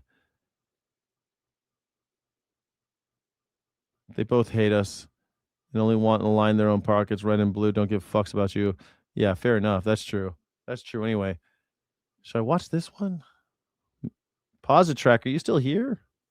All right. I like this idea of him getting cooked. I watched this one. This one's 2.5 hours, so I'm not going to watch that. But maybe this one, Mehdi cooks PBD. Dog walking PBD in his own studios. Johnny Vegan Seed, you did? I think I watched it yesterday. What was it? I think I saw it and I bookmarked it. All right, these guys got the Hunter S. Thompson. Last thing I had told, we talked a little bit about PBD at the beginning of the show and how his audience is revolting against him. You guys should check that out, and if you missed it, we'll release a clip later. But I had to pull this moment from Mehdi Hassan's appearance on PBD this morning because he gets PBD to make a shocking admission that I'm really excited to unpack with everybody about what life would be like if little PBD had tried to come to Iran under Donald Trump. Under America. Come to America, yeah, under Donald Trump. Yeah, let's take a look at this. I watched some of the appearance from Mehdi. I thought he was doing a great job from what I've seen, but I didn't get this far into the conversation, so I'm very excited to watch. You're part of the lucky 5,000 people I agree. in the Middle East. I feel like I'm the luckiest man alive living in America. Okay, and that was George Bush Sr. I'm not a man I'm fan of, but he did that. Sure. He understood the response, Yep. as did Reagan. Yep. You know, Donald Trump since October has allowed in 6,069 refugees. Not 122,000, only 6,069. And do you know that 6,066, 99.9% of them are from white South Africa? Only 3 are Afghan. Dude, that's the number. Are you serious? That's a fact. Okay, you're serious? Pull it up, Rob. 6,000 refugees. All of them are white South Africans fleeing from an American The previous guy brought more people than 4 presidents combined. Hold on, he brought in 125,000. He's trying to say, guys, time out. Let's get back to our people. We're talking about refugees. Refugees are different. It's not about jobs. Refugees. There you go. Refugees. Once again, PBD is a fucking stupid propagandist. Refugees are international obligation. Like you're talking H-1B, green card, which one are you talking about? Refugees, vetted by, the vetted program. Sure. Where you're vetted abroad. You check you're not a terrorist, all of that stuff. That's what what happened to you? Yes. Biden did it too. He allowed 125,000 people. He upped the cap. Okay. Trump dropped the cap with Stephen Miller to 7,500. Okay. And since October, he allowed in 6,069, according to the I Washington want to know Post. where you're going with this. He allowed in only 3 Afghans and 6,066 white people from South Africa. The 2 things I would say about that. Number 1, that's racist. You let in 99.9% of your refugees are white people who are not refugees, and you don't allow people from Iran, Iraq, Syria. The second point is, Donald Trump would have allowed you into this country, and yet you sit and support. You voted for him 3 times. Donald Trump would not have allowed little Patrick Bet David into this country. How do you feel about that? You're so funny. A genuine question. You are so funny. It's a genuine question. He wouldn't have let little Patrick. No Iranians were allowed in this year. So how would you have gotten? You know what would have happened? We would have waited 1 more year, 2 more years for a Democrat to come and let you in. Bush Sr. let us in. He was a Republican. From a better Republican. That's not racist. That's not the point. The part that is the point. He did not allow in Iranians, issues. Iraqis. Donald Trump has blocked refugees like yourself. So he was a refugee from Iran. He would not be allowed to come in under Donald Trump. It's an important thing, man. Oh, my God. Oh, you're so ridiculous. You wouldn't be allowed in. You wait for a Democrat to let you in, you fuck.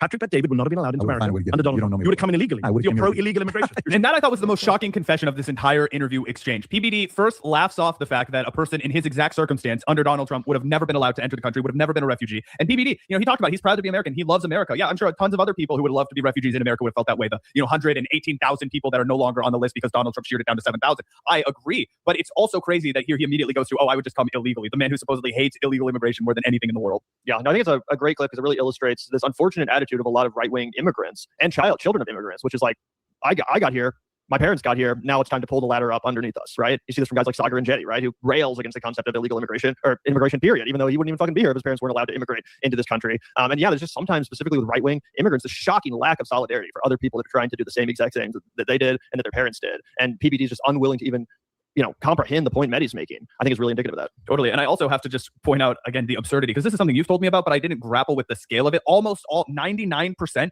of the refugees that are being admitted into our country in 2026 are from a made-up, imagined genocide in South Africa against white people. White Afrikaners make up 99% of the refugees that we let into our country now. I mean, think about all of the global suffering. Think about what's happening in Sudan, in Congo, in obviously in Palestine, in Lebanon, in Yemen, as we've been mentioning, right? All over the world, Central America, where there's problems, direct result of United States global conquest. I mean, that's the thing, right? The reason why we have all of these refugees is our own fucking problem. We did that. We created these problems through our global policies, through our international policies. That's what happened.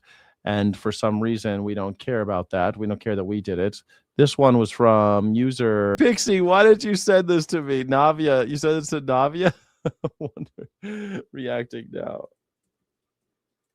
What the heck? I don't know what this is referencing. What is this? Because the octopus won yesterday.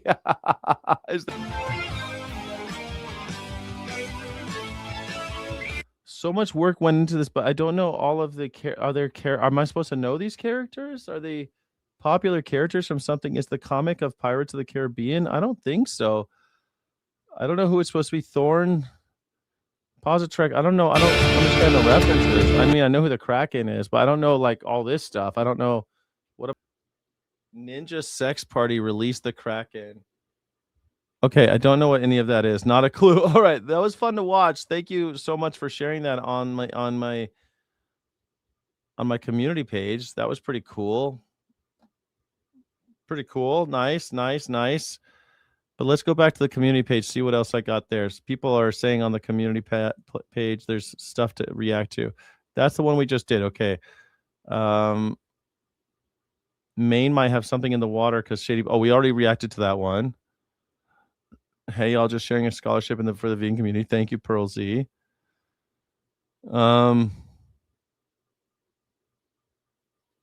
already saw this one. Okay, so the only one was that one that I haven't seen yet. Awesome. Thank you, everybody, for doing that.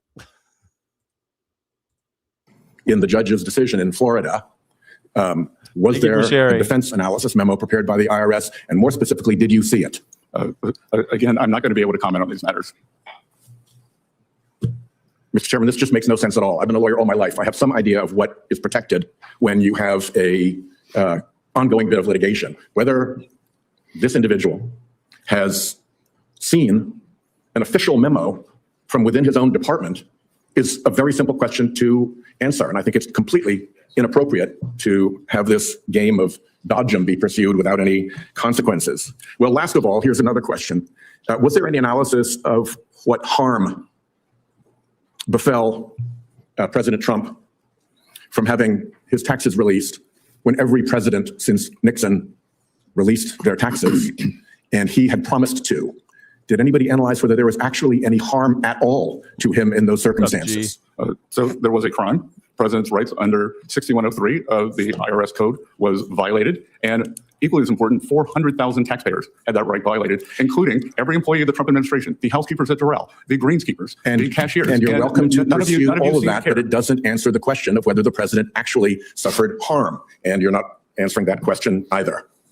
Yeah, the secretary, this is the Secretary of Treasury, of course, part of the, he's the head of the IRS. He's the head of fucking everything having to do with money.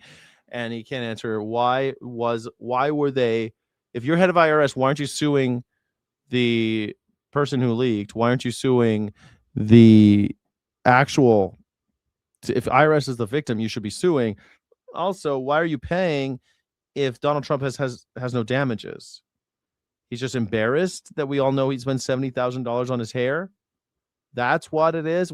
He's just embarrassed. So we all got to pay $1 billion, $2 billion because he's embarrassed. But he has no damages. That's not damages.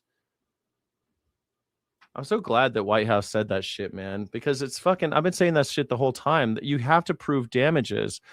This guy Schneeko, this is that guy who, Schneeko's that right-wing guy, right? That are worried about Sharia law making it into America. This is the dumbest slap I've heard. Like, Sharia law is going to come into America. Where is there one example of that even being close to happening? Anywhere in the country where there's a threat of Sharia law spreading. Name one instance where that's even, like, there's a modicum of truth in that statement. They love celebrating this. DeSantis will go around parading legislation banning Sharia law.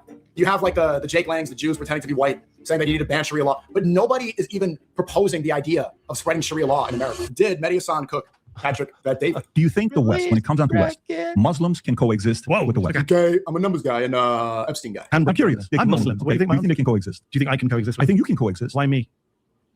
Educated, you're a worker, you're now a capitalist, you're contributing, you're creating jobs. I'm an Iranian guy. Like, isn't it funny that You could put anything you want on there. I mean, I'll watch anything if you share it, but I mean, we might not watch the whole thing, you know, that's all. Just share it. If you're a member, I'll definitely watch it. Veg in the Woods. I'll watch.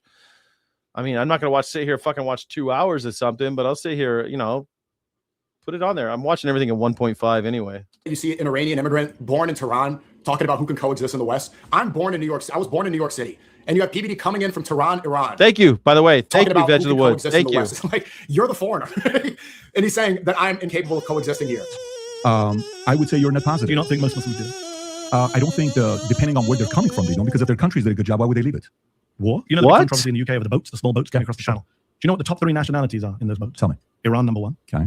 Afghanistan, number 2. Iraq, number 3. Gulf states, how they perform per capita versus some of the other Muslim nations. India street food versus Kool-Aid fruit. Who wins? One gives you diabetes and other diarrhea. I'm taking Indian street food. Interesting here.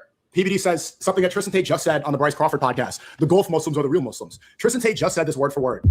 Even though the most populated Muslim country in the world is Indonesia and then Pakistan, the new narrative from the Ziotards and the top boys, they're saying that the Gulf Muslims are the real Muslims. Why is that? They've got a script. They got a script from Israel to point out and make a distinction between the good Muslims and the bad Muslims. And their narrative is that the Gulf Muslims, the Emiratis, the Saudis, the people from... It's so funny because isn't Sneeko the one who hangs out with all these fucking Nazis like the Tate brothers? But the Tate brothers are repeating Israeli talking points. the GCC, those are the true Muslims and everybody else is fraudulent. He said exactly what Tristan Tate just said yesterday. 2. Iraq, number 3. Gulf states, how they perform per capita versus some of the other Muslim nations. Look at this one here. Because they got oil and gas. You think it's only oil and gas that's causing them? You don't think... I'm a numbers guy. It's like, it's not about numbers. I'm a This is numbers his entire guy. ideology. It is funny that he says numbers guy. Okay.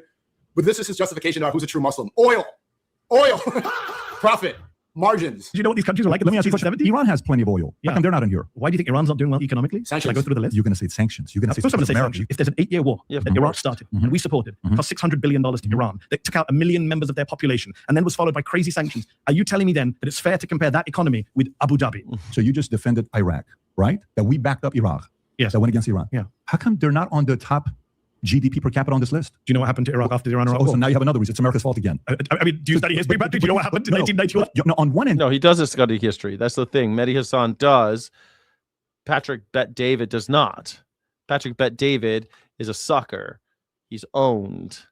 He's a loser. You're saying this on the other end. So no, it's because You're of this. So comparing countries. You're showing me a graph comparing countries that have never been bombed, invaded, and occupied with countries that have been bombed, invaded, occupied, and then you say, why is the GDP? Look at these third world immigrants that we bombed extensively for decades. Oh my God, they're so incapable of creating a successful economy. We should go bomb them extensively and put sanctions on them for years and then blame them for the repercussions of our actions. So hiring one, not the other. Why haven't That's an insane comparison. The 3 biggest refugee groups on the boats going into England are Iran, Iraq, Afghanistan. Yeah. Coincidence? No, those are war-torn countries. When it comes down to Muslims, 2020 vote to 2024. They love you. You did whatever you did. Hang on, Came back to Muslims. Why are you obsessed with Muslims? Why did you let Iran? You're raising your voice. Why are you screaming? I'm sitting right across from. Dude, PBD is 100% obsessed with Muslims. Every single podcast, even when he's talking to an actor about his trauma, there was that Iron Man actor, and he's talking about how he was assaulted when he was like 6 years old by some girls, and he said, "Were the girls Muslim? Were they Muslim though?" It's like he's opening up about something really painful, and he finds a way to make it a religious debate. Yeah, bro, like let's act American, not Middle You Eastern. shouted earlier. You're an immigrant from Iran who came in as a refugee, but Donald Trump would not have allowed little Patrick Bet David into this country. How do you feel about that? You're so funny. Immigration right now is halted from Iran. Yeah, right now, if PBD wanted to come into the United States from his home country, he would not be able to. He wants to be a good boy here in America and advocate towards bombing his own country, but right now, if he wanted to come over, he would have to stay. You are so funny. It's a genuine question. You wouldn't have let little Patrick. No Iranians were allowed in this year. Why did Muslims become Republicans? Gaza. There are other issues too. The bathroom transgender issue in places like Michigan, a lot of conservative Arab Muslims didn't like that. That was happening even before Gaza. No doubt about that. Yeah, I fall into that category, but you got to realize that it's so unimportant to what's really going on, and that culture war slapped it. Is Sneeko like waking up? Well, you realize that it's unimportant now. Do you, Sneeko? You realize that you've been a tool, that the bathroom thing was all bullshit? Is that you're just waking up to figuring out that you are a fucking useful idiot and you've been suckered this whole time by Donald Trump into supporting him with the Tate brothers, supporting Clavicular, all these dumb fucks hanging out singing Hitler music written by Kanye West? You just now realizing it's just meant to divide us and keep us having our allegiance to one specific party. But it was still a kind of fringe issue. That's The it. Gaza You nailed genocide. it. You have to understand, I spoke to a lot of these people. I traveled through all these communities in 2024. And I tried to point out, yes, Biden and Harris are complicit in the genocide. No one's defending the Democrats. I was very critical of the Democrats and what they did between 2023 and 2024. But Trump will be worse or as bad. He's not going to be better. And people bought the Trump shtick. No, he's anti-war. He didn't start any new wars. Admittedly, I did kind of fall for it. Trump said no new wars, and I believed it. Okay? I trusted it. I didn't want more money going to Gaza. Trump campaigned no new wars. You remember he shook Khabib's hand. I'm actually kind of surprised. I was looking for Mehdi Hasan and PBD, PDT, PBJ, PB&J, PB&J, and Mehdi Hasan. I thought that was what I was looking for, but now I'm finding out that Sneeko is starting to fucking pull his head out of his ass. Is this real? Does anybody watch this guy? I can't believe. Yeah. Have you seen that Clavicular is invested in by Peter Thiel? Peter Thiel's investing in Clavicular. It's fucking crazy. I believe Sneeko also watches girl get slammed by other men. Oof. I don't know what that's all about. I don't know. Oof, I don't know anything about that shit. But is Sneeko waking up? He's realizing that that's how they divide us, is through these culture war bullshit. Same with Asmongold. Are they all waking up? Or what's the same with him? Asmongold's a Teal plant. The Tate brothers are friggin' dirtbags. I don't care for them. Just thought they were misogynistic assholes, but they were pimping out Underwood Gold. Yeah, no, they're horrible human beings. They're worse. They're the worst ones. They're like the architects of all this shit. They're just pimps. And he said no new wars. I believed it. And I was wrong. I fell for it. I got lied to. And he was even on stage in Detroit. He had a bunch of Muslims on stage. It seemed like he was against continuing the bombing of Gaza. He made that part of his campaign. Yeah, I fell for it. Wow. But speaking of the left and the right now, look at Hunter Biden. Hunter Biden is probably going to be the next president. I think Hunter Biden for president. Let's go. Hunter Biden. So let me get this straight. Jake Tapper is focused on attacking my mom. Jared and Ivanka are building a private island paradise in Albanian protected land. Don Jr. married the daughter of Epstein's banker and startup. Yep. And the startup is funds back out a record $620 million Pentagon loan. Eric is taking an Israeli drone company public for $1.5 billion in the middle of the war with Iran that nobody wanted. And I know. What about your payings, Hunter? Please. Hunter Biden exposing it all. Trump's family, all associated. Oh, but don't forget that also Jared Kushner's father was an embezzler. He was a horrible fucking thief, and Donald Trump pardoned him. Jared Kushner's dad, his brother-in-law, I guess, is his brother-in-law. I guess if your dad, I don't know, if your father-in-law, who is your father-in-law to your father? Just nobody's? I guess they're brothers-in-law, sort of uncles-in-law. Associated with the Epstein class, the Israeli class, billions of dollars going around. But you are mad at Hunter for smoking a little crack? Let that nigga party a little bit. The Trump family, they're on the Epstein files. Hunter Biden is so goated he created his own files. All right? The Bidens, yeah, of course, they got their files, but they have their own. The Trumps, they're on the Epstein files. Hunter Biden is so goated he made his own. He's not on the emails, though. He's not interested in the Middle East. He's friends with MBS. He's friends with Erdogan. It's going to be great. I met Palestinians who told me Trump will be better on Gaza. He's transactional president. They bought that shit. I seriously did not expect this. I'm actually totally surprised by this Sneeko's take on this. Look at him now. Look how many Arab countries have been bombed. They said legitimately to me, but we have to punish the Democrats. That was the line. We have to punish the Democrats. More examples of why left-right slop is all divisive. The only bipartisan issue is anti-Israel, pro-Israel. That's it. That's it. Stop falling it. Never call yourself left, right again. Never call yourself Democrat, Republican again. It's done. They can't be seen to get away with a genocide. Out of curiosity, you have two people to choose as a candidate. One is a hardcore Republican. Send Sneeko some Kropotkin. Is Sneeko going to be on BreadTube now? Is he going to be conquest of the bread? What are we talking about here? Somebody send Sneeko Kropotkin right now. He's primed. He's ready. Kropotkin. Emma Goldman. Can we get this boy some Emma Goldman and some Kropotkin to read? I don't know if Sneeko's a big reader. But homeboy seems primed. For this shit. Seems like it's primed for some Antifa. Seems like it's primed for some anarchy. So some anarchist philosophy. Capitalist, pro-Trump guy who's a Muslim. Second one is a hardcore socialist, progressive, liberal who is a Christian. Which do you vote for? Obviously, I vote for the person whose values and policies I support. I don't vote based on religion. Muslims are not a monolith. I don't agree with all Muslims. You just mentioned some of them we vote for. Yeah. Do you think long term America will be at a point where we'll have a Muslim governor or a Muslim president? Yes, Muslim governor. I think hopefully very soon. Yeah. Inshallah. President. I don't think. Inshallah, Mamdani becomes the emperor of the entire country. Look how well he's doing in New York so far. I was very supportive of Mamdani. Didn't vote for him, but obviously people did associate me with that campaign. The news criticized me, and even you guys, a lot of pushback. Oh, he's a commie. He's a Democrat socialist. He's killing it in New York right now. Actually, there's a valid argument that you need to tax the billionaires more. And you know what they kept saying? Oh, all the billionaires are going to leave. The real estate in Palm Beach and Florida is going to go up. New York is going to be a disaster. It's going to be Gotham City. It's been about a year later. They always talk about how the billionaires are going to leave. Fuck the billionaires. Let them leave. The problem with New York and California is that poor and middle class people are leaving and they're going to your states. They're going to your red states. The billionaires aren't coming, assholes. Billionaires can weather the storm in California or New York. They're not coming. And you don't care about the fact that people are leaving California and New York and Florida, by the way, but those people are leaving. The people who leave home are usually people who don't have enough money to stay. That's why they leave. Billionaires are not going to leave over 2 or 3%. They don't give a shit. I would leave over 2 and 3% because I'm fucking poor. You see the difference? Billionaires are not moving around. They got a house here, a house there, a house there. They don't give a shit. They got multiple houses. The billionaire's going to leave if you tax them. No, they're not. And why are you worried about them anyway? Worry about the poor. You need poor people. You don't need billionaires. You do need poor people. You need them to go to work and clean your toilets and clean your fucking dishes because we live in a slave state. We live in a country where slavery is A-okay. Make anarchy great again? Yes, Chris Petsovis. Somebody sent some anarchy over to Schneeko. Schneeko, I can't believe I'm actually completely surprised. I thought this guy was all red pill fucking. I wonder what his deal is, man. I don't know this guy very well. I mean, I only see like the shit about him, you know. YouTube added an extra bar. What bar?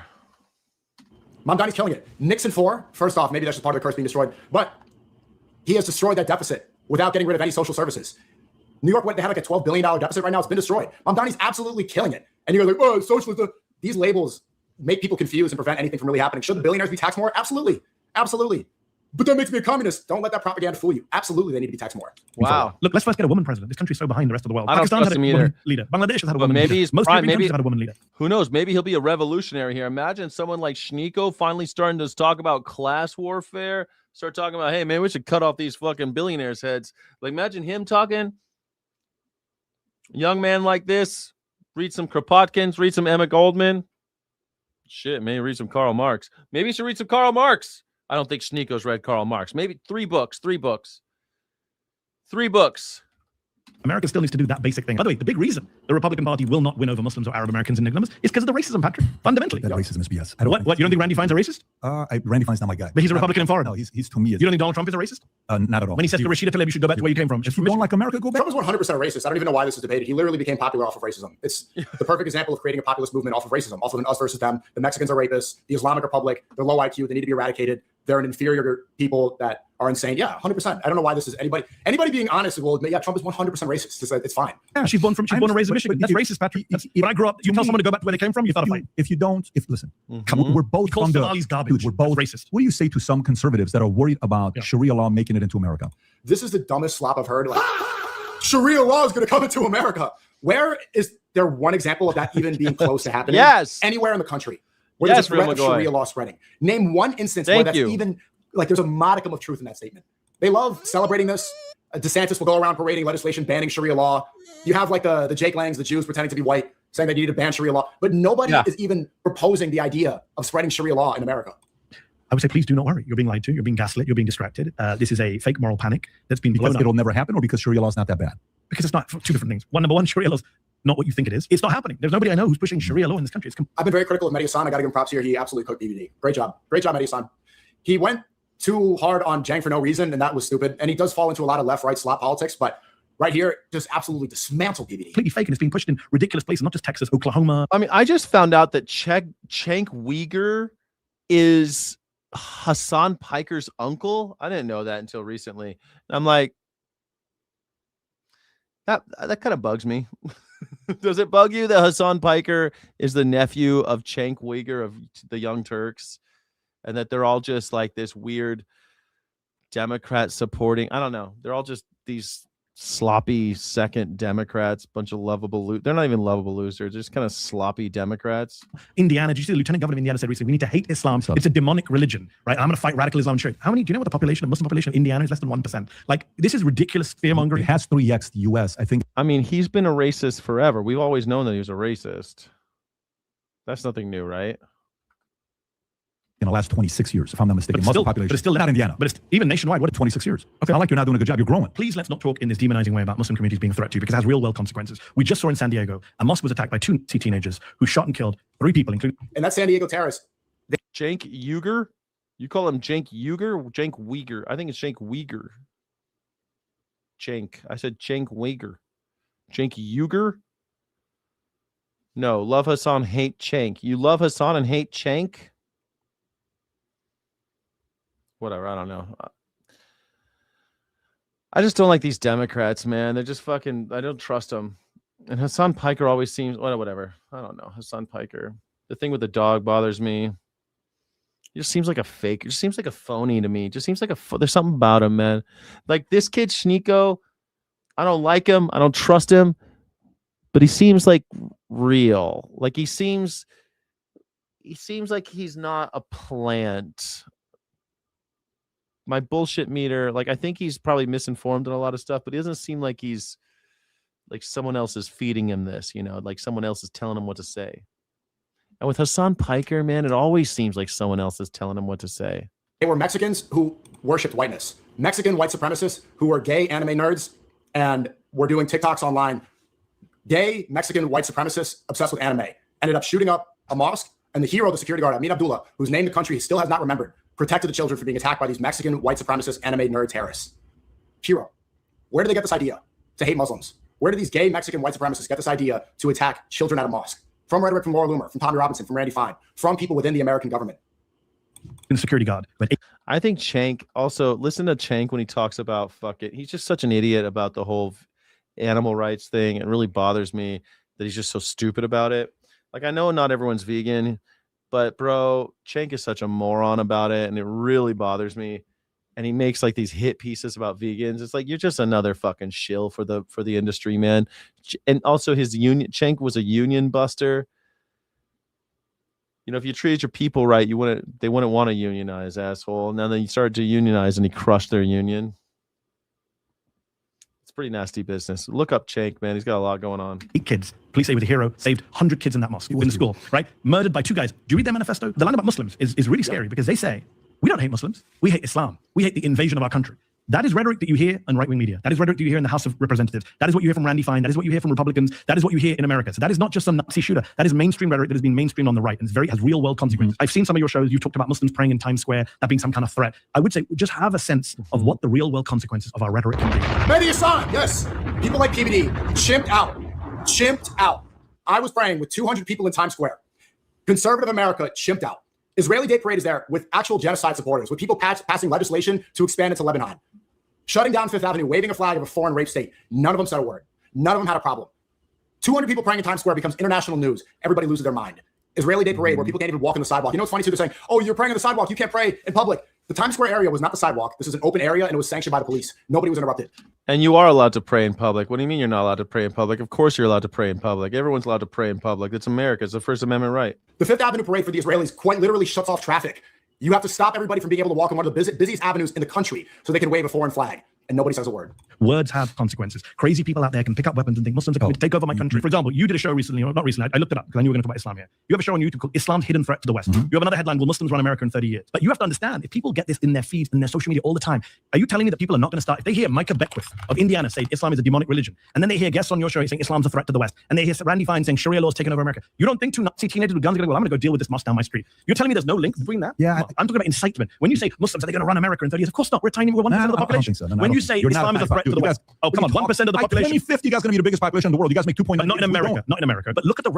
Yeah, I get what you're saying. I mean, like, look,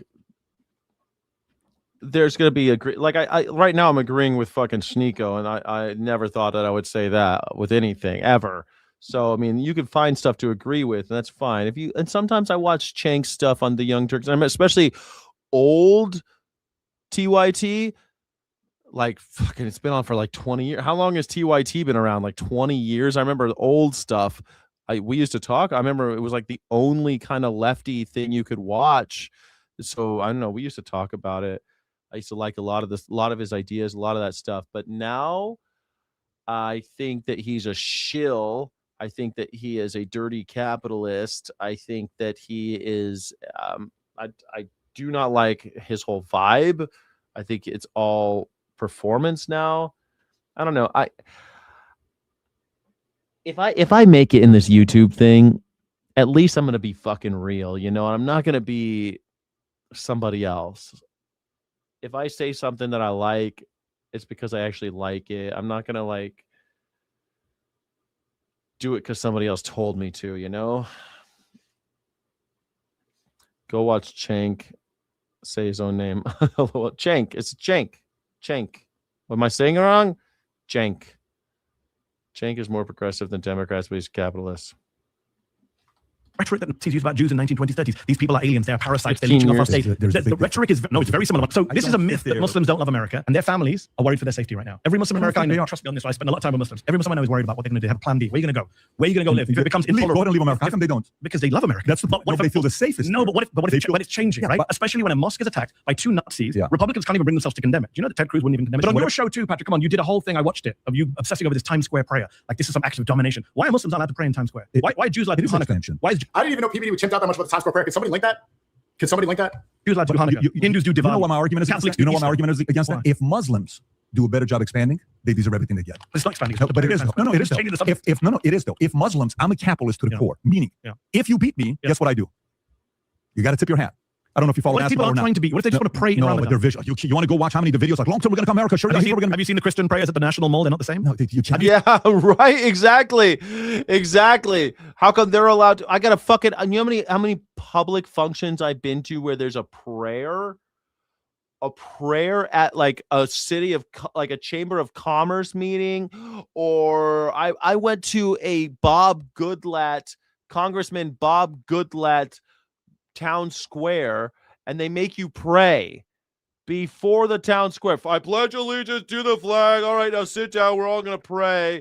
Fuck that. See, are you kidding me? Can I ask you a question? Can I ask you a question? You need to get out more. You're on the right-wing algorithm too much. You watch Ilhan Omar videos at one point, all day long. You know, at one point I was sitting down with Muslims trying to find out what things we have in common. Because to me, the LGBTQ, specifically on the T side, was getting a little too far. What is the Muslim position on LGBTQ? Islam in general, obviously, I'm not an Islamic scholar, but Islam as traditionally practiced, like Christianity and Judaism as traditionally practiced, is very hostile to the idea of homosexuality. Okay. Theologically. We have let that in common. me finish. Okay. Let me give you some polls, because you keep talking about I followed Americans, all this the and that. polls. So in 2017, Pew did a poll, and they found that Muslim Americans were more likely to say 52%, I think it was, of Muslim Americans said that homosexuality should be accepted in society. You know how many white evangelical Protestants said that? 34%. 34%. Muslims were more accepting of homosexuality than white Christian evangelicals, right? So my question then is, Interesting. 52% of Muslims said that only 27%, just 27% of American Muslims said homosexuality should be accepted. 52% of approval rate, significant jump from 2007. Interesting. when you talk about integration, assimilation, America is a liberal country. It's a pro-gay country, whether you like it or not. That's interesting because all the time you hear about how like, oh, gays for Palestine and all this. Well, maybe queers for Palestine makes more sense when you find out that more Muslims want gays to live than Christians. I mean, that's a big difference, dude. They polled Muslims in the UK and the US. Guess what they found? Muslims in the UK and Muslims in the US support democracy more than non-Muslim Americans and non-Muslim Britons. Muslims in America and Britain support gender equality more than non-Muslim Britons and Americans. So for your viewers, I just want to make clear, you've been lied to about Muslim attitudes. When it comes down to age for marriage in some of these countries. Important to Give hear. me a I didn't rebuttal. know I'm that. curious. So if a person comes from a country, or like in Sudan, the minimum age for marriage is 10 years old. Are you for that? I don't think you are. In Iran, the legal age for marriage is 13 years old. Okay. As young as 9 with parental consent. Are you for that? I'm certain you're not. Okay. Yemen, no legal minimum age. 1/3 of women, 20 to 24. Yeah, man. Do you know how many you do the Pledge of Allegiance at town halls and stuff? You have to do Pledge of Allegiance and all these fucking. I used to go to a lot of political functions and they make you do the Pledge of Allegiance. Everyone rise up. We're doing the pledge. The fuck? And then they do a prayer right after that. What? What do you mean? Why do I got to do these stupid? Let's just get this meeting going. We ain't got all day. Fuck. You could take 10 more extra questions if you didn't do that shit. I really think it's just I think it's just to kill time. They know they're only going to be there for 2 hours. It's just a way to fuck with your clock. Married before 18 years old. Iraq Parliament in 2024 moved to allow age girls to marry as young as 9 years old under Jafar. Yeah, Anna on the. I see you guys talking shit on Anna on TYT. She's kind of. I just don't like her whole vibe, man. She's like. I don't like the vibe of TYT at all. Like I don't know. I just don't dig them motherfuckers, man. I don't know it. Isn't it 14 in the U.S.? Sorry, school law. Pakistan, 1.9 million child brides in Pakistan, sixth highest in the world. Okay. By the way, the good news is that I want to give that credit as well. Islamabad, Capital Territory, just changed the minimum age to 18. Good for them. They're making progress. Nigeria, over 50% of girls married before the age of 15. This is the question. Culturally, if you're coming from this environment to America, And it used to be 7 in the U.S. Delaware was 7 years old up until like 150 years ago. notice I didn't say every other country. That's how much. 150 years ago, dude. What the hell? It's still 14. It's 16 in other places. 14 with the permission from the parents. We looked this up just recently on this show. 17. Nevada, more people, more child brides in Nevada than anywhere else. It's crazy. If you're coming from that culture to America, does that coincide? Number one, all of the social sciences show that when people move to a country, yeah, within a generation, max 2, they do assimilate to You obey the law of the land. local values, and I just gave you the numbers for it. Muslims in America and Britain who come from dictatorships support democracy more than non-Muslim Americans in Britain. The percentages are there. Data shows that within generations, they do not, they do adapt or assimilate, integrate, whatever. These are all loaded phrases. You're giving me these child bride ages. How many of the states in America had child marriages until very recently? What's the age of consent? What's the lowest age of consent in American states until very recently? So when you're already at 13, 14, 15, until very recently, American states, that's now. You can see there are states that until very recently was 12, 13, 14. So America maybe doesn't get to give so many lessons on some of these things. And by the way, what is the biggest scandal in this country right now? It's the pedophile who was protected by the president of the United States. Donald Trump, not just. Don't get in your high. That's right. We're run by pedophiles. This whole country is run by pedophiles. This whole country's run by pedophiles. It's a chomocracy. And this asshole wants to tell me that the Muslims are the problem. We got to fight. We have to fight for children around the world and women, by the way. Women and children. I love all these red pill fucks. They're like, oh, men, they're poor boys, poor men. Do you want to talk about what women are going through all over this world? What children are going through all over this world? Men are here to protect women, for God's sake. Jesus, these guys have no testosterone, these guys who don't want to protect women. What the fuck? Horse about anything pedophile related while supporting Donald Trump in the Epstein class. You can't tell me about child marriage while also supporting the people that are covering up for Pedophile Island. Back to Jeffrey. I had no idea that Sneeko had come out against Donald Trump so hard. I kind of want to reach out. You want to come on my show for 15 minutes, Sneeko? After lying and saying There are so many places I can go with that. Please. but I won't. He also gave Ghislaine Maxwell a kind of a soft ride in prison. Ghislaine Maxwell was escorted to what, like a private resort prison? He also was going to appoint Matt Gaetz, a man who was accused by the House Ethics Committee of sleeping with a 17-year-old. The Secretary of Commerce is Howard Lutnick, who quite literally went to Epstein Island with all of his children. Howard Lutnick also owns Tethercoin, where he's a multi-billionaire because he owns American counterfeit currency that's tied to the US dollar. Meanwhile, it's the only way to trade dollars in buying drugs and shit. It's how you trade women and children. How you trade drugs is with Tethercoin, and Howard Lutnick owns Tethercoin. And USD1, another stable coin, is owned by Donald Trump himself. These fucks. Going to make him Attorney General. Yeah. So please don't give lessons to other people right now. No. Well done, Mehdi-Hassan. Absolutely cooked. I didn't see PBD chip out about Times Square. If there's going to be anything that takes this great country down, it'll be this. Play this clip, Rob. This is New York City, by the way. Go ahead. Allahu Akbar, Allahu Akbar, Allah. How is this taking down? How is this taking down America? All right, so you can pause it right there. Now go. You want to see what the Jews are doing over in fucking Brooklyn with what's it called? Yapokos, Yaporos, where they take the chickens. There's blood all over the fucking street, and they're swinging chickens around. I think that's worse for America than praying. Although it is annoying. The whole it's a little annoying. But you ever been to Bed-Stuy? I spent like a week in Bed-Stuy, and they play that prayer, that call to prayer, and it's like, fuck me, man. It is a little annoying. I'm not gonna lie. I'm a little annoyed by all the noise. So it's just just sounds like screaming to me. I can't tell what he's saying. So it just sounds like screaming. But other than that, just auditory annoyance, just like noise pollution. But it doesn't last long, get over it. You know what else annoys me? I used to live on Gellertstrasse in Hanover, in the Linden area of Hanover, Germany, right next to a church. Bong, bong, bong, bong, bong. Every fucking bong, bong. All those stupid bells, man. Religion, like, shut the fuck, keep it down. maybe I'd be cooler with religion if you just keep it down. All right? I don't need the screaming and the bells and all this shit. It's okay. Just shh. The world's loud enough.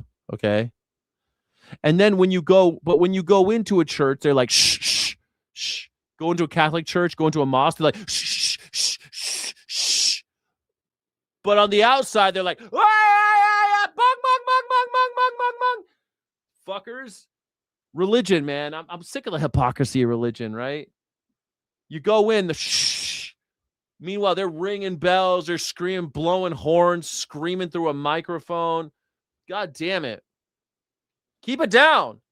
Be a better neighbor, religious people. Be better neighbors. I used to own a business across the street from a church. And it was like, you're sitting there like trying to take orders and shit at tables. And the church bells start going up. You're like, hold on. We got to put our lives on pause while these assholes glong, glong, glong, glong, glong, glong, glong, glong. And people will be like, oh, this is so charming. This church bell's ringing. And no, it's not charming. It sucks. It's so charming near the call to prayer because I live in a Muslim neighborhood. Ah, fuck. Anyway,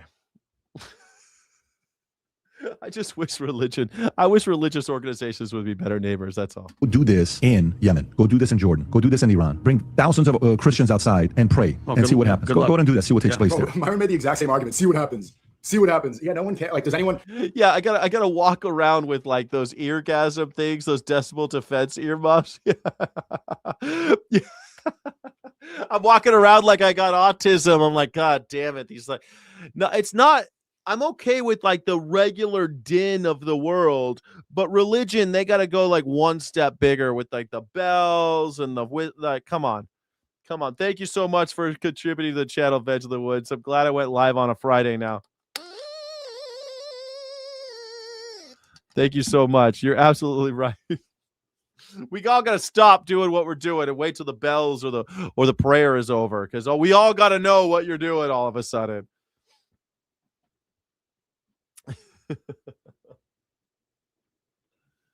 My husband and I want to buy an old church to convert to our house. Good luck. That's fine until the heating bill comes. Old churches are great until the heating bill comes. I promise you. You're not gonna want to pay that heating bill. You don't have to pay taxes. Just wear a nun. Yeah, just dress like a nun and do it. Ooh, living in a lighthouse. There aren't very many of those left, and they're hard to maintain, but go for it. I think it's rad. A lighthouse. How about a Quonset hut? I think a Quonset hut's the best. Or I think the geodesic dome. I've always wanted to just live in a geodesic dome. I think those are really cool. I'd love to own a bunch of land and have a geodesic dome. I'd love to be rich and own land, but I don't want to own land as a poor person because I can't afford to, I don't want to spend all my time maintaining the land, like mowing the lawn and replacing the roof, and I can't pay anybody else to do it. So condo life it is. I want to live in a condo because I don't want to do any yard work. I'm sick of doing yard work. Growing up, man, I always had to do yard work every fucking weekend, yard work. And then finally, when I got old enough and I'm like, I'm not doing yard work anymore. I'm moving. I'm leaving the house. So I left my parents' house, and I was like, just after my 17th birthday. And my parents were, what'd they do? They hired a fucking gardener. Why did you hire? If you had the money for a gardener, why did you have the gardener the whole time? Like, well, we had you, but I was working for free. You were paying rent that way. Thanks. Thank you for never making me ever want a house. I hate it. Nobody like Muslim cares if Christians pray. Like, we're happy. I love to see Christians praying. I think that's a great thing. I think prayer is good. I want to see more of that. Absolutely. And I didn't see this either. I didn't see PBD's Islam is a danger to the West. I was just searching right now. Can Tommy Robinson run for political office? Tommy Robinson could run for political. Why don't you? Why don't I? Don't I? I believe because I want to make money off of the Britain first. Because you need to send me the donations to save England, innit? It's coming home. I have more power as a journalist. I believe that. See, I don't know about that because if at the minute. Okay, well, I mean, who is the biggest name in your country that was a journalist that eventually went and ran and was hated by Chamberlain and all these other guys because he had brass balls and he was feared by a lot of different people? Who is that guy? I mean, we know who we're talking about, right? Churchill was a former journalist for many years, but if you're telling me, well, Churchill was a writer, And journalism, it doesn't matter. I don't care. Me, there isn't anybody in a parliament that's Yeah, who's a better goy, PBD or Tommy Robinson? going out there being vocal. I'm in Brazil a couple months ago. Okay. And do you know who Nicolas Ferreira is in Brazil? Have you heard of this guy? The guy, Nicolas Ferreira, the young guy, the 28-year-old superstar. Yeah. So this guy right here, Nicolas Ferreira, right? Brazil is another shitty situation. They have a guy named Alexandre de Moraes. He's the dictator. He's the Supreme Court guy that if you see his face, you will know who he is. Yeah. This guy has gone into office. Not him. He's a Supreme Court guy. Nicolas got into office through using social media. He has become the most popular voice in all of Brazil, to the point where I'm in Brazil with him, in Brasilia. We're walking around. He can't go anywhere. Everyone is stopping him. He posted a video this year on Instagram. I think it was in January or something like that. Do you know how many likes the video got? Not views, likes. 9.8 million likes. I think the video got 1.5 billion. I'm sorry, 9 million likes, 900,000 comments. Rob, can you see how many views it got? How many views did it get? Just go on the, if you click on the like. This is why they want to crush social media. They do, but if you go on the likes, it'll show you the video right there. If you, no, not right there, Rob. Whatever you were going before. If you, Kelly, if you can check to see how many views this thing got on his account. What's the point? Everybody fears him because they see him being able to run for office and be the president of Brazil in 2036. So if you legally can run, according to the law, if you can legally run, and if you don't get into create enemies, people like, by the way, someone's going to say, I cannot believe Patrick Bet David wants a far-right extremist. My dad just texted me like mad that I didn't tell him about my marriage instead of, can you believe this? That's how easy it is to lie to the internet. My dad's mad saying, yeah, congrats. Thanks for letting me know. Dude, I checked my phone while I'm going to take a piss and my dad fell for the clickbait. My dad. What a social experiment, bro. I don't know. I think this Patrick Bet Davis is kind of a little douche. I don't know. I like that Sneako's starting to wake up, though. It's kind of exciting. He's like, oh, wait, this guy hates Muslims? I used to love this guy. Donald Trump is a racist. Yes. It's all happening. That's a lot of bots. Indeed, a lot of bots. Tao says Earthships, you could stay there and learn how to build them. But then you're in the middle of nowhere. I would love to go live there and stay there. That sounds amazing. But you're in the middle of nowhere. There's no people, man. You're isolated. You start getting dementia real fast when you're so isolated, dude. I want to go to coffee shops. I want to meet girls. Like, I love the idea of having, of having a ride or die woman, maybe a family, and going out and buying some land and like working on it and raising the kids. That sounds great. First of all, you got to have enough money to do it. So let's just pretend that hurdles. Let's say that's done. You got enough money to do it. But you got to also find a woman who's ready to do that, be isolated with you and raise the kids with you and shit out in the middle of fucking nowhere. And what happens is the little kids leave finally, grow up, they leave, and then you're stuck out there in the middle of nowhere, which is great because you and your wife, you're probably just going to chill, right?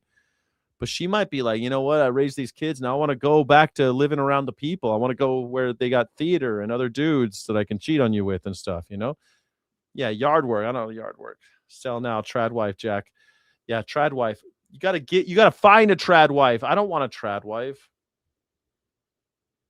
I mean, it sounds great, right? Like you think this idea of like, you're going to go just work on your house. I'm just going to work on the roof. I'll be up on the roof, honey, all day. I'm going to be up on the roof. I'm just going to repair the roof all day, honey. Make sure you take care of the kids and bake some cookies. Like, I want to have dinner by the time I'm done working on this fucking roof for 8 hours. It's all going to be all patchy and shitty because I don't know what I'm doing. I'm like watching YouTube videos trying to figure out how to repair my own roof. Like, not everyone's cut out. I feel like I could figure it out, but it's probably going to be shitty for the first couple of years. You know what I mean? I'm like sitting there hammering. My dad used to go up on the roof and do shit, man. Fuck. I'd be up there with him, with my dad on the roof. My dad installed our own AC on the roof of our house when I was in LA. And I was up there with him, like in the hot sun on top of this roof and thinking it was cool. I thought it was cool that we were doing it, you know? And then we installed forced air. It was an older house. We installed all the air conditioning through the attic and stuff. The house didn't have AC. We installed that AC. That was hard. It was hard to install central forced air AC. 100 acres, 7 domes, 200K. Love it. We'll just do geodesic domes. I love that idea. You'll adapt. Plow the back 40 study. Yeah, I would adapt. New stream, Amish Sky, Trad Sky. There you go. Trad Sky. No, I could do it, but first of all, you need money. You need a partner. I'm not going to do it alone. You know, you need a woman. That I don't understand these guys like going out in the middle of nowhere, not talking to anybody for days at a time. I'm gonna just go live in I dream about that, like going out to the desert and having a little house and being just on my own.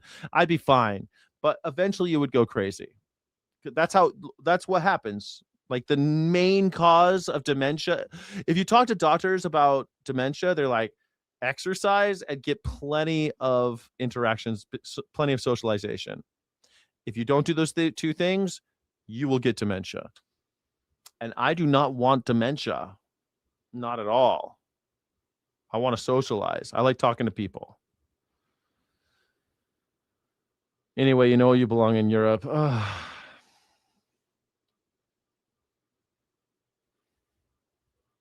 Probably. But what part of Europe? Where in Europe? Europe's got the same fucking problems. Go to Europe, you're gonna have the same problems you got in America. Same problems.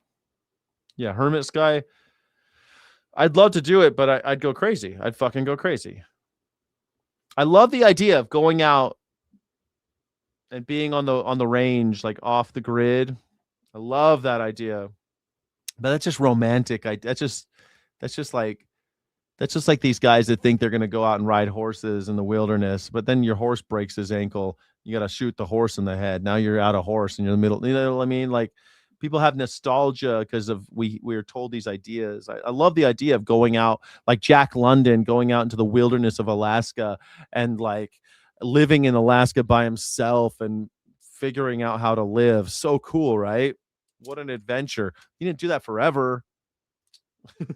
He didn't do that forever. He was a famous writer.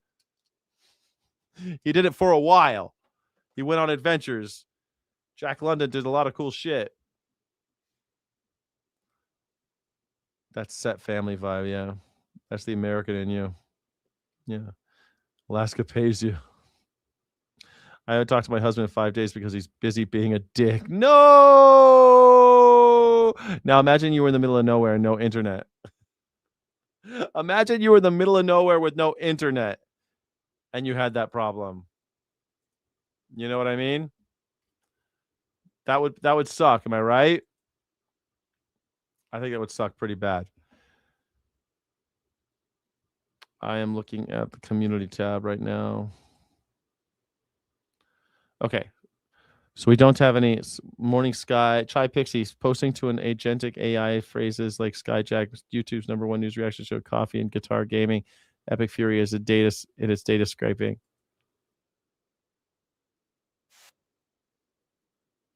Did I just watch this? The MAGA spiral, the new AI bill could make you rich. I think, yeah, we already watched this one, right, Chai Pixie? Did you just post this on my... All right.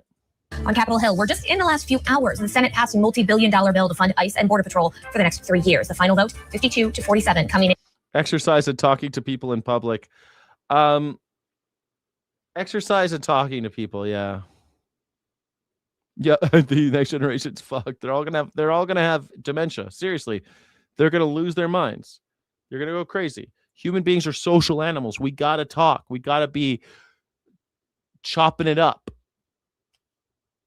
It's not the same talking to the AI. Talking to your chat bot is not the same. They've done studies on this. Even texting, you think you're talking to someone on the phone lights up an entire different part of your brain as texting. But talking in person is the best. Talking on phone is the next. And texting is the worst because you're not finding the interaction. In just before 5 a.m. and after an all-night battle over amendment votes and that separate settlement that could pay out money to President Trump's political allies. A lot happening overnight, so I want to get right to our Scripps News senior congressional correspondent, Nathaniel Reed, joining me now live from our newsroom with a little bit more on what exactly happened overnight. So, Nate, what did Republicans accomplish here? Well, I went to bed. They were voting on unsuccessful amendments. I woke up. They were voting on unsuccessful amendments. Almost 19 hours in total on the Senate floor. Amendment after amendment. Democrats trying to hammer home changes to this bill. Everything from trying to block the president's ballroom construction, trying to block the anti-weaponization fund, pay Capitol Police. I love guys that have a voice like that. Block the guy. I love the guys. I love guys that talk like that. Block. I'm gonna block this guy. We're gonna block that. It sounds like it kind of has a. It's kind of called.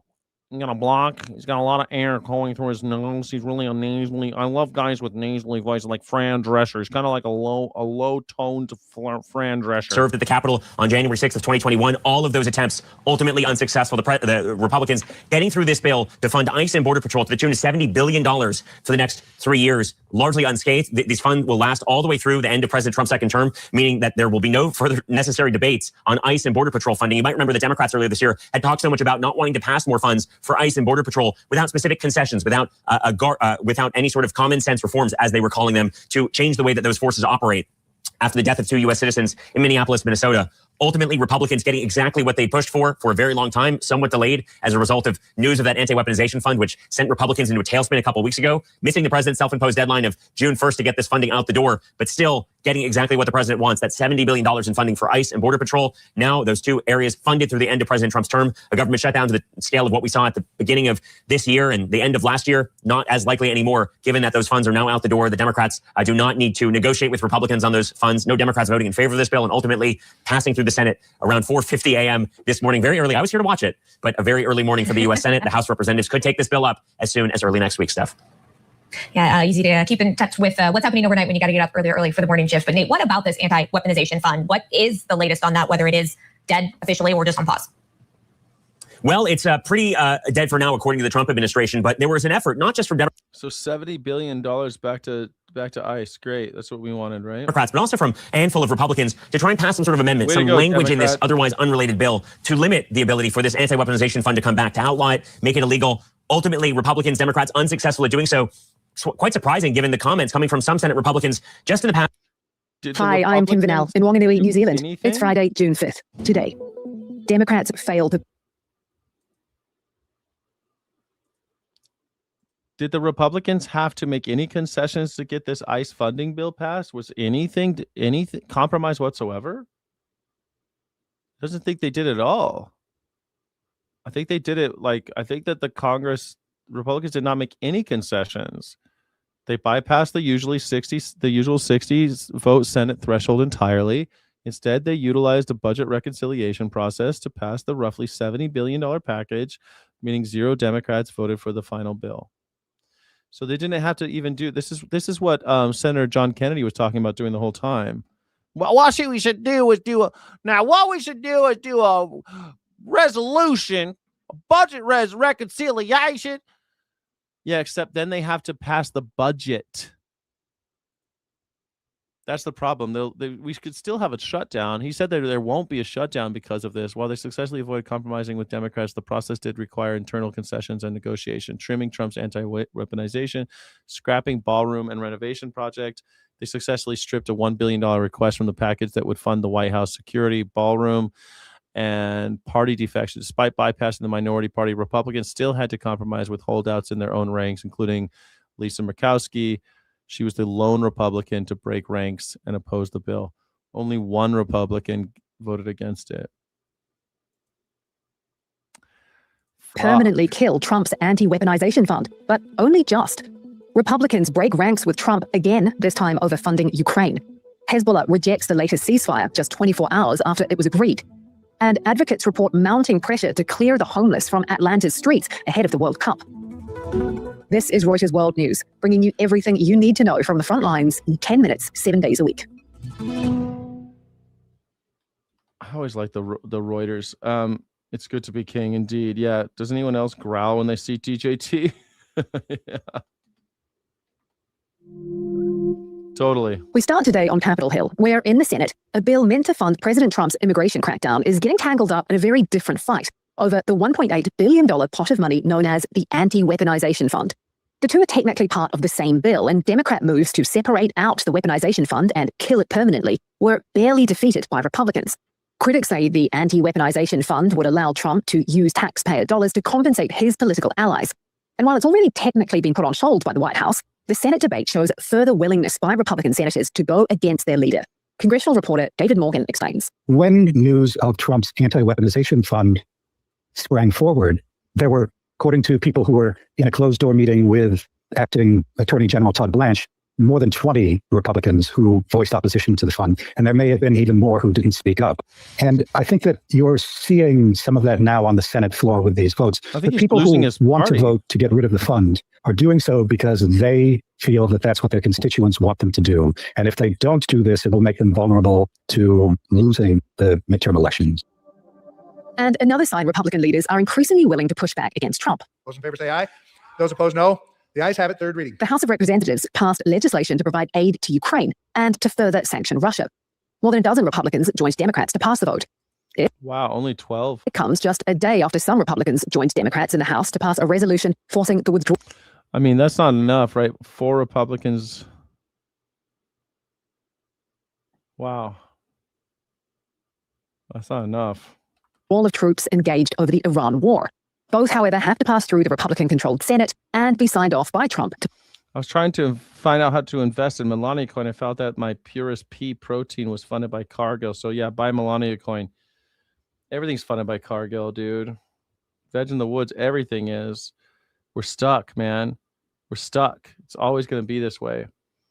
Yeah. Frank Henderson. No, I've got lots of people watching. What are you talking about? I'm on 3 different platforms, you dumb piece of shit. What is it with you dumb fucks? Come and talk about like some random number. Your vanity metric. God damn it. It's just so stupid. Like how stupid. Look at like who does this? Who does this? Goes onto someone else's stream and does shit like that.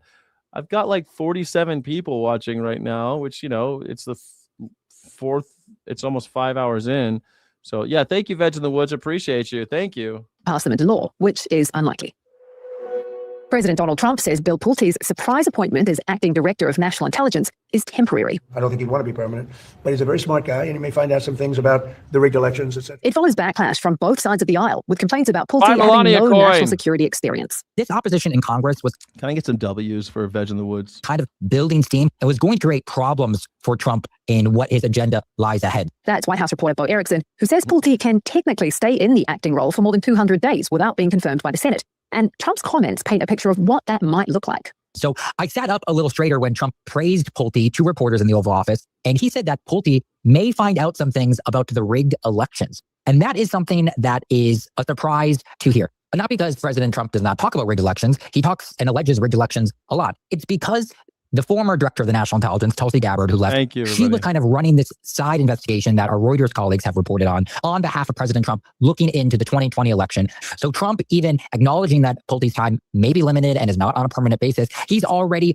pointing him in the direction of how he wants to focus on in the next coming months. Donald Trump's former national security advisor, John Bolton, is expected to plead guilty and pay a more than $2 million fine to settle charges that he mishandled classified documents. This is it, man. You get close to Trump. You sit next to Donald Trump. Get ready to spend $2 million and to try to get yourself out of jail. He might go to jail. The case focuses on entries in Bolton's personal diary and allegations that he shared sensitive material. Bolton pleaded not guilty last year. Under the deal described by sources, Bolton, who's become one of Trump's most outspoken critics, will resolve the case without a trial. Like, that's so crazy that Bolton's going to go to jail, man, because of Donald Trump. And people are still backing this guy. Crazy to me. On the streets of Beirut, Over in Lebanon, they're Resident ready Mustafa to told be Reuters he's alive. disgusted and bored of all the ceasefire talk and skeptical the latest attempt would be any different. A few hours later, he may have been proved right. Hezbollah is rejecting the latest US-brokered ceasefire between Israel and Lebanon just a day after the Trump administration announced it. Hezbollah had not been a party to the negotiations. There's been no response yet from Israel or Lebanon. Like, why would Hezbollah accept a ceasefire agreement between America and Israel when they're not at the party? Oh wait, you guys figured out a ceasefire, but you didn't talk to us. So, like, wouldn't you? Like, you don't even come and talk to us? Fuck you. Like, wouldn't you?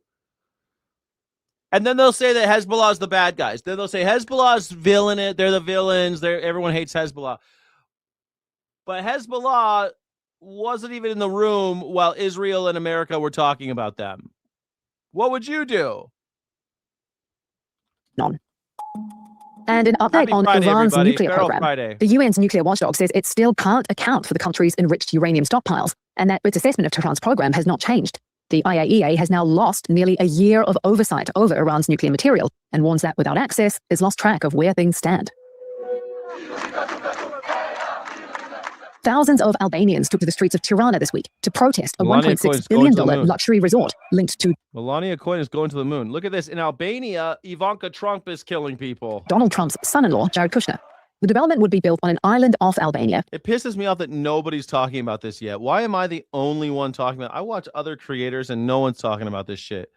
That Ivanka is over there stealing people's land, indigenous people's land, and having thugs drag them away if they have a problem with it. And a stretch of coastline near the Vjosa Nata protected landscape. They're disappearing people. A wetland home to flamingos, seals, and sea turtle nests. Yeah, kill those flamingos. Kill all of those. Kill all of them. We don't care. Because Ivanka has got something to build. Sites. Environmentalists say the project would destroy several hundred hectares of pristine beaches and wildlife habitats. But Albania's Prime Minister, Edi Rama, remains firmly behind it. What do you know? The Prime Minister loves it. I wonder why. From Albania to Atlanta, which is preparing to host its first World Cup matches in 10 days. There, advocates for the homeless say there's mounting pressure to clear people from the streets. And while the city is spending millions on infrastructure, including on housing programs, people living in homeless encampments are skeptical. Because this tent city is nothing new to the city of Atlanta. Benjamin Brown's been homeless since 2017 and says he doesn't believe the spotlight will bring lasting help. As soon as the people come, I don't see nobody else getting no more housing. I don't see nobody else getting no help from assistance. It's all a stunt on the show, to be honest with you. It's a real show. Catherine Vassell from Partners for Home says the effort is not tied to the World Cup. It's not because of FIFA. It's not because of a big sporting event. We are simply continuing to keep our eye on the North Star of our work, which is rapidly exit. Yeah, guys, I don't want you to actually buy Melania coin. It's just a joke to show that Trump is scamming his people. It's a scam. Don't do it. Don't buy Melania coin. It's just sarcasm, guys. Exiting people out of homelessness as quickly as possible. Space. Exiting people out of homelessness as soon as possible. You mean execution? Executing people out of homelessness is the next. We're executing people out of homelessness ASAP. We got to make room for this FIFA World Cup shit, man. We got to execute these motherfuckers. We got to execute them right out of homelessness. X heads for the biggest IPO in history, but it won't be joining the benchmark S&P 500 index anytime soon. S&P Global shut the door on. Yeah, quit smoking. What sucks is don't try to vape. They're testing more vape on animals than they are cigarettes at this point. But yeah, you're absolutely right. Thank you, Veg in the Woods. Thank you so much. Yeah, quitting smoking is great. Or just buy American Spirits. They claim to have never tested anything on anybody. So supposedly American Spirits has never tested. And so every vegan I know, they smoke American Spirits, and they're like, no, trust me, it's fine. It's fine. American cigarettes are are vegan. Yeah, all right, whatever, man. Do your thing, bro. Fast track entry, pointing to the fact that SpaceX lost nearly $5 billion last year. And don't forget, you can tune into our sister podcast, Morning Bid, for more. So why SpaceX loses $5 billion and people are still investing? Like, they need to get rid of. We got to get rid of these billionaires, man. It's over. Oh, American Spirits are connected to the stocks. Dang it.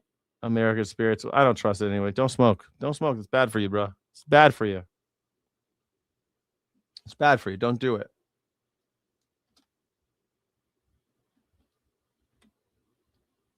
Great job.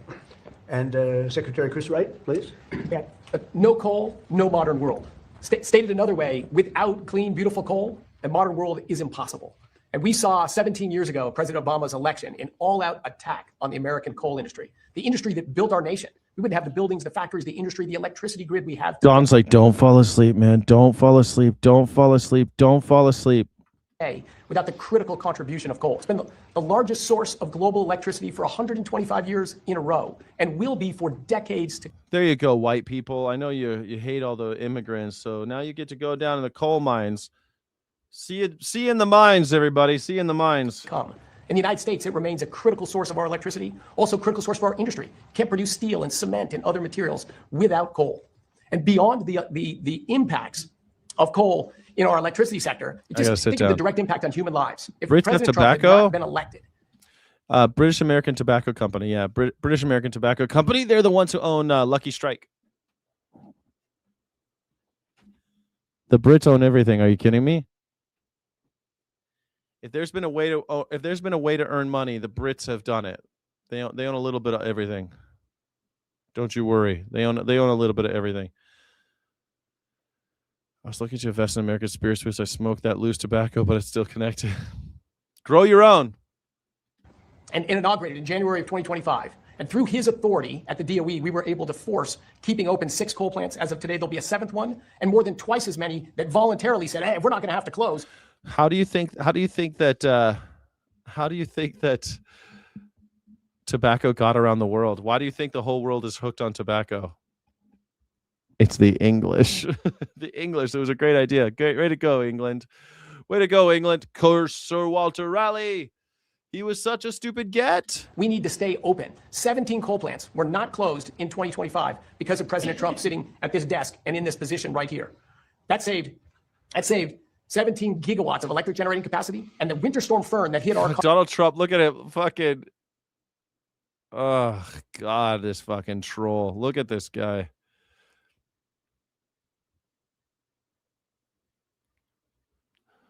Why does he make that face? Am I doing the human face? Lizard? Dude, tell me this guy's not a frog. He looks like the Gungan. What was the Gungan leader's name? What was the Gungan leader's name? Like Jar Jar Binks's king? What was that guy's name? Boss Rugor. He looks like Boss Rugor. Holy shit, he really does. Boss Rugor Nass. Boss Rugor Nass. You ever heard of him? He looks just like him. Why does Donald Trump look like this guy? Oh my God. Hold on a second. We're sharing this tab. Tell me this guy does not look like Donald Trump. Oh no. He looks just like him. Images. Do we have him smiling? There he is laughing. There he is. He looks just like Donald Trump.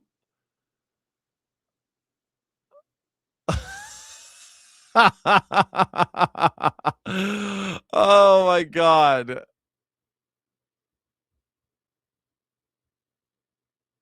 Mia Coco Puco. Jar Jar Binks banished by Boss Rugor Nass. He looks just like him. Like, why does he look so much different from Jar Jar? These are the same species? How come he and Jar Jar look so different? But they're supposed to be the same planet, same species, right? No? Is Boss Rugor Nass the same? Is Boss Rugor Nass the same species as Jar Jar Binks?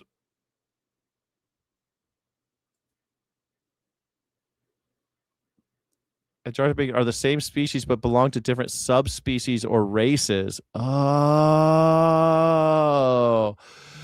they're just different races. Okay. I didn't understand that. I guess I should have understood that, but he looks just like it. Doesn't Donald Trump look just like? He looks just like it. He looks just like him. Come on. He looks just like him. country in the last week of January this year, conservatively, hundreds of Americans would have lost their lives if those 17 coal plants had closed. We pushed the East Coast electricity grid in the United States absolutely to the limit. A storm Uri hit 5 years ago in Texas, smaller in geographic extent, not the same magnitude. Over 300 people died. But because we had those coal plants operating and running, and not only did they run, wind power disappeared when the storm hit. Solar's irrelevant in the winter, so the things we talk about didn't even matter to our electricity grid except for cost burdens. Coal stepped up and produced 25% more electricity during this storm. Donnie. Than its Oh, normal Donnie, don't reliable fall chugging out of asleep. Electricity. Without those plants, without that increase in electricity production, we lost a lot of Americans, untold economic damage. President Trump is the president with the courage and the boldness to defend an industry that has been maligned for far too long. Why do they do this where they're all around him and he's sitting there? Why do they do that? The optics are just so shitty. Him like, Boss Ruganas, baga baga chucho, buko tuko tuko.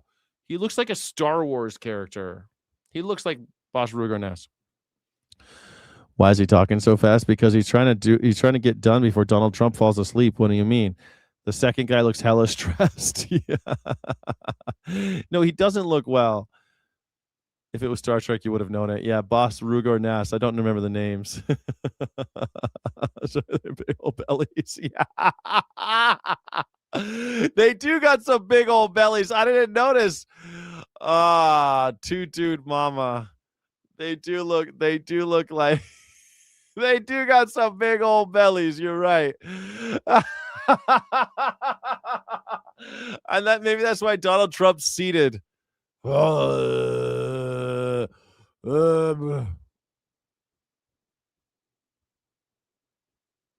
He's and to recognize its importance. Americans are upset about high electricity prices. Blame closing existing reliable, secure plants and replacing them with subsidized, unreliable plants. A guaranteed way to drive electricity prices up.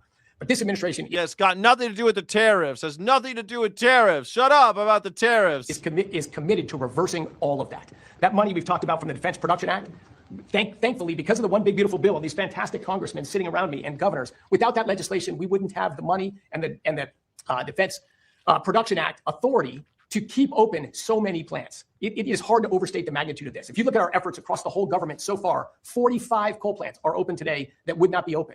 Where would we be to reindustrialize America? Where would electricity prices be if we had let all of those plants close? But we're not doing it. All of those plants, that's $700 million. Oh, Donnie, you're sleeping. Donnie, you're slipping. Hurry it up. Donnie's falling asleep. Hurry. Of government funding, but it's matched with $1.7 billion of private investment from the owners and operators of those plants. All the people in those states that say, phew, we don't have to kick our industry out and raise electricity prices again. Common sense is returning to Washington, D.C. And for that, I'm incredibly thankful to be here in the United States government, to work for President Trump, who will stand up for what's right, bring common sense back, and reinvigorate an industry without which we would not have. Why is Donald even there? Why do they insist on doing this? He's falling asleep again. Like, there's nothing on the desk, you realize. There's nothing there. Like, that book is far enough. He can't read that fucking book. There's nothing there. So he doesn't like he has a phone. He's just...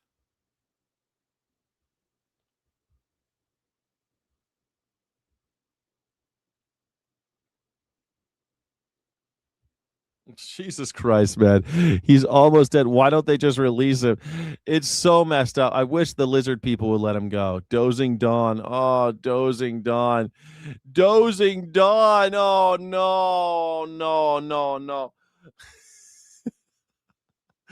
Sleepy Dawn. Dozing Dawn. The America we have today.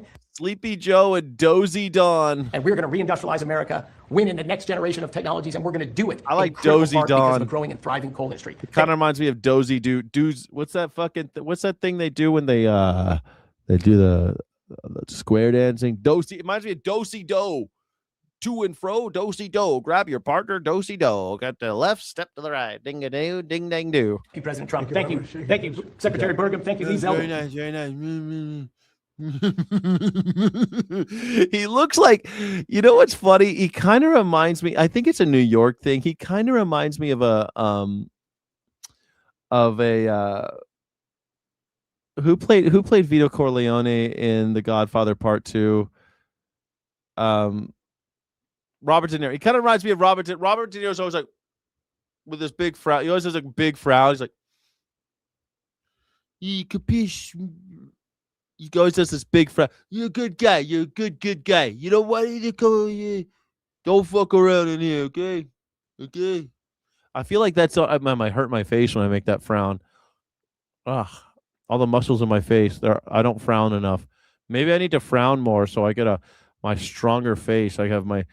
You're talking about square dancing. Yes, I'm talking about square dancing. Joe was never like that, but they didn't let him sit there for so long. Why are they doing this in public? Like, why this guy does not need to be there? Go to Mar-a-Lago, chill the fuck out. Let Stephen Miller take care of it. Desi Arnaz and the automaton car boop boop. Desi Arnaz. Sleepy Joe, though. Dozy Dawn. Dozy Dawn is ready to go. Ready to go. Dozy Dawn. An insect not seen in the U.S. in decades could. Uh-oh. I told you this was going to happen. Every day they're going to start talking about this. They're going to make the case. The billionaires are making the case that we need to kill all of the. We need to make extinct the screw worm. potentially impact American cattle supply. A case of New World screwworm has been confirmed in a 3-week-old calf in Texas near the border with Mexico. It's not a food safety issue, but the screwworm could drive up the... It's not a food safety issue. They always want to tell you it's not a food safety issue. Don't worry.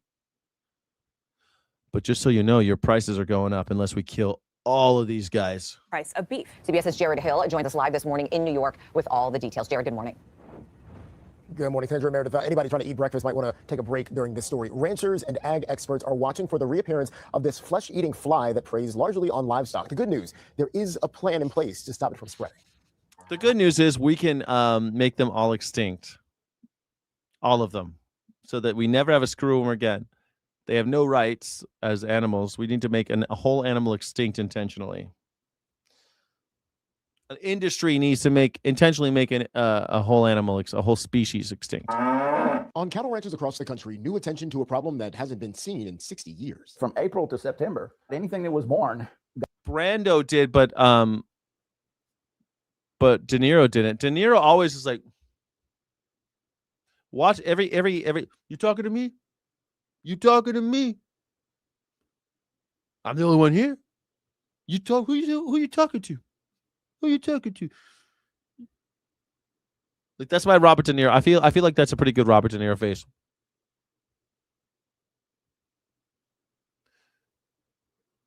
It's like it really hurts my face to do it, but I feel like Robert De Niro. Maybe it's a New York thing. Like New Yorkers are always frowning. There are some miserable Worms, including the deer farms. Screwworms. The larva deer of the farms. I thought that we needed to kill deer in order to control their population. Why are we farming deer? Guess what? We farm more deer than we farm more deer to kill them. His mouth is just like that. No, I think it's a New Yorker thing.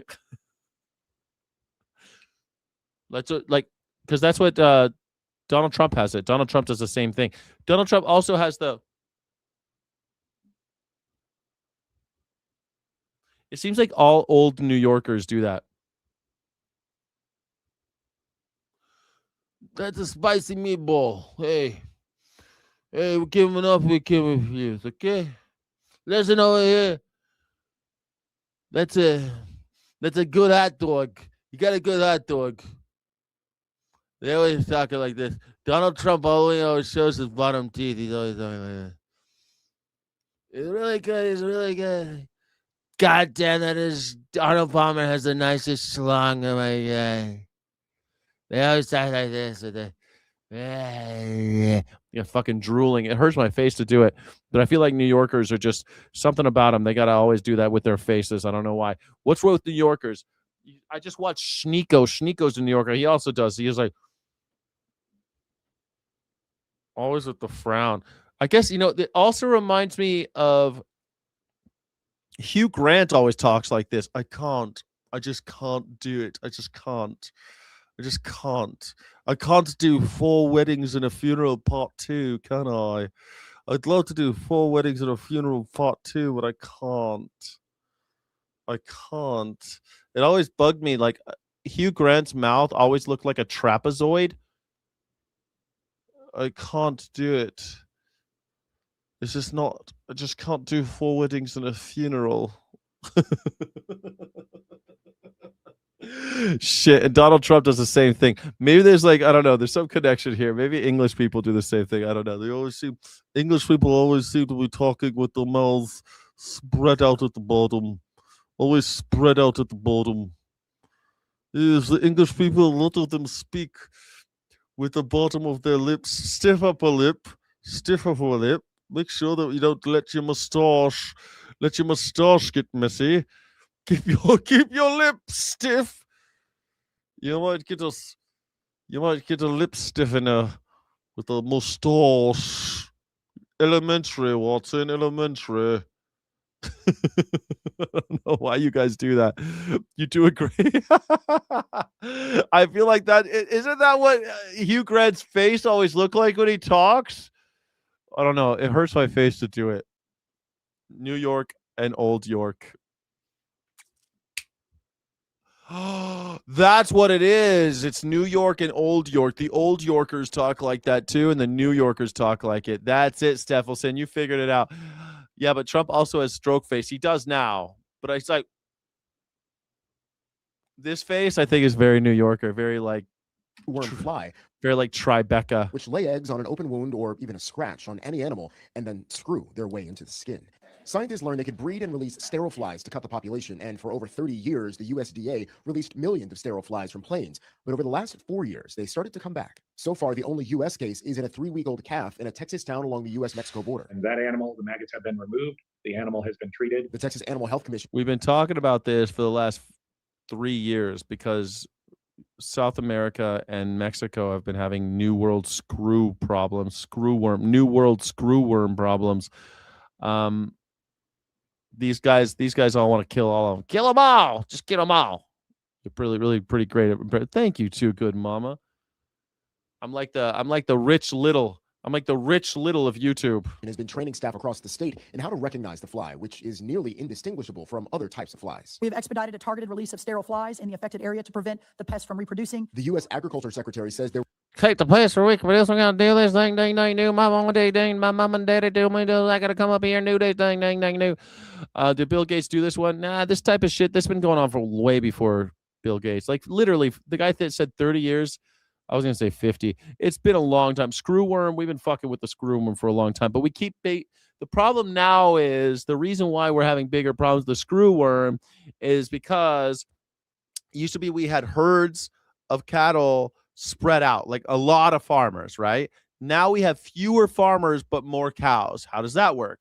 Well, you have all those cows end up on a big plot of land, and even the small farmers they put in the stockyards, they put more and more. So if those animals stay there for any period of time, they're going to get screwworm because they're all together. And if one of them's got screwworm, they all start getting screwworm.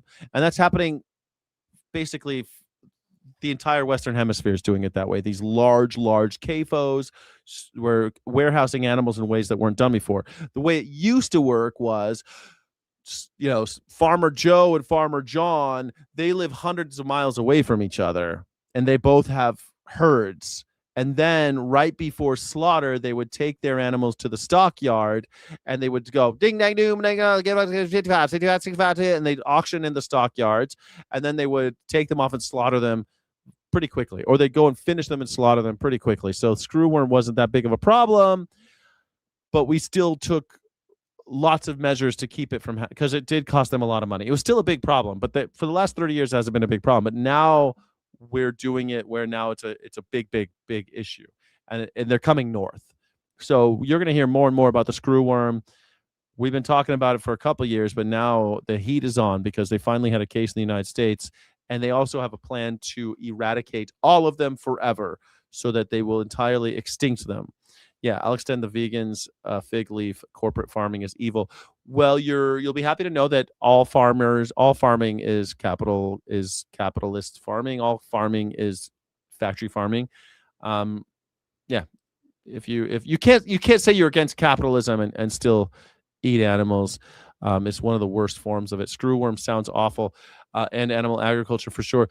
Screwworm is definitely awful when it gets into human populations. It's unfucking believable. When you see children with screwworms, like they have it, it's in their faces. You see deer with it too. Deer with the rabbits get screwworm because they love going in the nose and the eyes. But we have natural defenses against that. But they'll go, if you have any little cut, the screwworm can get in, you're done. Because it's a fly. The screwworm, once they don't screw into you. That's not how that works. They're screw shaped, and when they hatch inside of you, they do a lot of damage. Yeah. Animal farming is slavery. That's right. Yeah. Oh, you're an omnivore now? Great. You're an omnivore, are you? Okay, then go to a cow and bite them. Go to a cow and bite them. The only true omnivores, I guess cows are omnivores too, right? Because they eat fish. We feed them fish. Cows eat more fish than humans. So I guess they're omnivores. Pigs are omnivores. Raccoons are omnivores. All the fish in the sea are omnivores. Everyone's an omnivore. That's got nothing to fucking do with it. We are omnivores is a thought-limiting cliche. That is just an ignorant thing to say. Everyone's an omnivore. We're all opportunistic omnivores. Even cats eat plants, and they're considered carnivorous, but they're omnivores too. They'll eat a plant if they're fucking hungry. And yeah, bears, omnivorous. Gorillas technically omnivorous, except most of them live completely plant-based. So yeah, omnivores can eat plants. That's right.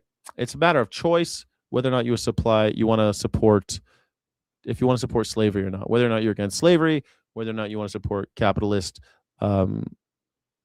expansion of land control. You want to play their fucking game, or you don't want to play their game. You get to be whoever you want to be. Plants feel pain. Thanks. Ramping up efforts to control the population once again, building new sterile fly breeding facilities, but it can be a slow process. For now, the message to ranchers: check your herd. The U.S. banned live cattle imports from Mexico last July over screwworm concerns, contributing to lower herd numbers and higher beef prices, an unlikely infestation. Why do you care about the beef prices if you're omnivorous? You should be able to go out there and just eat a cow, right, with your bare hands. You should be able to kill a cow with your bare hands and eat them right there raw. Why do you care about beef prices if you're an omnivore? Of course, everyone says they're an omnivore until they gotta go, eat a pig raw. Go eat some raw pig. Tell me you're an omnivore. Go kill a pig with your bare hands. No knives, no guns, no gas chambers. 99% of the 99% of the pigs killed in America, and it's like 350 million a year, are killed in gas chambers. So, you're pro gas chamber, cool flex. Make matters even worse. Texas has a quarantine order in place for the affected area, and infected animals can die if the infestation is not treated. A dozen treatments, though, have been approved for use in a variety of species. So again, they do believe that they have this thing under control, but it's something to watch out for because it hasn't happened in. Mix them half and half with blueberry yogurt. Call that evil, LMFAO. It's only evil because there's an alternative. You can get exactly the same thing that doesn't require raping anybody or killing anybody. That's all. That's like say that raping someone's evil. Haha, LMFAO. Raping someone's, definitely evil because you can not do it. And it costs you nothing to not do it, you see. You can get everything the same. You do not have to. Then you shouldn't be doing it. Yeah. We are tool using mammals. Oh, okay. Got it. So you're technologically superior to another animal, so that makes it right. Interesting ethical point of view. You're the one who did appeal to nature. You wanted to appeal to nature, not me. You said we are omnivores. You appeal to nature, then do it naturally. Then you don't need tools. Then you don't need technology. You appeal to nature. You're the one who brought that fallacy up. We're omnivores, so I could do whatever I want. Fucking weird. I mean, you could say that men, for example, have evolved stronger facial structures so we could take more punches than a woman. Like punching my face is going to hurt me a lot less than if you punched a woman's face. And the reason why is because bigger animals, we're bigger. I can hold down a woman and make her pregnant. Should I? Because that's a natural thing to do. It's natural to do that, right? So I should do that then. You see, the fallacy doesn't hold up. You're illogical. It's not straw manning. You made a logical fallacy when you brought in nature. It's natural. We're omnivores. It's a dumb fuck thing to say, and it's annoying. We have to deal with it every day. Idiots saying that it's natural to rape. It's natural to beat your children. It's natural to own slaves. It's natural to kill animals. It's natural to rape animals. It's natural to put animals in gas chambers. It's natural to slit animals' throats. It's natural to artificially inseminate them. It's natural to hold them in these large swaths of land where they would never live. It's natural to import animals from all over the world and send them all over. It's natural to fight wars over the grain in Ukraine so we can keep feeding animals. 50% of it will go to animals. It's totally natural to hoard wealth and turn 16 pounds of grain into 1 ounce of one pound of flesh so we could feed far fewer people. It's natural to put all this energy into feeding animals while human beings are starving. It's natural. So stupid. Just such a stupid fucking argument. Steak and eggs, though. Natural. The new Star Wars movie, The Mandalorian and Grogu, opened over the weekend. I saw it. I posted my review video of it, which you can watch if you haven't already. It's linked in the description and probably also in a card that will be on the video somewhere over there. And short version is I liked it. It was pretty good. I think it might have been better if they had aimed for 90 minutes running time instead of almost 2.25 hours, but overall I thought it was good. And it did fairly well at the box office. It grossed $100 million for the long weekend, and that includes Monday. And that's, it was number one at the box office domestically. I think it also made an additional something like $60 million internationally. So far, for a movie that opened a few days ago, it has already grossed north of $160 million. That's not bad. That's not bad at all. But I wanted to share a social media post with you that I saw. And I'm not arguing with the person who posted this on Threads. I'm just using this as an example of a sort of... I fucking hate people who talk like this, who talk about how much a movie made. What the fuck do I care how much a movie made? A kind of discourse that I have noticed, not just about this particular movie, but about lots of different things. So this was posted on Threads by JFunny1990 yesterday as I'm recording this. And they say, quote, "The doomsday box office narrative around Mandalorian and Grogu is completely illiterate to actual studio math. Mando cost $165 million to make, minus a $21 million tax credit, plus a $100 million marketing push, putting its peak break-even right around $530 million. Opening to $160 to $170 million globally means it just cleared its entire production budget in 4 days. With an A- cinema score, an 89% audience score, and summer break starting, families are going to give this movie massive theatrical legs. Stop comparing it to a $300 million train wreck." The discourse that this Threads post is responding to, and which I also would like to respond to in a different way, is a discourse that seeks to declare a movie a failure because it didn't clear a certain number on its opening day or its opening weekend. Even if it was the number one movie, there were people who will say, well, but it didn't make this much money, therefore, Disney is panicking, et cetera, et cetera. And while the writer of that post, JFunny1990, gets into a little bit of the nuts and bolts in terms of the budget and how the budget breaks down and what the break-even number for Mandalorian and Grogu might be, I want to just kind of sidestep all of that and ask a more fundamental question. When it comes to the box office grosses of The Mandalorian and Grogu, or really any movie, why do you care? If you are not someone who is involved with the movie, who stands to win or lose based on how much money it makes, if you are not a journalist who covers the business side of show business and would therefore be interested and potentially looking to report on the performance of the movie, why do you give a shit how much money a movie made on its opening weekend? I saw a very similar discourse last year when James Gunn's Superman movie opened. And this was really what unlocked for me what is actually going on here. When certain types of people and certain types of social media accounts... I kind of want to see the new Supergirl. I think it'd be cool. I think it'd be great to see it. I want to see it. I like the DC stuff more than I like the Disney stuff. I don't understand why people give a shit so much about how much a movie makes. If you're not in the business, why do you care? Why are we even talking about, was it good? Well, it made this amount of money. It has nothing to do with whether or not it's good. I'm so sick and tired of this. Every single person on YouTube acts like they're in the business. I don't give a shit how much money it made. If anything, I'd rather support a movie that ain't making that much money. I don't give a shit. Will make a big deal about how much a movie grossed, and then they'll compare it to another movie, and it's a movie that they like better, and they try to make a comparison that is unflattering to the movie they don't like. So they would trot out James Gunn's Superman movie and quote how much it had grossed up to that point, and then they would compare it to Man of Steel, and they would say, it didn't outgross Man of Steel. I bet Warner Brothers is kicking itself for firing Zack Snyder and replacing him with James Gunn, because look, James Gunn's Superman movie didn't gross as much as Zack Snyder's Superman movie. Who gives a fuck? What does it prove? And that's really the issue. That's really the nut of why these people who make a big deal about attacking a movie because it didn't gross as much as they think it should have, or it didn't gross as much as this other movie that they like better. They think that proves something, not about the success of the film, not about the commercial success of a film, but about how good it is. There's a whole class of online movie critics, reactors, who churn out all of this low effort, cheap, easy content where basically I think that Supergirl is going to be really good. I hope so. I think Lobo's such a fun character. I think it's going to be fun. I think there's going to be some cameos, some cool characters. James Gunn has all these characters that I love. And like Mr. Terrific was in Superman. That was awesome. Mr. Terrific was in Superman.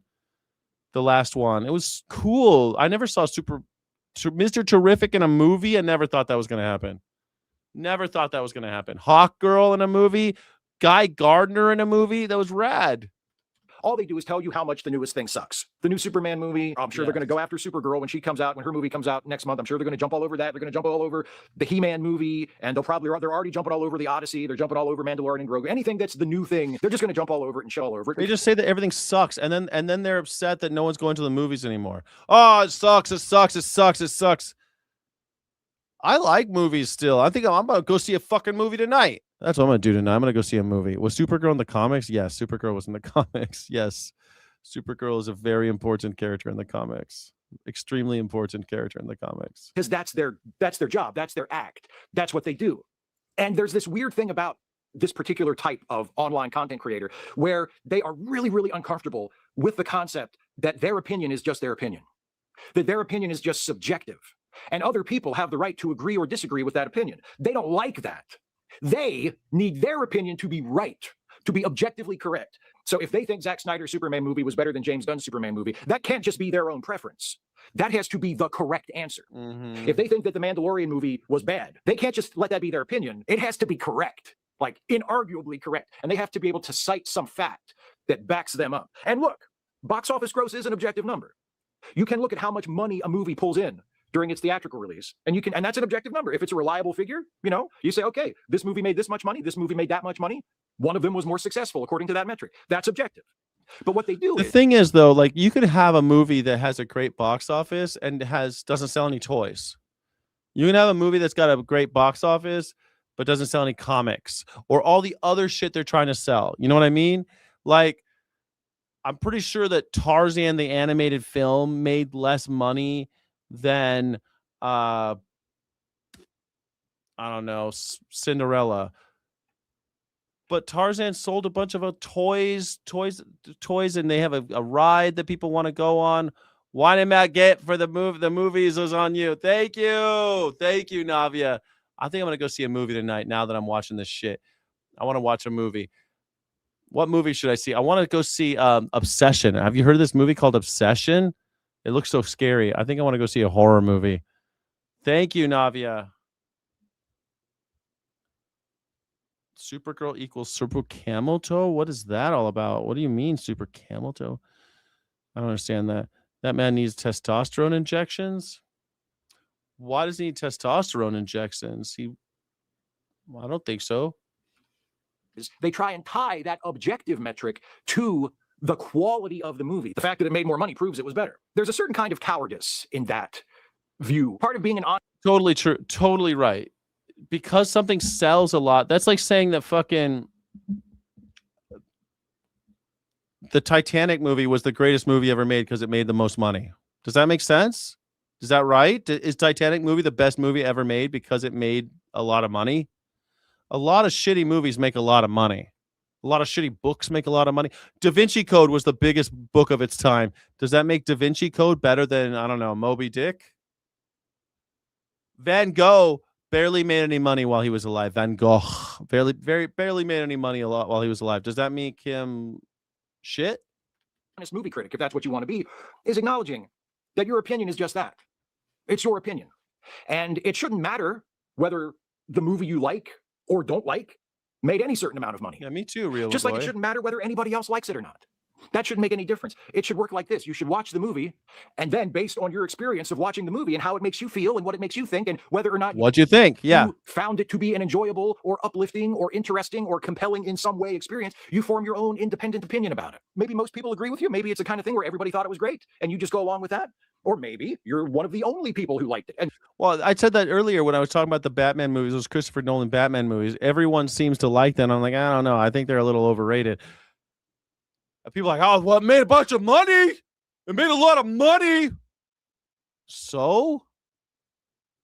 Who the fuck cares if it made a lot of money? That doesn't mean it's good. McDonald's makes a lot of money. I guess McDonald's is the best restaurant in America, everybody. McDonald's is the best restaurant in America because it made a lot of money. It makes a lot of money. most people thought it was shit, but you saw it and you said, no, I thought that's actually a pretty good movie. I like that movie. Well, that's your opinion and you're entitled to it. And if you're a critic and you write reviews or you make videos about your opinion of a movie, hopefully you can articulate why you think that. Yeah. There are movies that I love deep in my heart that I know I'm in the minority, that I know that most other people who have seen that movie think that movie is a bad movie. My best friend Jason Harding and I, we co-host a movie review podcast, Late Seating. More often than not, we agree. Every once in a while, we disagree. Jason will really like a movie that I don't like, or I will really like a movie that Jason doesn't like, and we'll talk about it. And sometimes I'll see that Jason maybe has a point, or I'll understand why he feels the way he feels. I won't agree with him after I hear his reasoning, because that's not really the way it works, but I'll understand why he feels the way he feels. And hopefully he will understand the reasons that I feel the way I feel. That's true. Like sometimes I talk with people about books. I'm like, I didn't like this book. They're like, what about this part? I'm like, oh, that was actually pretty good. Now that I think about it, and I'll go like, I don't know, that this book kind of pissed me off because of it. But I like this. I'm like, oh, I could see how you would see it that way. That was actually pretty awesome the way they did that. Like that type of shit does happen. And that's great. That's why we have human beings. That's why we have human mouths. That's why we talk. But just because he doesn't like it, that doesn't make me ashamed for liking it, or it doesn't make me not like it because he liked it. Like, look at this. I had my birthday recently, and here's what I got myself for my birthday. Robin Hood, Prince of Thieves on 4. I know I like this guy because he has all the Star Trek movies over his shoulder. I can see all the Star Trek movies over his shoulder. Okay, I love this fucking movie. A lot of people don't. A lot of people hate that think movie. it's kind of a silly, shitty movie. Okay, I'm at peace with that. The fact that other people think it's bad or embarrassing or terrible or whatever, that's fine. It doesn't make me love it any less. It's pretty silly, but it was probably when he came out. This guy's probably the same age as me. It was a huge movie at the time. I don't give a fuck what they think, unless they're friends of mine, and we can talk about it and have like an interesting conversation about it. Yeah. We talked about this on our podcast on Late Seating, Jason and I. Jason's not really a fan. It doesn't change my opinion of it. I'm okay with my opinion of The Mandalorian and Grogu. When I recorded my review, I wasn't really sure what the critical consensus was about it. I didn't look up the IMDb rating ahead of time. I didn't look up the Rotten Tomatoes rating ahead of time. I didn't care because it wasn't going to influence what I said. Because my opinion was based on the movie I watched in the theater and what I thought about it. There are so many things that are popular that I think are fucking dog shit. The Big Bang Theory was on TV for 12 years. Full disclosure, have never watched that much of it, but It was shit. I watched one episode. It's like, why is everyone watching this shit? And everyone who likes it, I think, is shit, by the way. No, I'm just joking. Big Bang Theory, though. Like, what, the 2.5 Men was a big show. I didn't get, like, why. I thought it was shit. It was shit. the little bits I did watch told me I didn't want to watch any more of it because I thought it was fucking dog shit. The fact that it was an incredibly successful show changes no part of my opinion on it. One of my favorite shows ever was a show called Nowhere Man from 1995 on the fledgling UPN network. It was one of the first shows that debuted on UPN. I think it debuted the season after they launched the network. So I guess fall 95. Nobody watched this fucking show. It ran for one season and then it was gone. I have it on DVD somewhere around here. I like Briscoe County Jr. when Fox first started. Briscoe County Jr. was a great show starring Bruce Campbell. Nobody watched it. It was canceled. And also it was J.J. Abrams.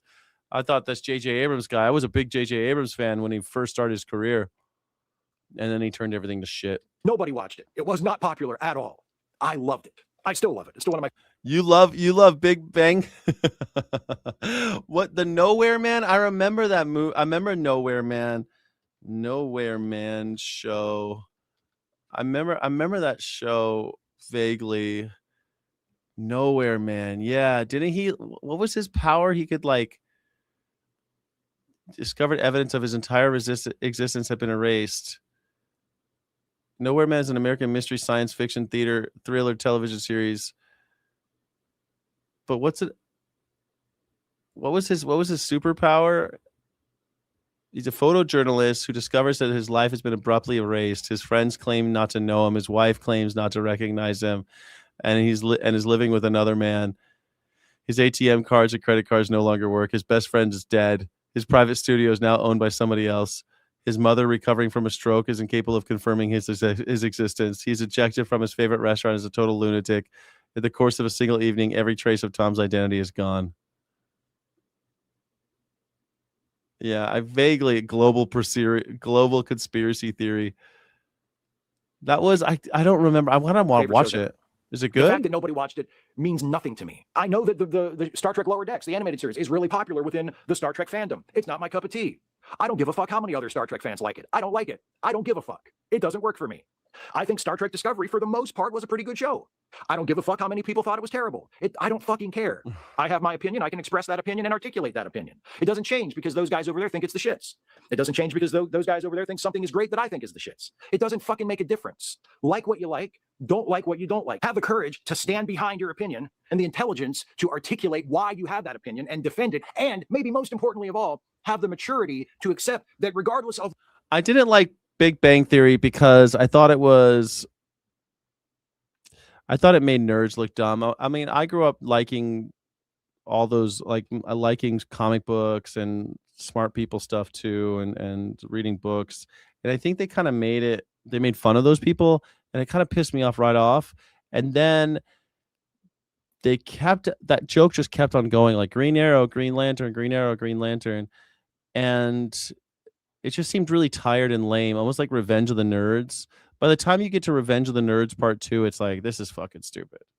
I guess that's the thing. It went on for 12 years.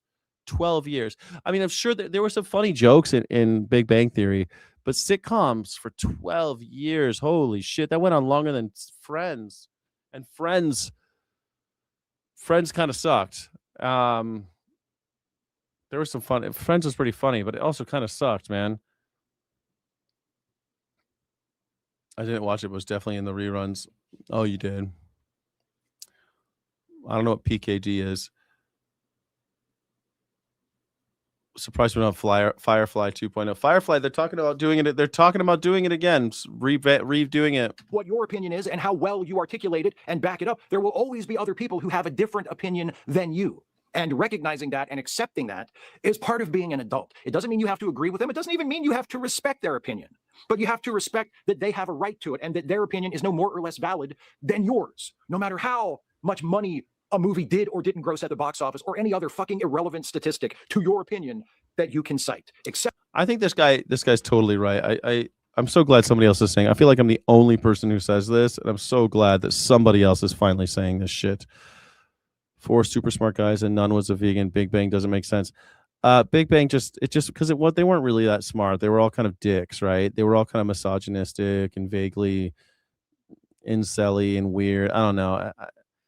It just seemed like that. It's okay to make fun of nerds, I guess, but it's just kind of tired and it just bores me. I didn't think it was fair to take nerd culture and just make fun of it like that.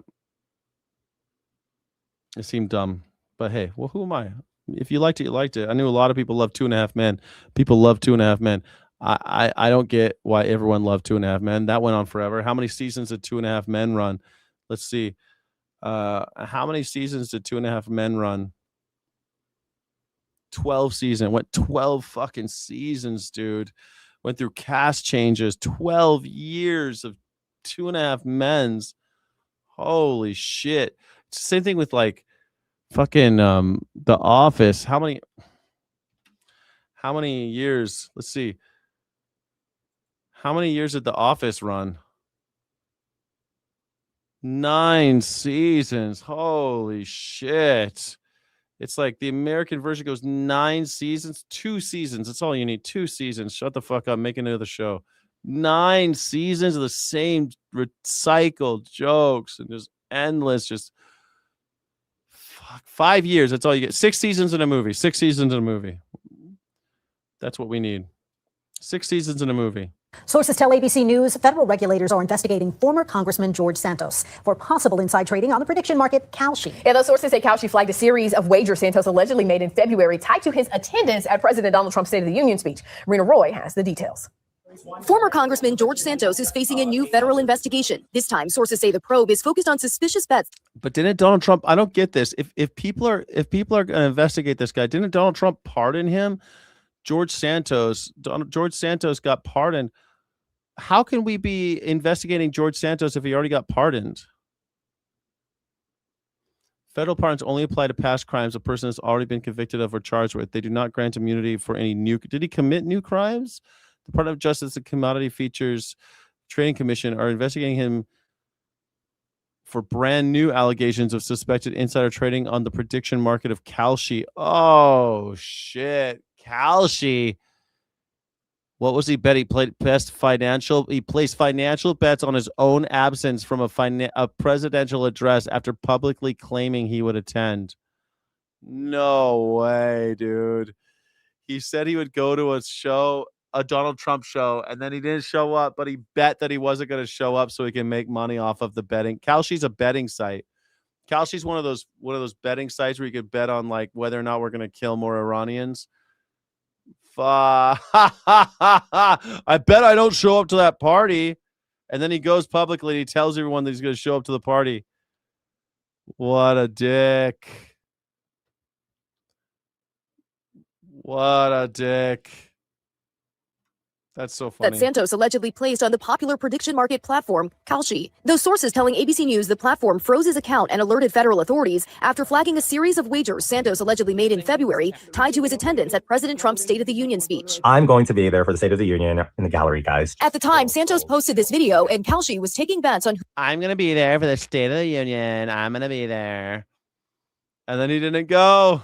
who would attend the speech. Sources allege Santos placed wagers tied to his own attendance, but during the address, he posted watching the State of the Union from an airport TV was not part of the plan. By skipping the speech, sources say he pocketed tens of thousands of dollars. When asked by NPR for a statement, Santos reportedly said, "Well, that's news to me." Santos made national headlines in 2022 when the lies he told during his campaign were exposed. He claimed to have graduated in the top of his class, that his mother worked at the World Trade Center on 9/11, and that his grandparents escaped the Holocaust. My grandparents survived the Holocaust, so these regimes of socialism, Marxism, they don't work. None of it was true, and Santos admitted to fabricating large parts of his life. I think we can all look at ourselves in the mirror and admit that once in our life we made a mistake.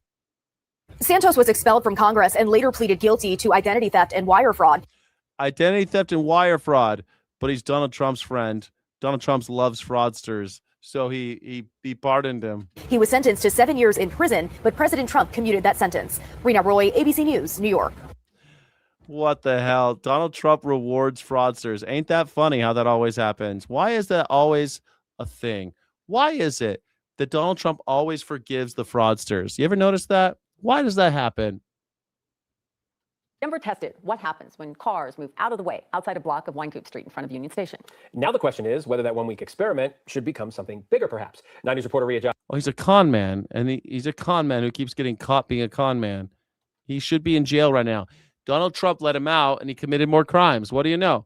Donald Trump commuted his sentence, and now he's back out. Dude, on Sunday, actually, come to think of it, John Oliver did a whole show about Donald Trump's pardons. It's pretty good. Joins us now and tells us what the city found out. Usually when you walk out of Union Station, you're seeing Uber pickups or a line of cars parked out front. And now the city is studying to see if they can make this block car-free. So they tested it back in October, and tonight we have those results. Union Station really is a front door for people coming to Denver. Outside the city's front door, Denver officials wanted to know whether people make a better welcome than traffic. Jill Locantore with Denver Streets Partnership sure thinks so. And really that's what's holding it back right now is the volume of vehicular traffic that we're allowing into this space. Back in October, the city closed the 1700 block of Wynkoop for a week-long pilot to help study the feasibility of making the block pedestrian only. 7 months later, the data is in. The city found foot traffic increased 24% during the closure. People shop, cars do not Rad. shop. If there's That's the thing. People always say that the shoppers, like the businesses, always are against pedestrian zones, but they don't fucking listen to the statistics, man. If you have more people walking, you have more people buying. anywhere that could thrive on people accessing it through transit and walking and biking, this is I didn't find your video, man. I don't know what video it was. I didn't see anything. I'm sorry. the place. According to the data, the people agree with Jill. Nearly 80% of surveyors supported limiting some vehicle traffic to make more room for pedestrians. And nearly the same number said the closure made it easier to walk, roll, or... You know, up until pretty recently in human history, roads were not filled by cars. And they were for everything. People had shops in the roads. They were thoroughfares. Roads were not just for cars. And now we've given up huge portions of our land, huge portions of our living area to cars. We need to have where you go, you come to town, you park all the way the fuck out there and you walk, or you take a subway or whatever, you get into town and you walk around. Cars in downtown areas need to stop.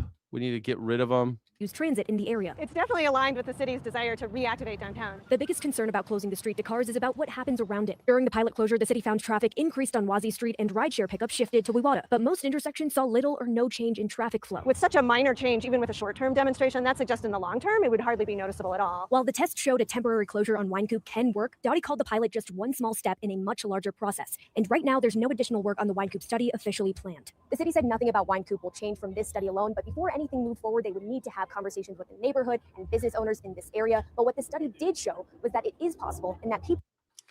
Virtual reality meet. You posted a video. Where did you post it?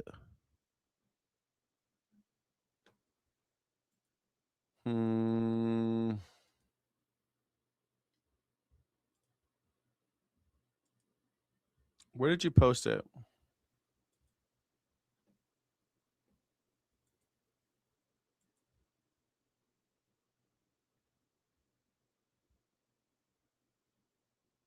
I don't know why it would be deleted. Newest posts, community settings. No moderation. I have no moderation set. Zero moderation set on it. Twisted. I know what clip that is. Chai Pixie. Pearl Z.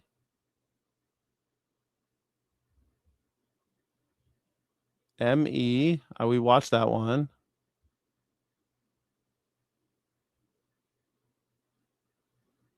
Sayard Yan.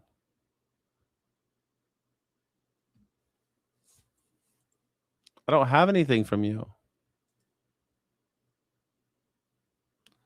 Trump's mad at my channel. Oh, should I just put a thing in there? Here, hold on a second. Maybe I should just do that from now on every week. How about this? Let's do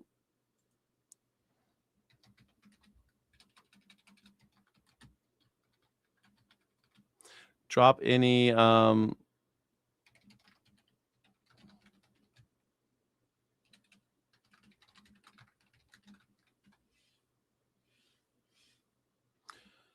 and I'll just say drop them here.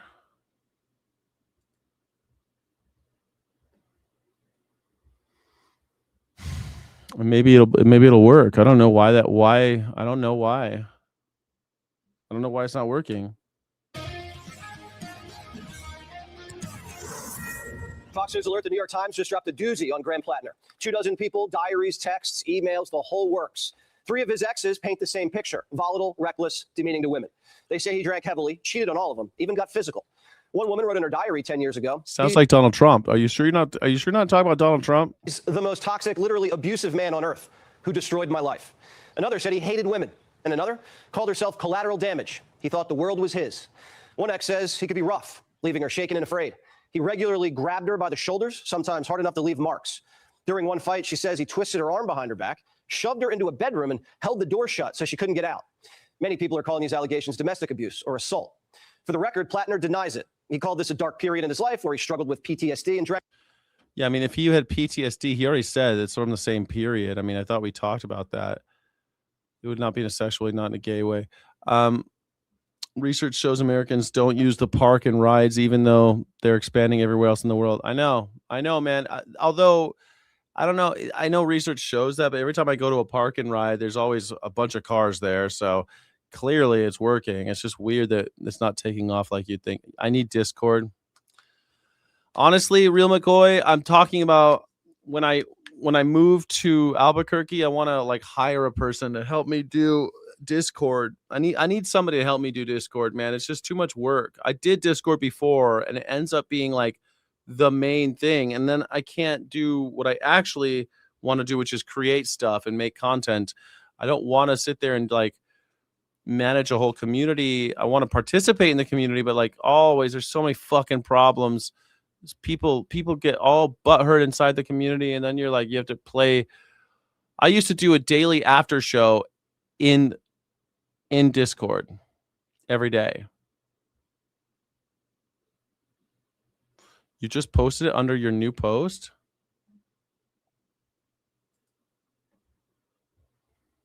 Mm.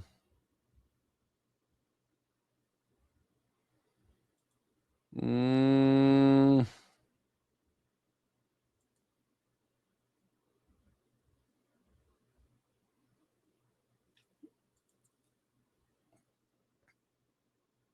Come on. Yeah, it's not in there. It's not in the comments. So I don't know, man. Why is it deleting you? Fuck. I don't know, virtual reality me. I guess I gotta like open up a Discord again. Do another Discord. Fuck.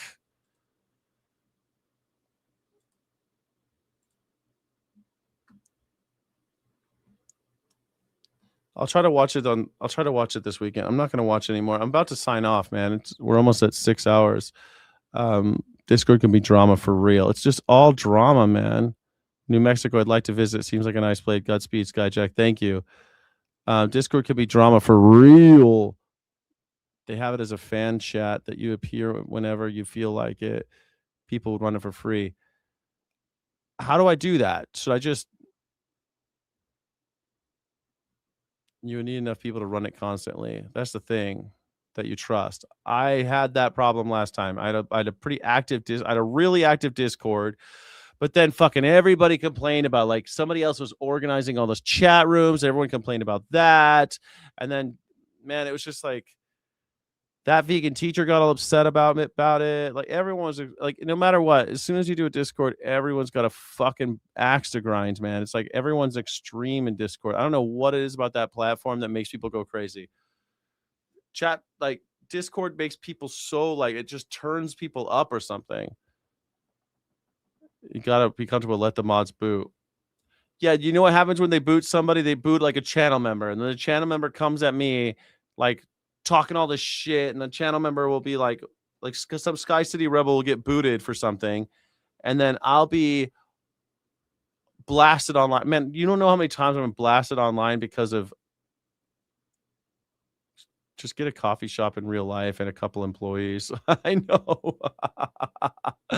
That's what it's like, man. Seriously. 764 Colt. What is 764? A list of your always viewers that no one can fuck with. Yeah, I guess you're right. Like, maybe I should have...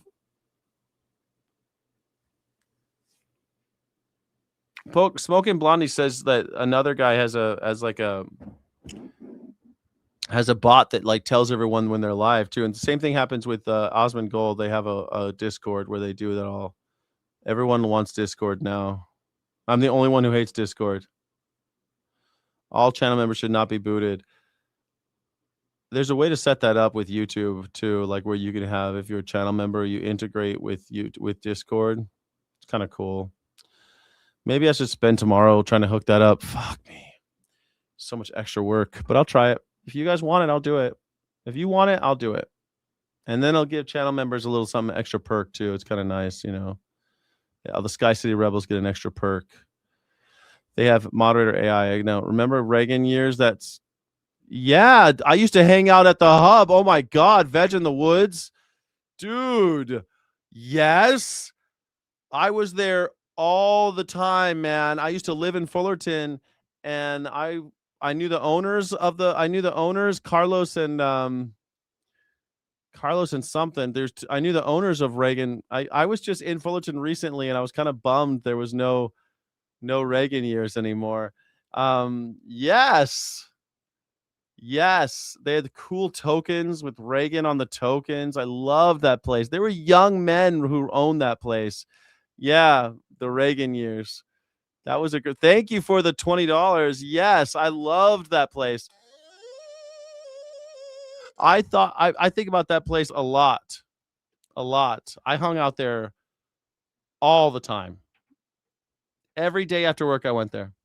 Every day I went to the hub, and the hub was connected to Reagan years. You walked to the back of the coffee shop, and you're inside of Reagan years. Yeah. Yeah. But you know how smart it would be for it to not secretly run the Discord. You know how smart it would be for it to not secretly run the Discord, so they can't blame you.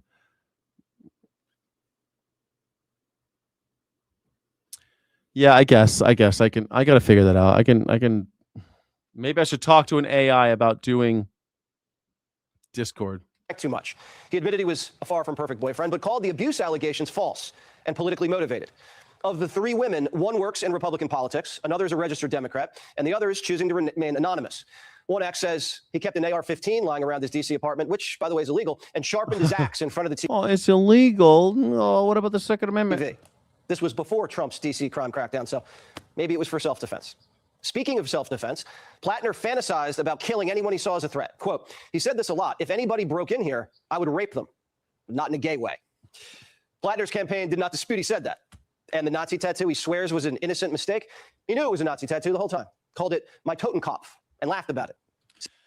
Yeah, Totenkopf. That's what it's called. That's German for skull. That his Marine buddies decided to get it because they were a death squad, just like the Nazi guards at the concentration camps.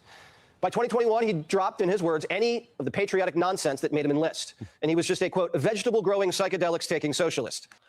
Okay, Smoking Blondie, if you like Discord so much, I'll make you the first mod, okay? I'll make you the first mod on Discord. I'll do it. Oh, fuck me, man. I'll do it. I told you I'll do it. I'll do it. I'll make a Discord. I used to have a Discord. And it just became such a pain in my ass. Every morning, I'd wake up and check Discord instead of waking up and working on my channel. Still got the guns, though. Those guns weren't for gain. Plattner trained Maine's Socialist Rifle Association right after the BLM riots. He wore an Antifa super soldier patch. Show me All a this picture. comes 48 hours after Plattner's emergency meeting with Senate Democrats in D.C., where they asked him, Graham, is there anything else we need to know? Liz Warren confronted him and said, is anyone going to accuse you of sexual assault? Plattner reportedly responded, not credibly. But he cut his trip to the Capitol short and bolted back to Maine because ex-girlfriends were talking. He started calling ex-girlfriends, telling them, please, talk to the Times. Tell them I'm a good guy. And some of them did, but a bunch didn't. Senators hate being lied to. Makes them look like fools. They can lie to... You don't like... I don't know. Is this real? Like, I mean... I guess... I wonder what would happen if you asked all my ex-girlfriends and girlfriends how they felt about me. I'm sure they'd be like, yeah, whatever. Whatever. I don't know. I don't know how my girlfriend... I don't talk to any of my exes. I would love to know how they feel about me. It'd be fun. I guess I should run for office so we could find out how my ex-girlfriends feel about me. That would be really fun. I use Discord, but only when posting a topic. All right, Blondie, we're going to do it. We're going to start doing a Discord. Us all the time, but don't you dare lie to them. A lot of these guys campaigned with the Oystermen. I'm going to do Discord, and then I'm going to go see a movie. What movie should I watch? Where's the... I think I want to watch that Obsessions movie. I can ask them. Ask who? Using everyone to actually see daily equal different views being accepted and whatnot. Maybe before anyone gets banned, you review the issues after a bit, make your guidelines strict. I would help if I know how everything worked. I took a look at Discord. It screamed. It's a pain in the ass. Mine all love me besides my daughter's ex. I don't know. My ex-wife, she talked all sorts of shit about me after I left the state. She said all those sorts of shit. She said I was verbally abusive, and I'm like, this woman was the most abusive. That was the most abusive relationship I've ever been in, and I felt like I was truly a victim. And she told everyone I was verbally abusive. And then I don't know, it was horrible. Yeah. Movie watch party. We could do a movie watch party in Discord. Start debating people. Apologize, and everyone said you didn't have anything. You were the best. That's nice. Why would you contact them? Let's debate. Let's start debating people in the Discord. Fun. Vouched for him on the record, on camera. Even after the Nazi tattoo, the controversial comments about whites, blacks, women, Purple Heart recipients, and the sexting. And his profile, still active. The app's known as a, quote, predator's paradise, filled with minors. Now, we don't know if he was sending nudes. We don't know if the girls were underage, but there were a dozen of them. And this is right up until last year. This guy has terrible judgment. What app? What app? Clearly, Democrats do too. Bernie, his main sponsor, right before this New York Times piece dropped. Jackie, thank you so much, Jackie. Do you think we should do a Discord again, Jackie? Jackie, do you remember the Discord? I can't remember. Were you around when I had a Discord? It was all crazy, and then Robert, who was that? Roger Yates fucked me over.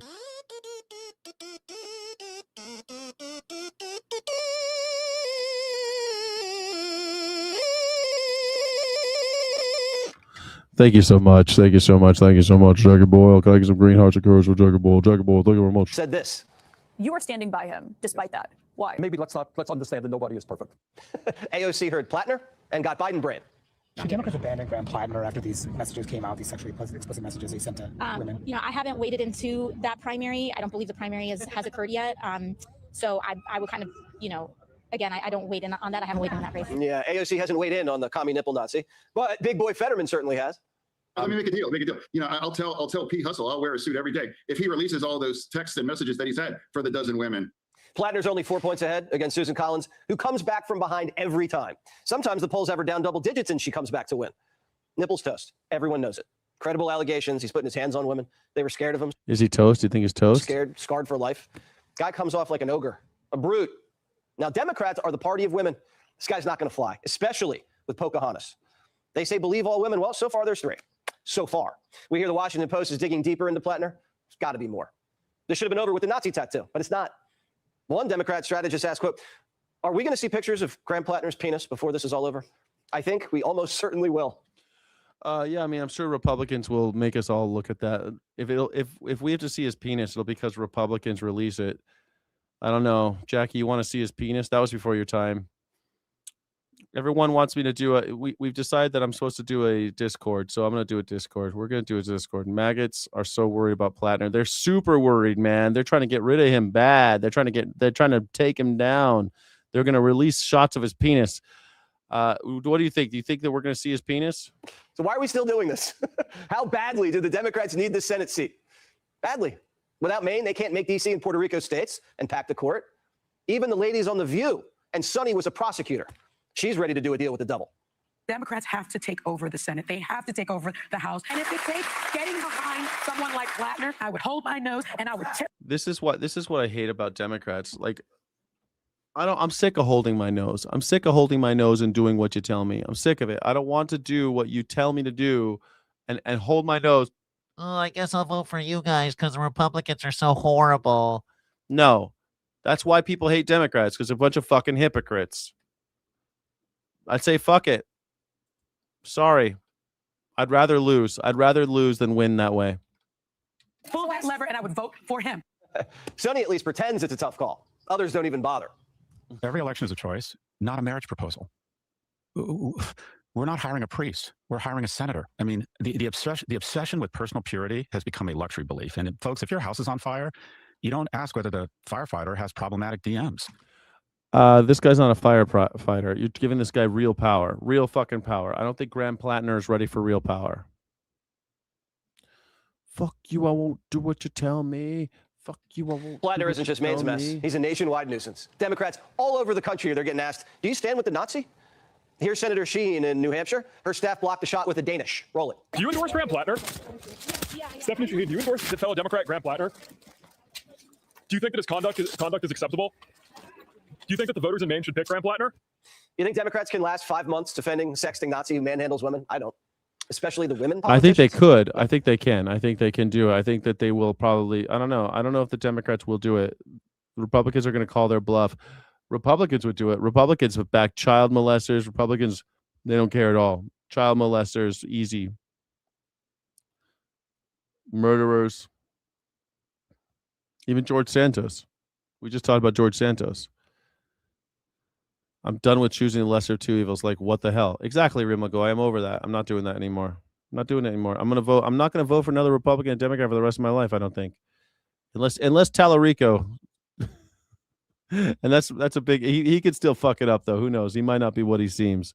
But the chances of me voting for a Democrat anytime soon are very slim. I side with anything that Fox News is against. It's one way of looking at it. We already have pedos in charge. Of course, people's private lives are important. Yes, exactly. And especially after what went down with Swalwell. So cut them loose and risk the seat, or hold their nose and own the creep? That's the question. Either way, they lose. The damage is done. Too many Democrats have already defended this guy. And now all their attack lines, worthless, misogynist, Nazi, racist, toxic masculinity. Good luck accusing anybody of that anymore. They're running toxic masculinity for Senate. I mean, you literally back a real life Nazi, and yet you call people Nazis all the time. Like, that's seriously what you're doing right now. You back Donald Trump, who's a misogynist, a rapist, a child molester, a murderer, and a fraud. But every day you somehow get on the news and you call other people those things. Hypocrisy knows no bounds in this country. If Graham Plattner, that doesn't let, they're not allowed to talk about those things because Graham Plattner's those things? I don't think so, pal. I don't think so. That's how they thought they were going to win back men. They actually think most men are creeps who get Nazi tattoos and rough up their girlfriends. MAGA men. This is who Democrats think you are. This is their version of it in Maine. And how's Maine feeling MAGA men about all this? Be sure to like and subscribe for all the Fox News latest on YouTube and catch full shows streaming now on Fox One. A woman in handcuffs sprinting down a South Carolina road. Hey, we got a girl over here running for her life. Watch the woman race toward this semi-truck with a swerving car right behind her. Seemingly, that car was trying to run that person over. The truck's driver, Anthony Moore, telling me that he was driving Friday morning in Aiken County, South. This guy's a part-time truck driver, part-time pastor, and he sees this. This lady's running down the street. This dude who kidnapped her was pretending to be a cop. South Carolina, when that woman suddenly emerged from the woods. She ran up to my truck and said, "Please help me. He's trying to kidnap me." You can see the man here, identified by investigators as 39-year-old Jonathan Willard. According to a sheriff's office report, the victim says Willard approached her while she was out on a walk, claiming to be with the police. He placed her in handcuffs, then into the rear of his car. The victim says she believed him at first, but got suspicious when he kept asking the same questions. Eventually, Willard pulled over, according to the report, and that's when the victim made her remarkable escape, running to the road and to more. Don't trust cops. They might not even be cops. They might even be cops. This guy's pretending to be a policeman. Get in the car. No. What am I under arrest for? Who are you? What's your badge number? I don't need to give you my badge number. All right, then I don't need to get in your car. Did you for even a split second think this was a legitimate law enforcement officer? No, sir. His face looked dirty. He was smoking had a cigarette hanging out of his mouth. Willard. Have you seen cigarettes lately? Have you seen fucking cops lately? They do this. This is what cops look like now. Has since been arrested and charged with impersonating a law enforcement officer and with kidnapping after this disturbing scene caught on camera. Jesse Kirsch, NBC News. That is so scary, man. That's so scary. Cops coming up. Get in the car. Okay, officer. I'm a cop. Do what I say. All right. All right, former National Security Advisor and UN Ambassador John Bolton is set to plead guilty later this month to the many charges against him for illegally distributing and retaining classified information. Fox News is learning tonight that as part of that plea agreement, Bolton could pay a very hefty fine, possibly in the millions, and possibly avoid jail time. The sentence could be up to 5 years. Here with the details, Fox News legal analyst Greg Jarrett. Wow, Hillary didn't get held accountable. Joe Biden didn't get held accountable, but get Bolton. Yeah, this proves they should have been held accountable. You know, Bolton is hoping to avoid prison. Bolton is being held accountable because Donald Trump is a piece of shit. That's the only reason why. And as you point out, Sean, by copying to a single charge instead of facing trial on 18 counts. But the punishment, and it's hard, and no one gives a shit because John Bolton's a warmongering asshole, so no one cares. He's gonna go to jail. No one's gonna give a shit. ultimately will be up to the judge. Could be as high. He's out of friends. He wanted to murder people so badly. He is such a boner for war. For years, this guy pushed war. And now Donald Trump turned on him and he's going to jail. He's 5 years behind bars. But Bolton caved in because he had no defense. And he stored thousands of pages of classified top secret material at his home. And that is a clear violation of the... Trump did that. And he was getting indicted for it. But he became president instead. Espionage Act. He then compounded his felonies by sharing it with family members who had no security clearance whatsoever. So that's even more crimes. You know, when Bolton was indicted last year, he blamed Trump for targeting him for political reasons. And then Democrats like Adam Schiff, Jamie Raskin, they leveled the same accusations. The truth is, it was Joe Biden's DOJ that launched this criminal investigation of John Bolton when our intel agencies discovered that Iran had hacked Bolton's computer and accessed secrets that damaged national security. And the fact that Bolton now admits his guilt proves this wasn't about politics. No, this was about serious crimes enforcing the law. Bolton's arrogance brought this on. He was warned by a federal judge back in 2020 that he was inviting criminal charges against himself by including classified material in the book he was publishing. Judge said, don't do it. But of course, Bolton, driven by greed, did it anyway. By And now, as greed? part of the plea, as you point out, he's got to cough up the profits to the tune of $2 million+ and hope that he escapes prison. But there's one other important point. You alluded to it, Sean. The Bolton case proves James Comey was wrong when he cleared Hillary Clinton for doing the exact same thing, storing classified materials on her home computer. Comey claimed at the time, oh, no reasonable prosecutor would ever bring such a case. That is a legal standard that does not exist in the law. Comey made it up to protect Hillary, and the Bolton case proves it because reasonable career prosecutors at the Comey DOJ protected did Hillary? bring the case against Bolton, the same case. Comey handed the election to Donald Trump. I love this. Don't forget that Comey said that he was maybe indicting her and he was going to investigate her weeks before the election. And a lot of people thought, well, shit, she's going to be investigated by the FBI while she's president. Oh, I don't know if we could vote for Hillary. Case it should have been filed against Hillary Clinton. But Comey ran interference for her because he hated Trump, and that was rank corruption. All right, Greg Jarrett, thank you for that very informative report. All right, thanks for watching. Check out my new podcast. Unfortunately, anti-Semitism is everywhere. All right, this is going to be the last one. I got to go. But this is so funny to me. I got a phone call during the war from Tucker Carlson. He called me. He told me, Ambassador, can you please... This is the ambassador to the United States, the UN ambassador, the Israel United Nations ambassador. Take me off the list. And I was shocked. I told him, what are you talking about? He told me, I'm being attacked by the Jews. So maybe you have like a list. Can you take me off the list? So I waited for a minute and I told him, Mr. Carlson, we don't have a list. You are being attacked because you're spreading lies, blood libels against our soldiers. My son was in Gaza when he called me that day. I told him, you're spreading anti-Semitism. You're hosting anti-Semites. So you're being attacked. But you know, when he... I mean, that's the thing. Like, I don't know. Tucker Carlson's an anti-Semite, and he puts anti-Semites on his show a lot. He puts like some pretty hardcore Nazis on his show all the time. So that's why Jews hate him. Makes sense, right? We finished the call. I thought to myself, no. Am I on the list? Maybe we It's should so have funny. I don't want to be on the list. Now the Israeli says maybe we should have a list of anti-Semites. I mean, that's even more damning. So you're being attacked. But you know, when we finished the call, I thought to myself, no, maybe we should have a list. Dangerous idea. That's why people think you're Nazis, because they make little lists of people, other people. When you make little lists of other people, lists of enemies and stuff, it's a bad road. Maybe it's about time we put a list of those who promote anti-Semitism online. Not a good idea. Not a good idea. Those who are hosting Not a good look. anti-Semites on podcasts and fight back. And I think we have to do it because it's not going anywhere. It's going to be with us, and it's brutal. It's a war, and we have to stand up and fight it. I'm sure that those lists actually already exist. Trust me, I'm almost positive they do. Welcome and thank you for being here, everybody. My name is Skyjack Morgan. I'm an independent news and culture commentator, free speech, and critical thinking advocate. I want to do some gaming today, but I don't think I can, to be honest with you. I want to eat.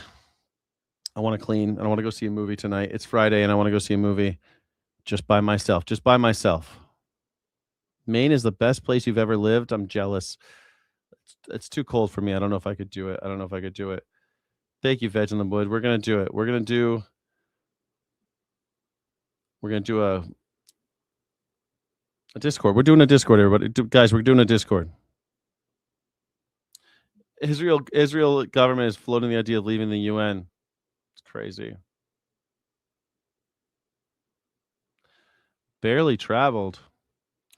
Hey, Jack, let's start a nonprofit 501c3 in Irvine or Dana Point. Why? For what purpose? No, thank you. I'm not going to live here anymore. I'm leaving, man. I'm not going to live in California anymore. I'm short timing. I'm almost out of here. I'm leaving California. And I'm leaving on a jet plane. I won't know if I'll be back again. I'm on to the next adventure.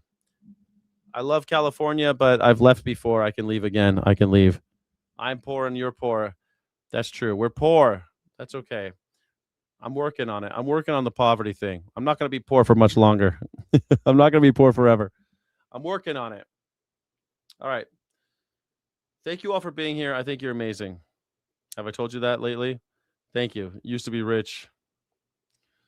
Sucks. I know. It sucks. I've noticed everyone I've met in Maine hasn't been outside of Maine. You don't mind it? You don't mind being poor? I gotta leave. I can't be here anymore. All right, show's over. Illegitimate not carb run. Don't let the boosters grind you down. It's Friday, and I'm in love. I'm in love with you guys. Thank you so much for everything. Don't let the bastards grind you down, okay? Godspeed, rebels. I'll see you on the other side on Sunday. Thank you, Crazy Jackdaw, for being here. Thank you so much for your contributions. Thank you, everybody, for your contributions. You're amazing.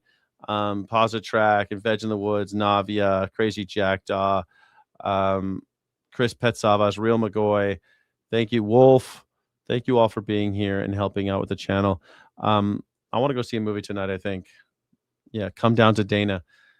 I'll come down to Dana. Where are you? Where are you? I'll come to Dana this weekend, probably. All right. Thank you, everybody.